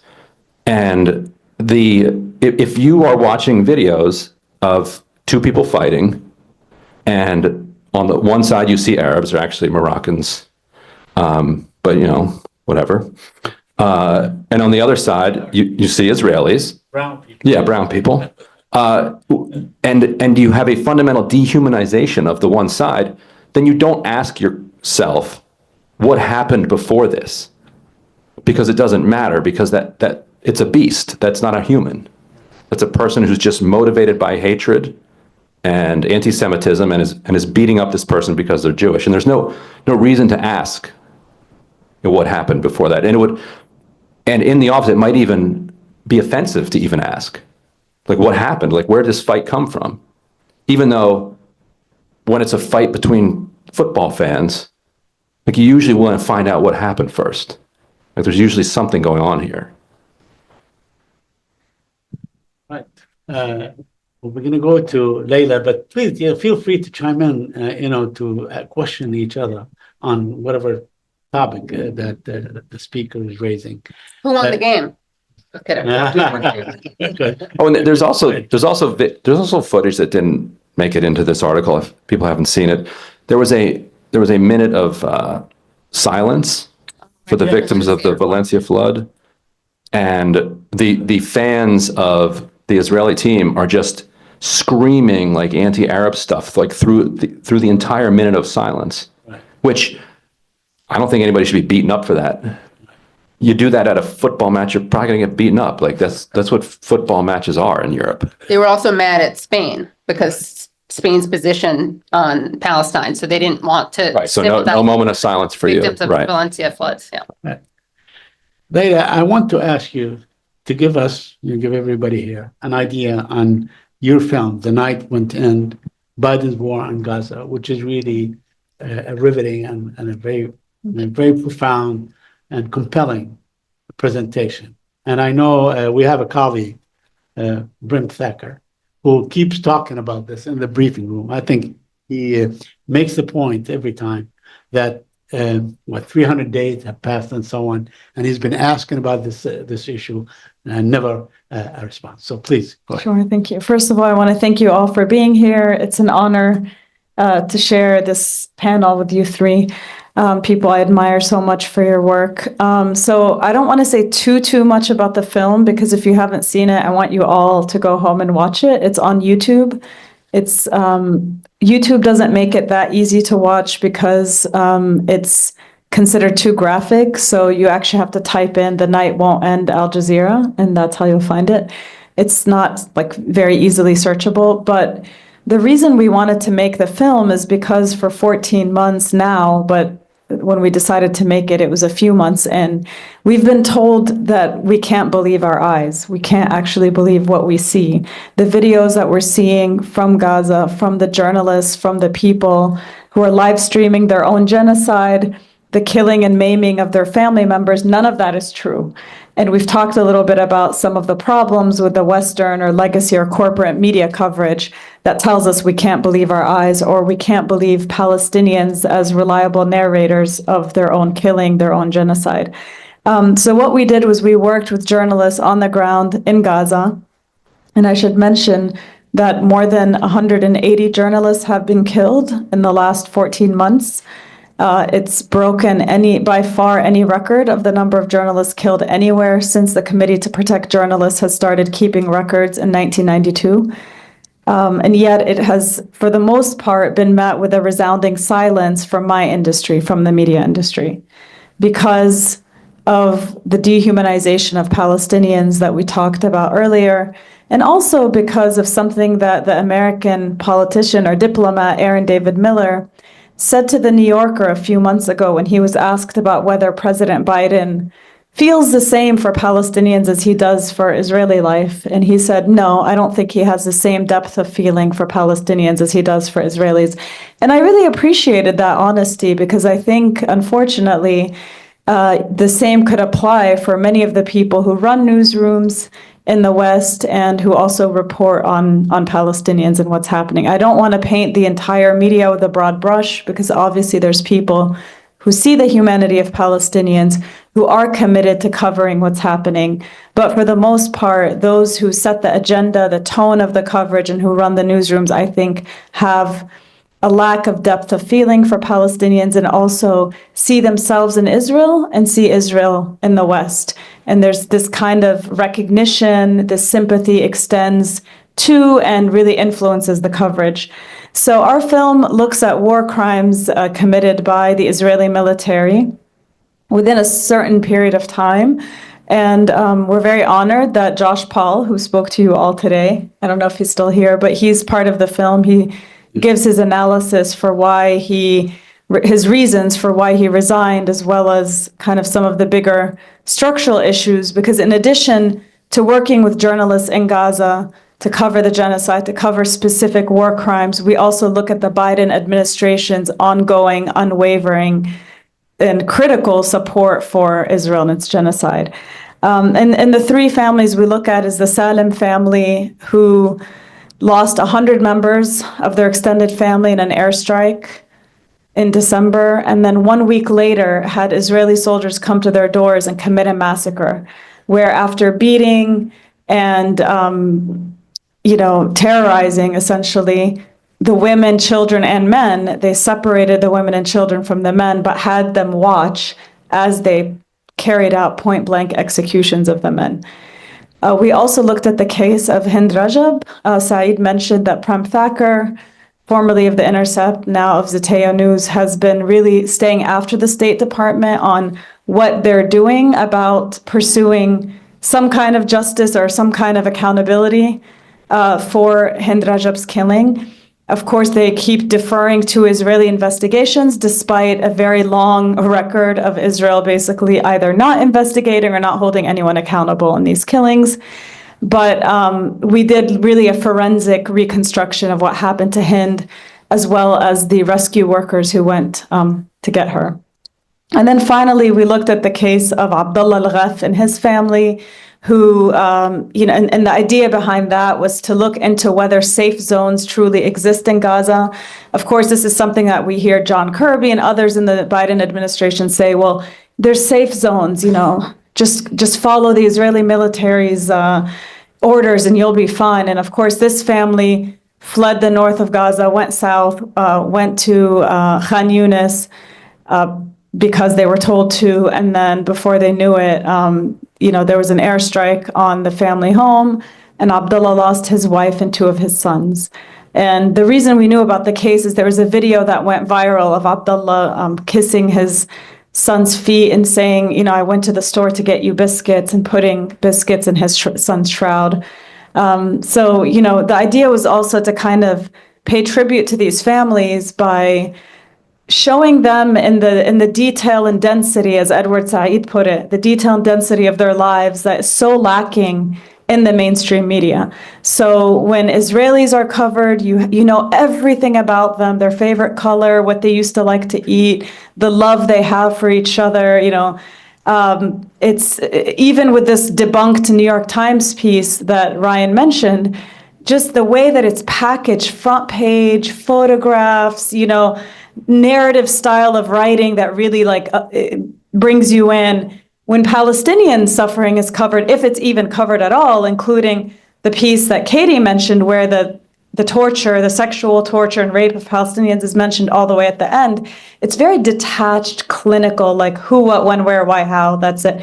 And it's buried, and you know, they bury the lead, it's detached, it's clinical, it's you know, I think oftentimes very much influenced by what the Israeli military or Israeli propaganda is telling them. In that specific article Katie mentioned about the rape, there were some of the most bizarre lines I've ever read in any piece of journalism. So the writer, Patrick Kingsley, who's been a really loyal stenographer of the Israeli military throughout the past 14 months of genocide, his way of kind of saying like, we don't really have evidence that torture is happening here, was he would say, well, I didn't see anyone be tortured, as he was touring the torture center. Or he would say, a Palestinian detainee peeked out from under his blindfold, but they didn't do anything to him. So he would just insert these very strange lines, kind of attempting to sort of excuse whatever horrific testimony was coming out. So yeah, I mean, I think our film, which is feature-length film, but it's online, it's available, it's been screened all over. It's really just one effort to forensically investigate these atrocities. Again, I can use the word atrocity, but in the mainstream media, you're not allowed to use that when it comes to Palestinians, that have happened in the last 14 months. But what breaks my heart is it barely skims the surface, because you know, the Palestinian journalists and the Palestinian people themselves are telling us what's happening, but they can't do it all. And what troubles me is I know there's crimes happening every single day that we don't even know about. But and one point on that real quickly, this Patrick Kingsley story that she describes is also so fascinating, because it shows how defined the pattern is that, I guess, I'm sure this is the case for Layla and Katie, but as soon as I saw that story, I thought, oh, wow, there is something huge coming out. Because Patrick Kingsley, and I think maybe Ronan was a co-author on that, are known as, you know, they're very close sources in the IDF and Israeli government, and they're not known as investigative reporters. So for them to have uncovered, and I think it was about a 3,000-word article, and the very last few paragraphs, they mentioned the rape. Like, they mentioned that somebody was raped. And you're like, wait, how did they uncover this? Like, they're not investigative reporters, so Now, we know that they buried it all the way at the bottom, but yet it's still in the paper. So why? Oh, clearly the Israeli sources told them about this. And so clearly they're getting in front of something. And sure enough, a week or two later, that's when the debates start to happen, because what we learned is that there was video of it. And because there was video of it, there were going to be international criminal charges brought unless there was some way of getting in front of it. To have an entire year-long debate at the New York Times about their article that never managed to find any evidence for rape, let alone systemic rape, to have that followed up by actual evidence of it by IDF prison guards landing in their lap, and to have it buried all the way at the bottom and then obfuscated with all of these weird descriptions of Layla said it well. These weird moments were like, well, okay, so yes, there were some people that didn't get tortured at some times. Just really does show the depth of it.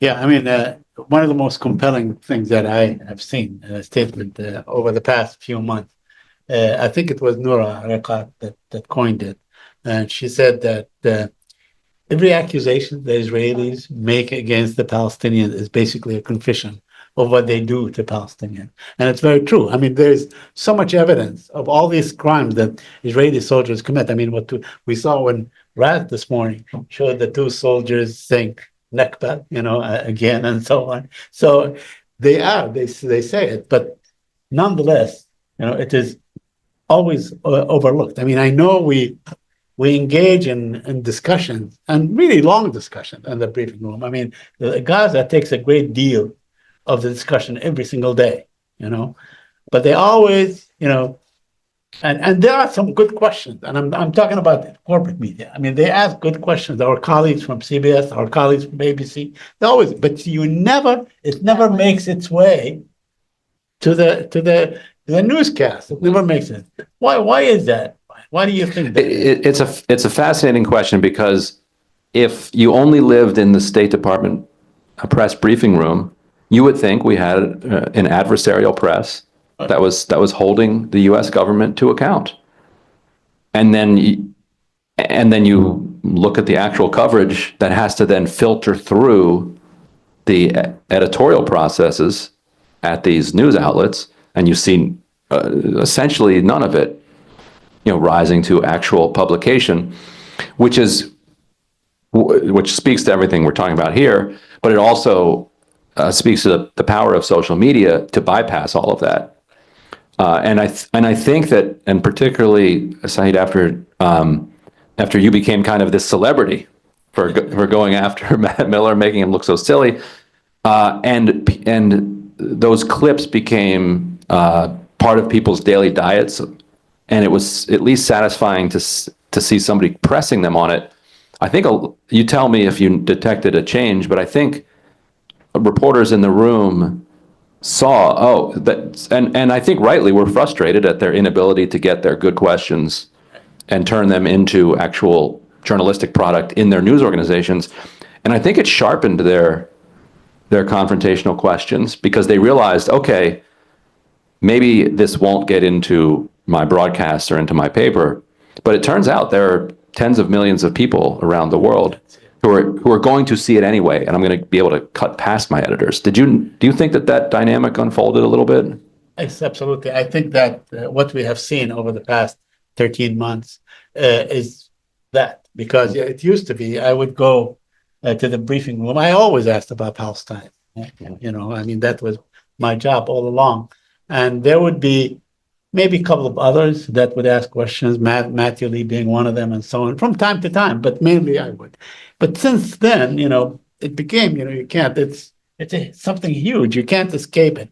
So everybody was asking, and I think despite the fact that these questions and, this trying to hold their feet to the fire, so to speak, even though they don't make it to the newscast or they don't make it to the front pages, they make it online. They make it online, and they're all over the place, and sometimes, before you finish your questions, I mean, Simon's questions is great. Simon, our colleague from Reuters, he has these wonderful questions, and it's making it, whether it's not, may not be published, in Reuters or AP or whatever, but it's there. It's there, and that it really does make a difference. I think the one thing, and I must acknowledge, I don't know about other foreign ministries and so on, but I don't think you're likely to see this kind of exchange. And I don't want to be, applauding the U.S. government, but that is a forum in many ways that is unique, and we should take advantage because we may soon be denied that. I don't know whether we're going to have the same kind of briefings and the same kind of latitude in the next administration. But it is something that we ought to take advantage of. Can I say something though? So for our film, The Night Won't End, for 4, maybe 5 months straight, we asked the State Department for an interview. And we're Al Jazeera English. Our audience is perhaps no other network's audience is more affected by the story. And also, frankly, the Arab American, Muslim American, et cetera, community, who are also a community of voters, also watch Al Jazeera English. They refuse to give us an interview. And I think that says a lot about, the hypocrisy of talking about the importance of freedom of press and being accessible and open to the media, and then refusing to sit down and actually answer questions. And that's shameful, I think. We're going to go to Q&A in a little bit, but they're not going to give you an interview. They will probably, I think they gave Al Jazeera Arabi an interview, or from time to time. But in the past 4 years, I have asked for interviews, and they did not give me any. And, Pompeo used to give me questions all the time, and in fact, the Republicans have. I mean, in the old days, I remember Colin Powell used to give us questions all the time. We would meet with him almost on a daily basis, and he would give you and we would respond. But not these guys. These guys, I ran into Blinken a couple of times in the hallway, and he said, how are you holding up? And I say, well, I'm all right. How are you holding up? And I would ask him, I said, yeah, sure. Just send me a message, we're through this and so on. But they will never respond. They're not going to give you the interview. They feel that the traveling press is good enough, and of course they will go to CNN or say ABC or CBS and so on. So I want to ask you a question, about the elephant in the room. I think Khalid named it on the upcoming administration. Do you feel that you as a journalist will have the same kind of access or the same kind of ability to pose your questions? What is your assessment? And I'll tell you about my experience with the previous. So I think, I'm curious for your experience in the previous administration, since we've, kind of have a model to go on. I would think that the Democrats are going to engage with, at least with me in particular. Well, it actually depends. There's different factions within the Trump and MAGA movement, and I'm well sourced in kind of the more isolationist faction of it, which is Don Jr., even J.D. Vance, Tucker Carlson, that whole kind of weird isolationist wing. If they prevail, and we'll see, Mike Pompeo is trying to get in. We wrote a story last night that his bid is on the rocks, that he has a lot of opposition from the anti-neocon faction within the Trump administration. So if that one prevails, then I'd probably have more ability to engage. But it also, some of its time, I've known these guys for a long time. Pompeo may not be right. I think he's not on solid ground. He's the most loyal. Yeah, he's loyal to Trump. He's also born again, right? He wants people like me to go back to Israel, where, as Lily said, I think 400 of us get to live, and everyone else burns for all eternity and converts. But you will be given a choice. Yeah. Either you convert or you're done. Well done. Yeah. All right. I think some, oh. Yeah. What do you think? I mean, how often did they hold briefings back then, and what was your relationship with them? Very interesting story because we had, we had the transition, and of course, Kirby, of course, ran off. On I think it was January 20th at noon. They left. They had to leave, and so on. But then Mark Toner took over. And Mark Turner, they asked him to stay on, and it's amazing because he had to switch. Like he had to reflect the new administration's priorities and lingo and all these things and positions. So it has changed. So, and that's exactly what we will see. I don't think that even Miller in the next few weeks, I don't believe he's going to, stick to the same lines as before because, let's face it, politics have changed and so on. But then after that, I remember that Tillerson came to the bullpen and sat with us, and he says, "Well, what do you guys want?" And I said, "Well, Mr. Secretary, we need the briefings back." And he was like, well, "What are the briefings?" That kind of a thing. And we said, "It's when we gather, we ask questions to the spokesperson and so on." I said, "Oh, we'll see how whether this fits in the schedule or the agenda and so on." But thereafter, we had briefings twice a week. First with Heather Nauert, and they came in from Fox News, so they carried that, Fox News kind of dynamics. And then with Ortegas, Morgan Ortegas, who was probably coming back to be the spokesperson, so she ran for Congress. Mm-hmm. She didn't know the district that she was running for. So, but I think she's coming back. She's a star, or she aspires to be. Maybe an ambassador somewhere, or Stefanik is coming to become, I think, the UN ambassador. So the things will change, but we are not going to have the same kind of regular briefings as we do now. Yeah. All right. You want to talk about your other? I want to hear what Katie has. Did you want to jump in about something? Oh, I was just saying that I think one of the people have different takes on the election results, but one of, I think, perhaps the silver linings is that we'll see the, MSNBC, CNN, maybe will finally be upset about what's happening in Gaza because Trump's going to be doing it as opposed to Biden. Where they don't seem upset. Joy-Ann Reid, I guess, at MSNBC has done some stuff where you get the sense she sees Palestinians as human beings, which I guess makes her unique on that network. Not some, I guess Chris Hayes too, maybe. Anyway, but it's not a lot of people, obviously. So that's something that I think people maybe are looking forward to. But I also have to say that, Jake Tapper and Dana Bash are very dangerous, and they really have their finger on the pulse of, or a part of the Hasbara that comes out of Israel. And it's really bad. I also, kind of selfishly as a Jew, I don't like it because they wear their Jewish identity on their sleeves and act in a very biased way, an unethical way.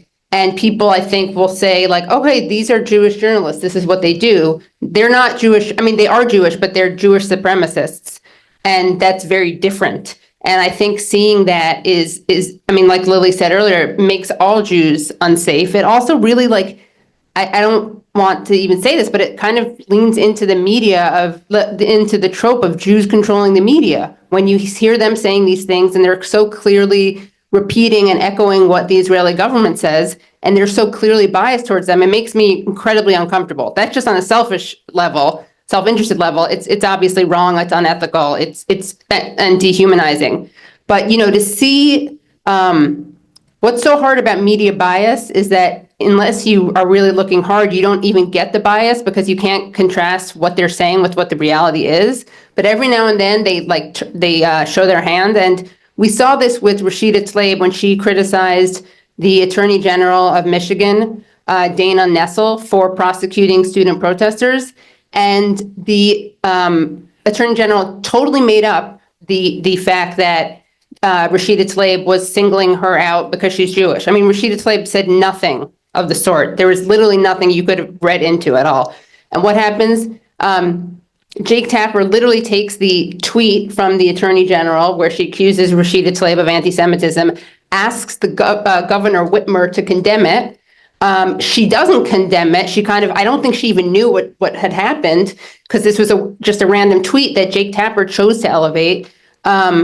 Then Jewish Insider writes a story about how Gretchen Whitmer refuses to condemn anti-Semitism. Then the ADL comments on it. Then Jake Tapper tweets out the ADL's tweet. Then Dana Bash does a story about it and reports on how there's a failure to call out anti-Semitism on both sides. And the example she gives is Donald Trump saying, if I lose, it'll be because Jewish voters. And Tom Cotton refused to condemn that. And then the other side was Gretchen Whitmer refusing to condemn the non-existent anti-Semitism of Rashida Tlaib. But that was just an example of how you saw in real time this total coordinated smear. There's one other layer to that. So the reason that this came up was because Rashida Tlaib had been attacked by the cartoonist in the National Review with this. It was a cartoon, and on Rashida Tlaib's desk was a pager that had exploded. And it says, that's odd, my pager just went off. Right. And so people are beginning to condemn this and say, we stand with Rashida Tlaib. This is deplorable. You should apologize to her. Dana Nessel then immediately takes to Twitter with this comment, and she digs up an article from 10 days earlier in which Rashida Tlaib had said it was biased of Dana Nessel to charge these campus protesters when she hadn't charged protesters for climate change, for racial justice, and so on. And she said, and I think the bias comes from pressure that she was under from President Ono and the Board of Regents. So she's singled out why she thought there was pressure and why there was bias. So then Nessel goes back, grabs that article, and says it is wrong for Rashida Tlaib to be attacked for her religion, just like it's wrong for her to come after me for my religion. Like literally equating a viciously racist cartoon with a statement by Tlaib that had nothing to do with her Jewish identity. And it's such a perfect example of what the Israeli government continuously does on a higher level, that something bad is happening for them. And the bad thing there is that Rashida Tlaib is looking sympathetic. So Dana Nessel has to come in and say, well, we can't allow Rashida Tlaib to even have a moment, like even a day of people expressing empathy or sympathy to her. So we need to step in. And then the entire story becomes, why is Rashida Tlaib such an anti-Semite, and why won't Gretchen Whitmer, condemn her for anti-Semitism? But the story, of course, was debunked. And then the pager cartoon just vanishes. So what happened to the whole story? Did Jake Tapper ever apologize? Jake Tapper's. I saw he went on a day or two later and he said, I want to clarify something that I said. I meant to repeat what Dana Nessel had charged, but I misspoke and I asserted it as a fact. And then he and Dana Bash both said, we have reached out to Rashida Tlaib's office for clarity and we have not gotten a response back, but we will share that if we do. They could have just gone to the original interview, in the article where she said the bias came from President Ono and the Board of Regents. Well, and just really quickly, what's so frustrating and infuriating is that, as you just alluded to, Jake Tapper's apology was basically, sorry, I said that I thought that Rashida Tlaib was anti-Semitic. Really, it was Dana Nessel who thought she was anti-Semitic. So Dana Nessel, can you explain why you think she's anti-Semitic? And then Dana Nessel explained why she thinks she's anti-Semitic. Right. So he just gave more fodder to the lie, just distanced himself as one degree from it. That's maybe typical Jake Tapper kind of attitude. Anyway, so before we go to the Q&A, you want to talk about your next example? Yeah, please. Just briefly, I think everyone in this room knows that there's tremendous media bias. We know that the way it manifested is that we saw straight up fabricated stories. You know, Jake Tapper was responsible for many of them. Al-Shifa Hospital being a command and control node for Hamas, for example, which was debunked. Al-Nura being, you know, overtaken by members of Hamas. Of course, that's debunked, but it doesn't matter. The point is, they put out these stories, you know, people like Jake Tapper and, you know, the New York Times or the Wall Street Journal on the front page. It has a life of its own, and then it's debunked. And of course, the debunking never makes it to the front page. But, you know, I just wanted to highlight one example, which was a June 8th massacre of 274 Palestinians in Nusayrat during an operation to retrieve 4 captives, including and the coverage of that, the Sunday Times, for example, called it a surgical strike. Again, 274 Palestinians were killed, with no mention of Palestinians being killed. CNN's headline is that the operation took weeks of preparation. Again, not the killing of so many Palestinians. When you Google that Nusayrat massacre, Google labels it as a rescue operation. A rescue operation. And then, of course, we hear in detail about the lives of the 4 Israeli captives, who they were, you know, what their stories are, and we hear nothing of the 274 Palestinians, let alone even knowing their names. Telling only part of a story is just objectively bad journalism. But this is more nefarious than that. This is obfuscating a massacre and then, you know, attempting to justify it by reframing the whole story as merely a rescue attempt. So I think, you know, and this is just one example from months ago. What we see now is a media blackout of what's happening in northern Gaza, where the genocide has actually escalated. There's carpet bombing, there's continuing starvation throughout Gaza, but especially in the north, but really throughout. And the ongoing story of no place in the entire Gaza Strip being safe.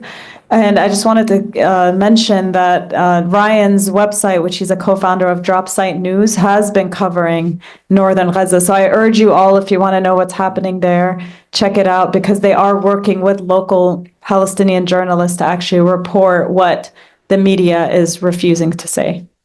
All right. Well, thank you all. We're going to turn to you now for the Q&A. Where's the mic? You have to. Okay, great. Great. Let's start. I think you raised, Raz, you raised your, but please make your comment. We'd love to hear it, because while we were talking, and I want to, hear what you're. I just wanted to,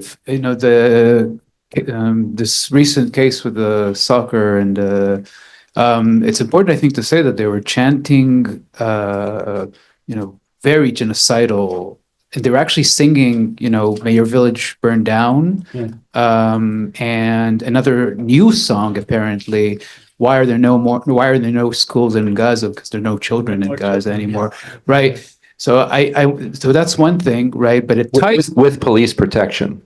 So there's videos that you see of them going down the escalator and they have all of this police protection. While they're chanting and singing these completely genocidal songs, which is just another metaphor for everything. Yeah, exactly. But so I wanted to ask just to about the briefings, okay? Because one of the things that always strikes me in the briefings is that what Miller and others are doing there is they're engaged in constant denial, basically, right? What we're seeing in front of our eyes and on our screens is not true, right? This constant denial. So, and that's how it works, right? We have these people chanting like explicit genocidal, right? We have what's happening, in Gaza and in the West Bank and in East Jerusalem and in Lebanon, and actually inside Israel also, we can talk about it. Someone mentioned Israeli Palestinians before, right?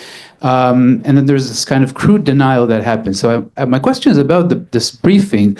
And I know that, as you said, there's like a lot of benefit to it because people can cut through their editors, for example. But isn't this also providing the government like an arena to reproduce this kind of crude denialism, right, constantly? Curious for Saeed's take, but I mean, obviously the government does it for a reason. Like they're not doing it for the benefit of the public or the media. They're doing it because that they think that it serves their agenda.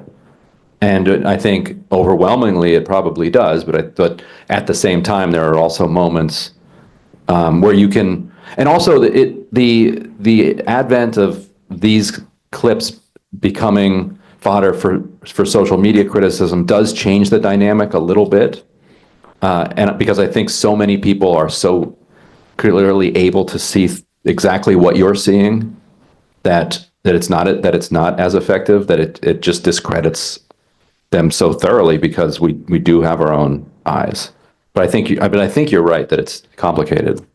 Yeah, I just want to add to what Ryan said, that definitely the government uses the briefing to once again, be Israel's lawyer and defend Israeli action, and give it sort of an official kind of envelope or frame. Yesterday, for instance, I had an exchange on what was happening in northern Gaza, and I said there's ethnic cleansing according to the general's plan. And in fact, I talked about ethnic cleansing, and he says, "Yeah, I assume they're talking about the general's plan." And I said, "Yes, I'm talking about the general's plan." And he says, "Yeah, well, we oppose, and we oppose any forced movement of residents or people that of the people in northern Gaza. But we understand that to protect them, sometimes they have to go from place to place, as if this has been happening over and over and over again." So what Israel is doing, really, it is basically by this campaign, and that's what the government refuses to acknowledge. By this campaign is basically destroy any possibility for life in northern Gaza.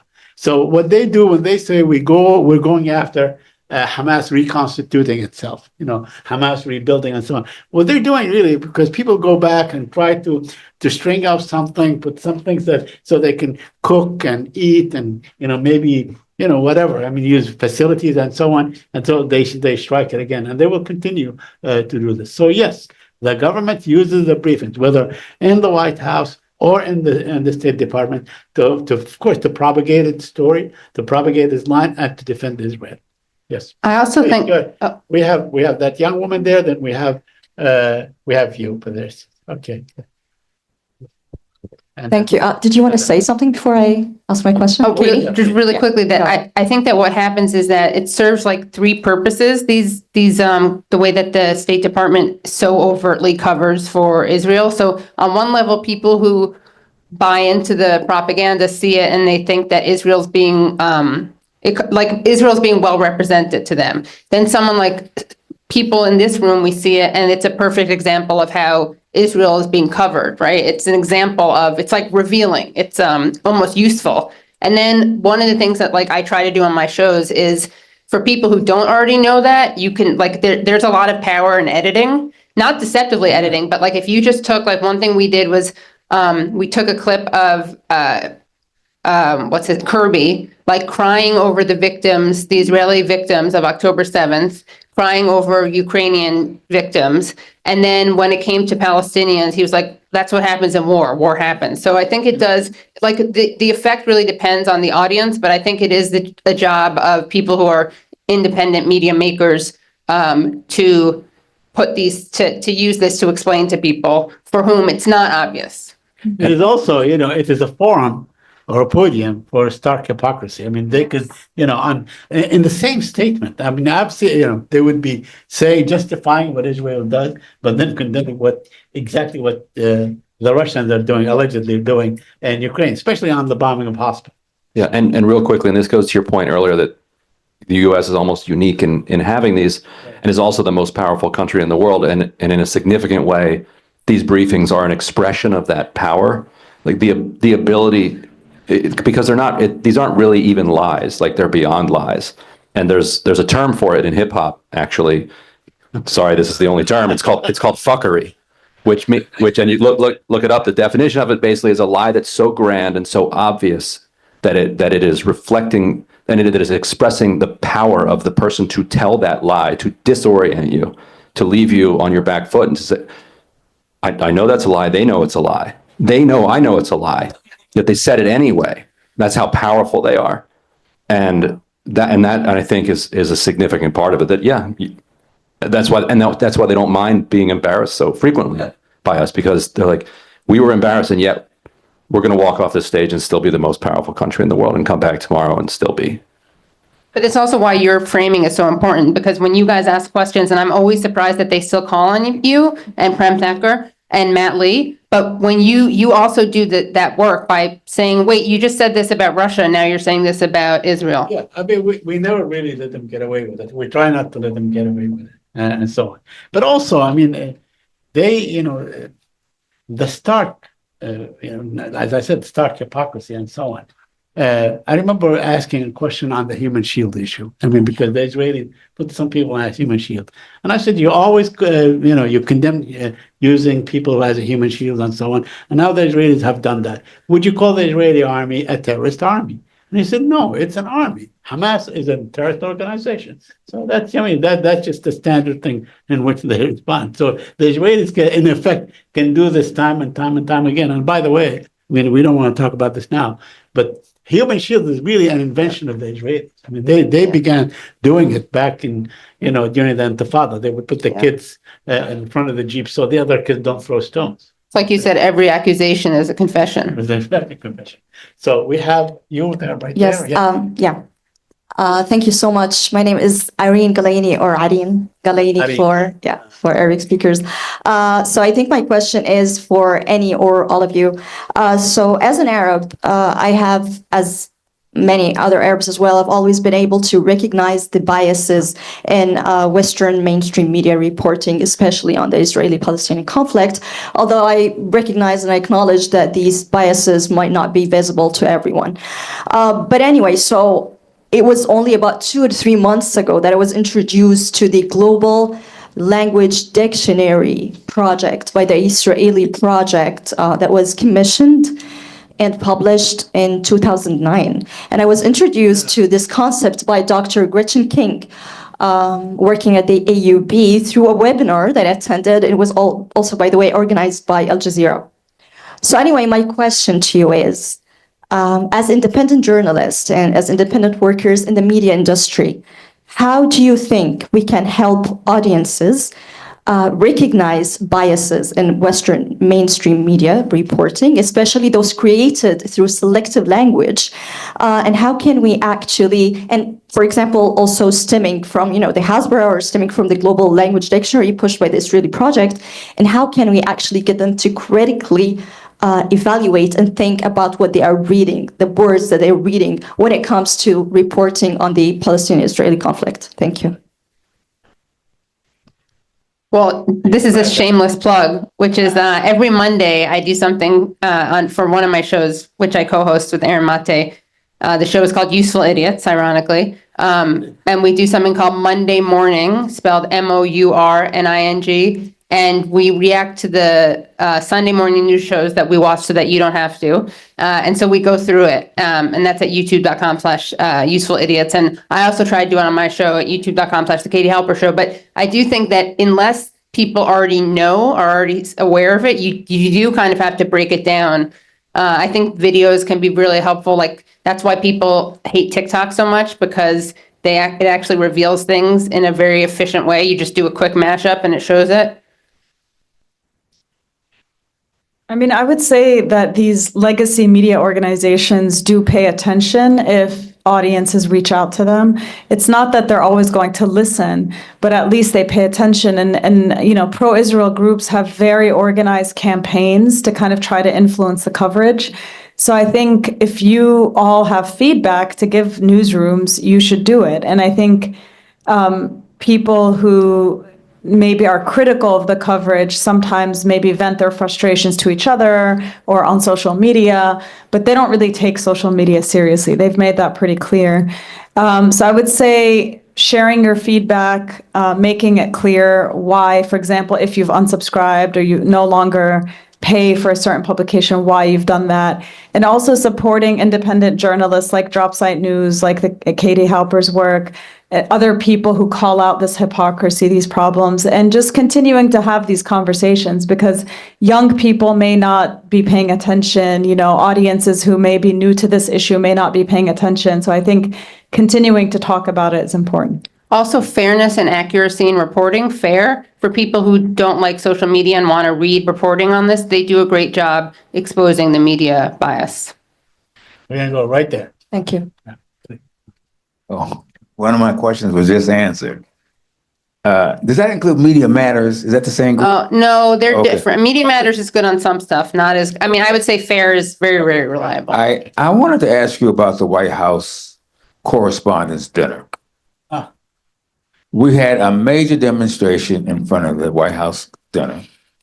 But then when I went back at home and looked at the videos of the dinner, no one said anything about Palestine or Gaza. Am I right? Or maybe I missed something. So does that say something about the strength of, well, some people call it the Israel lobby, that you don't say anything? Then I wanted to ask you about how the press responded to Takazi Coates. It was very interesting to me to see, like, what he had to say. They never heard that before. Why did they not hear that before? So anyway, why did they not want to hear that before? So I'll leave that alone.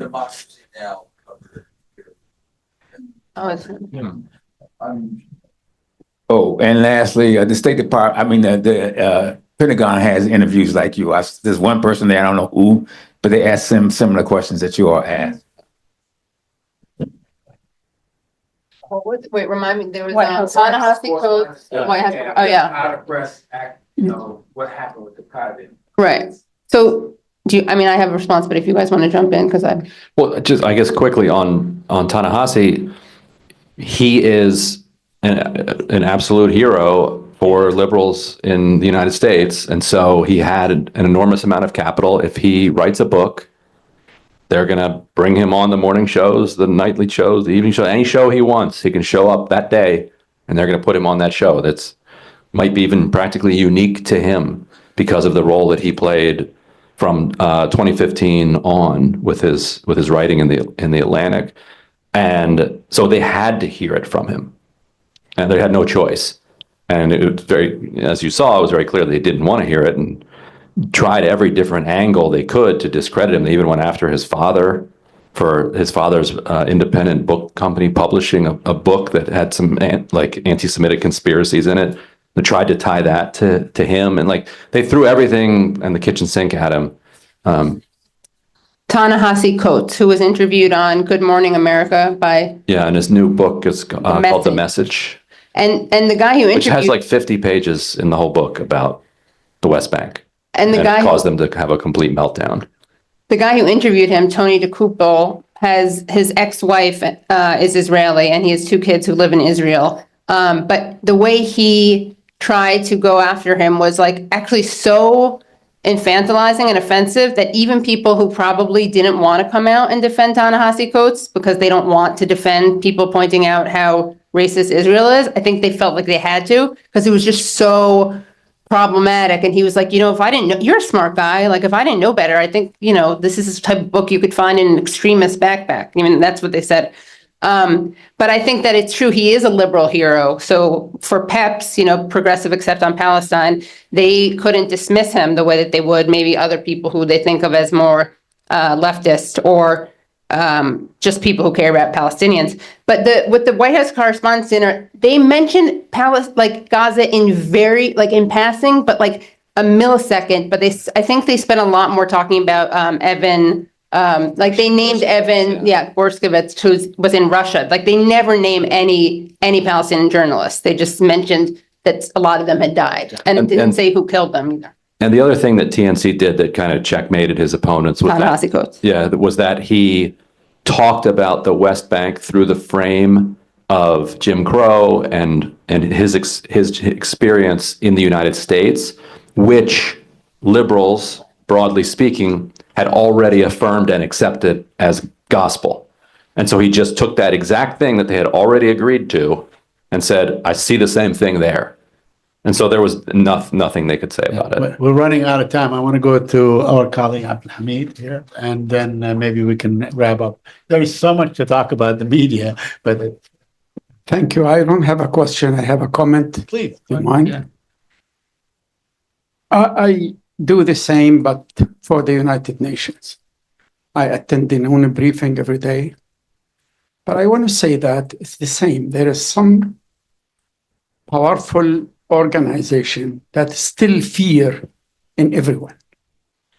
The Secretary General himself, Guterres, on 24 of October 2023, in his speech in a ministerial meeting, he mentioned one sentence. He said, October 7 did not come in vacuum. And everything opened against him. They attacked him. They asked him to resign. They said, you don't fit. He never, ever said that sentence again. Again, on October 2nd, he issued a statement about the attack of Iran on Israel. He didn't mention Iran. Immediately, they declared him persona non grata. Yes. The next day, there was a meeting in the Security Council. He condemned Iran by name, explicitly. So when Israel attacked Iran, the word Israel was not mentioned. And when we ask why you mentioned Iran here, but you didn't mention Israel here, there is no answer. There is another a senior official. You don't hear from them. There is a woman called Alice Indirito. She's in charge of the Convention on the Prevention and Punishment of the Crime of Genocide. She only wrote a report about what happened in Israel. Karim Khan, the ICC, he went and spent 3 days in Israel with the families. He went to visit this music festival. He spent 2 hours in Ramallah. And don't believe that he's trying that. Don't. Another woman, Pramila Patten, she's in charge of the UN representative on sexual violence in the war zone or in the conflict areas. She wrote a report about Israel. Did you hear about anything from Audrey Azoulay? Audrey Azoulay is the UNESCO director. She's supposed to issue about this, the journalist. Did you hear from her? There is an international organization, power, whatever. Yeah. That is, they are observing every single person in this area. I understand if it happens here in America, yeah, they accuse you of anti-Semitism. But why those people cannot talk, cannot speak up? Why? This is my comment. Thank you. Well, thank you. And on that note, I think we just ran out of time. We could go on discussing the media for a very long time. I want to thank you all, Leila, Ryan, Katie. It has been a real pleasure to be with you on this panel, and I hope we do it again. Thank you.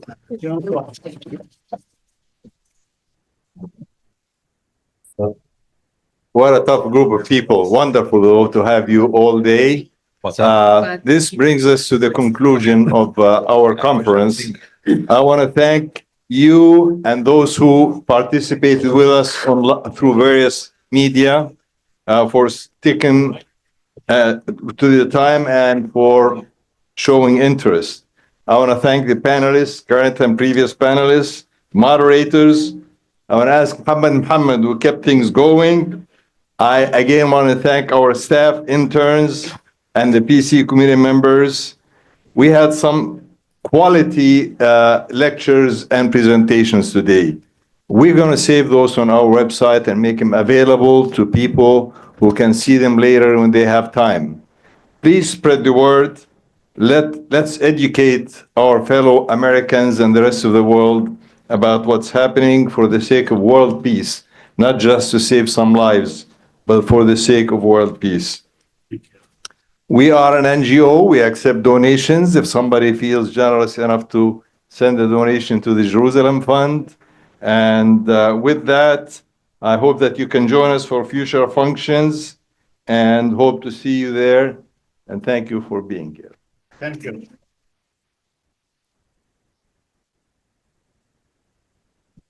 Great.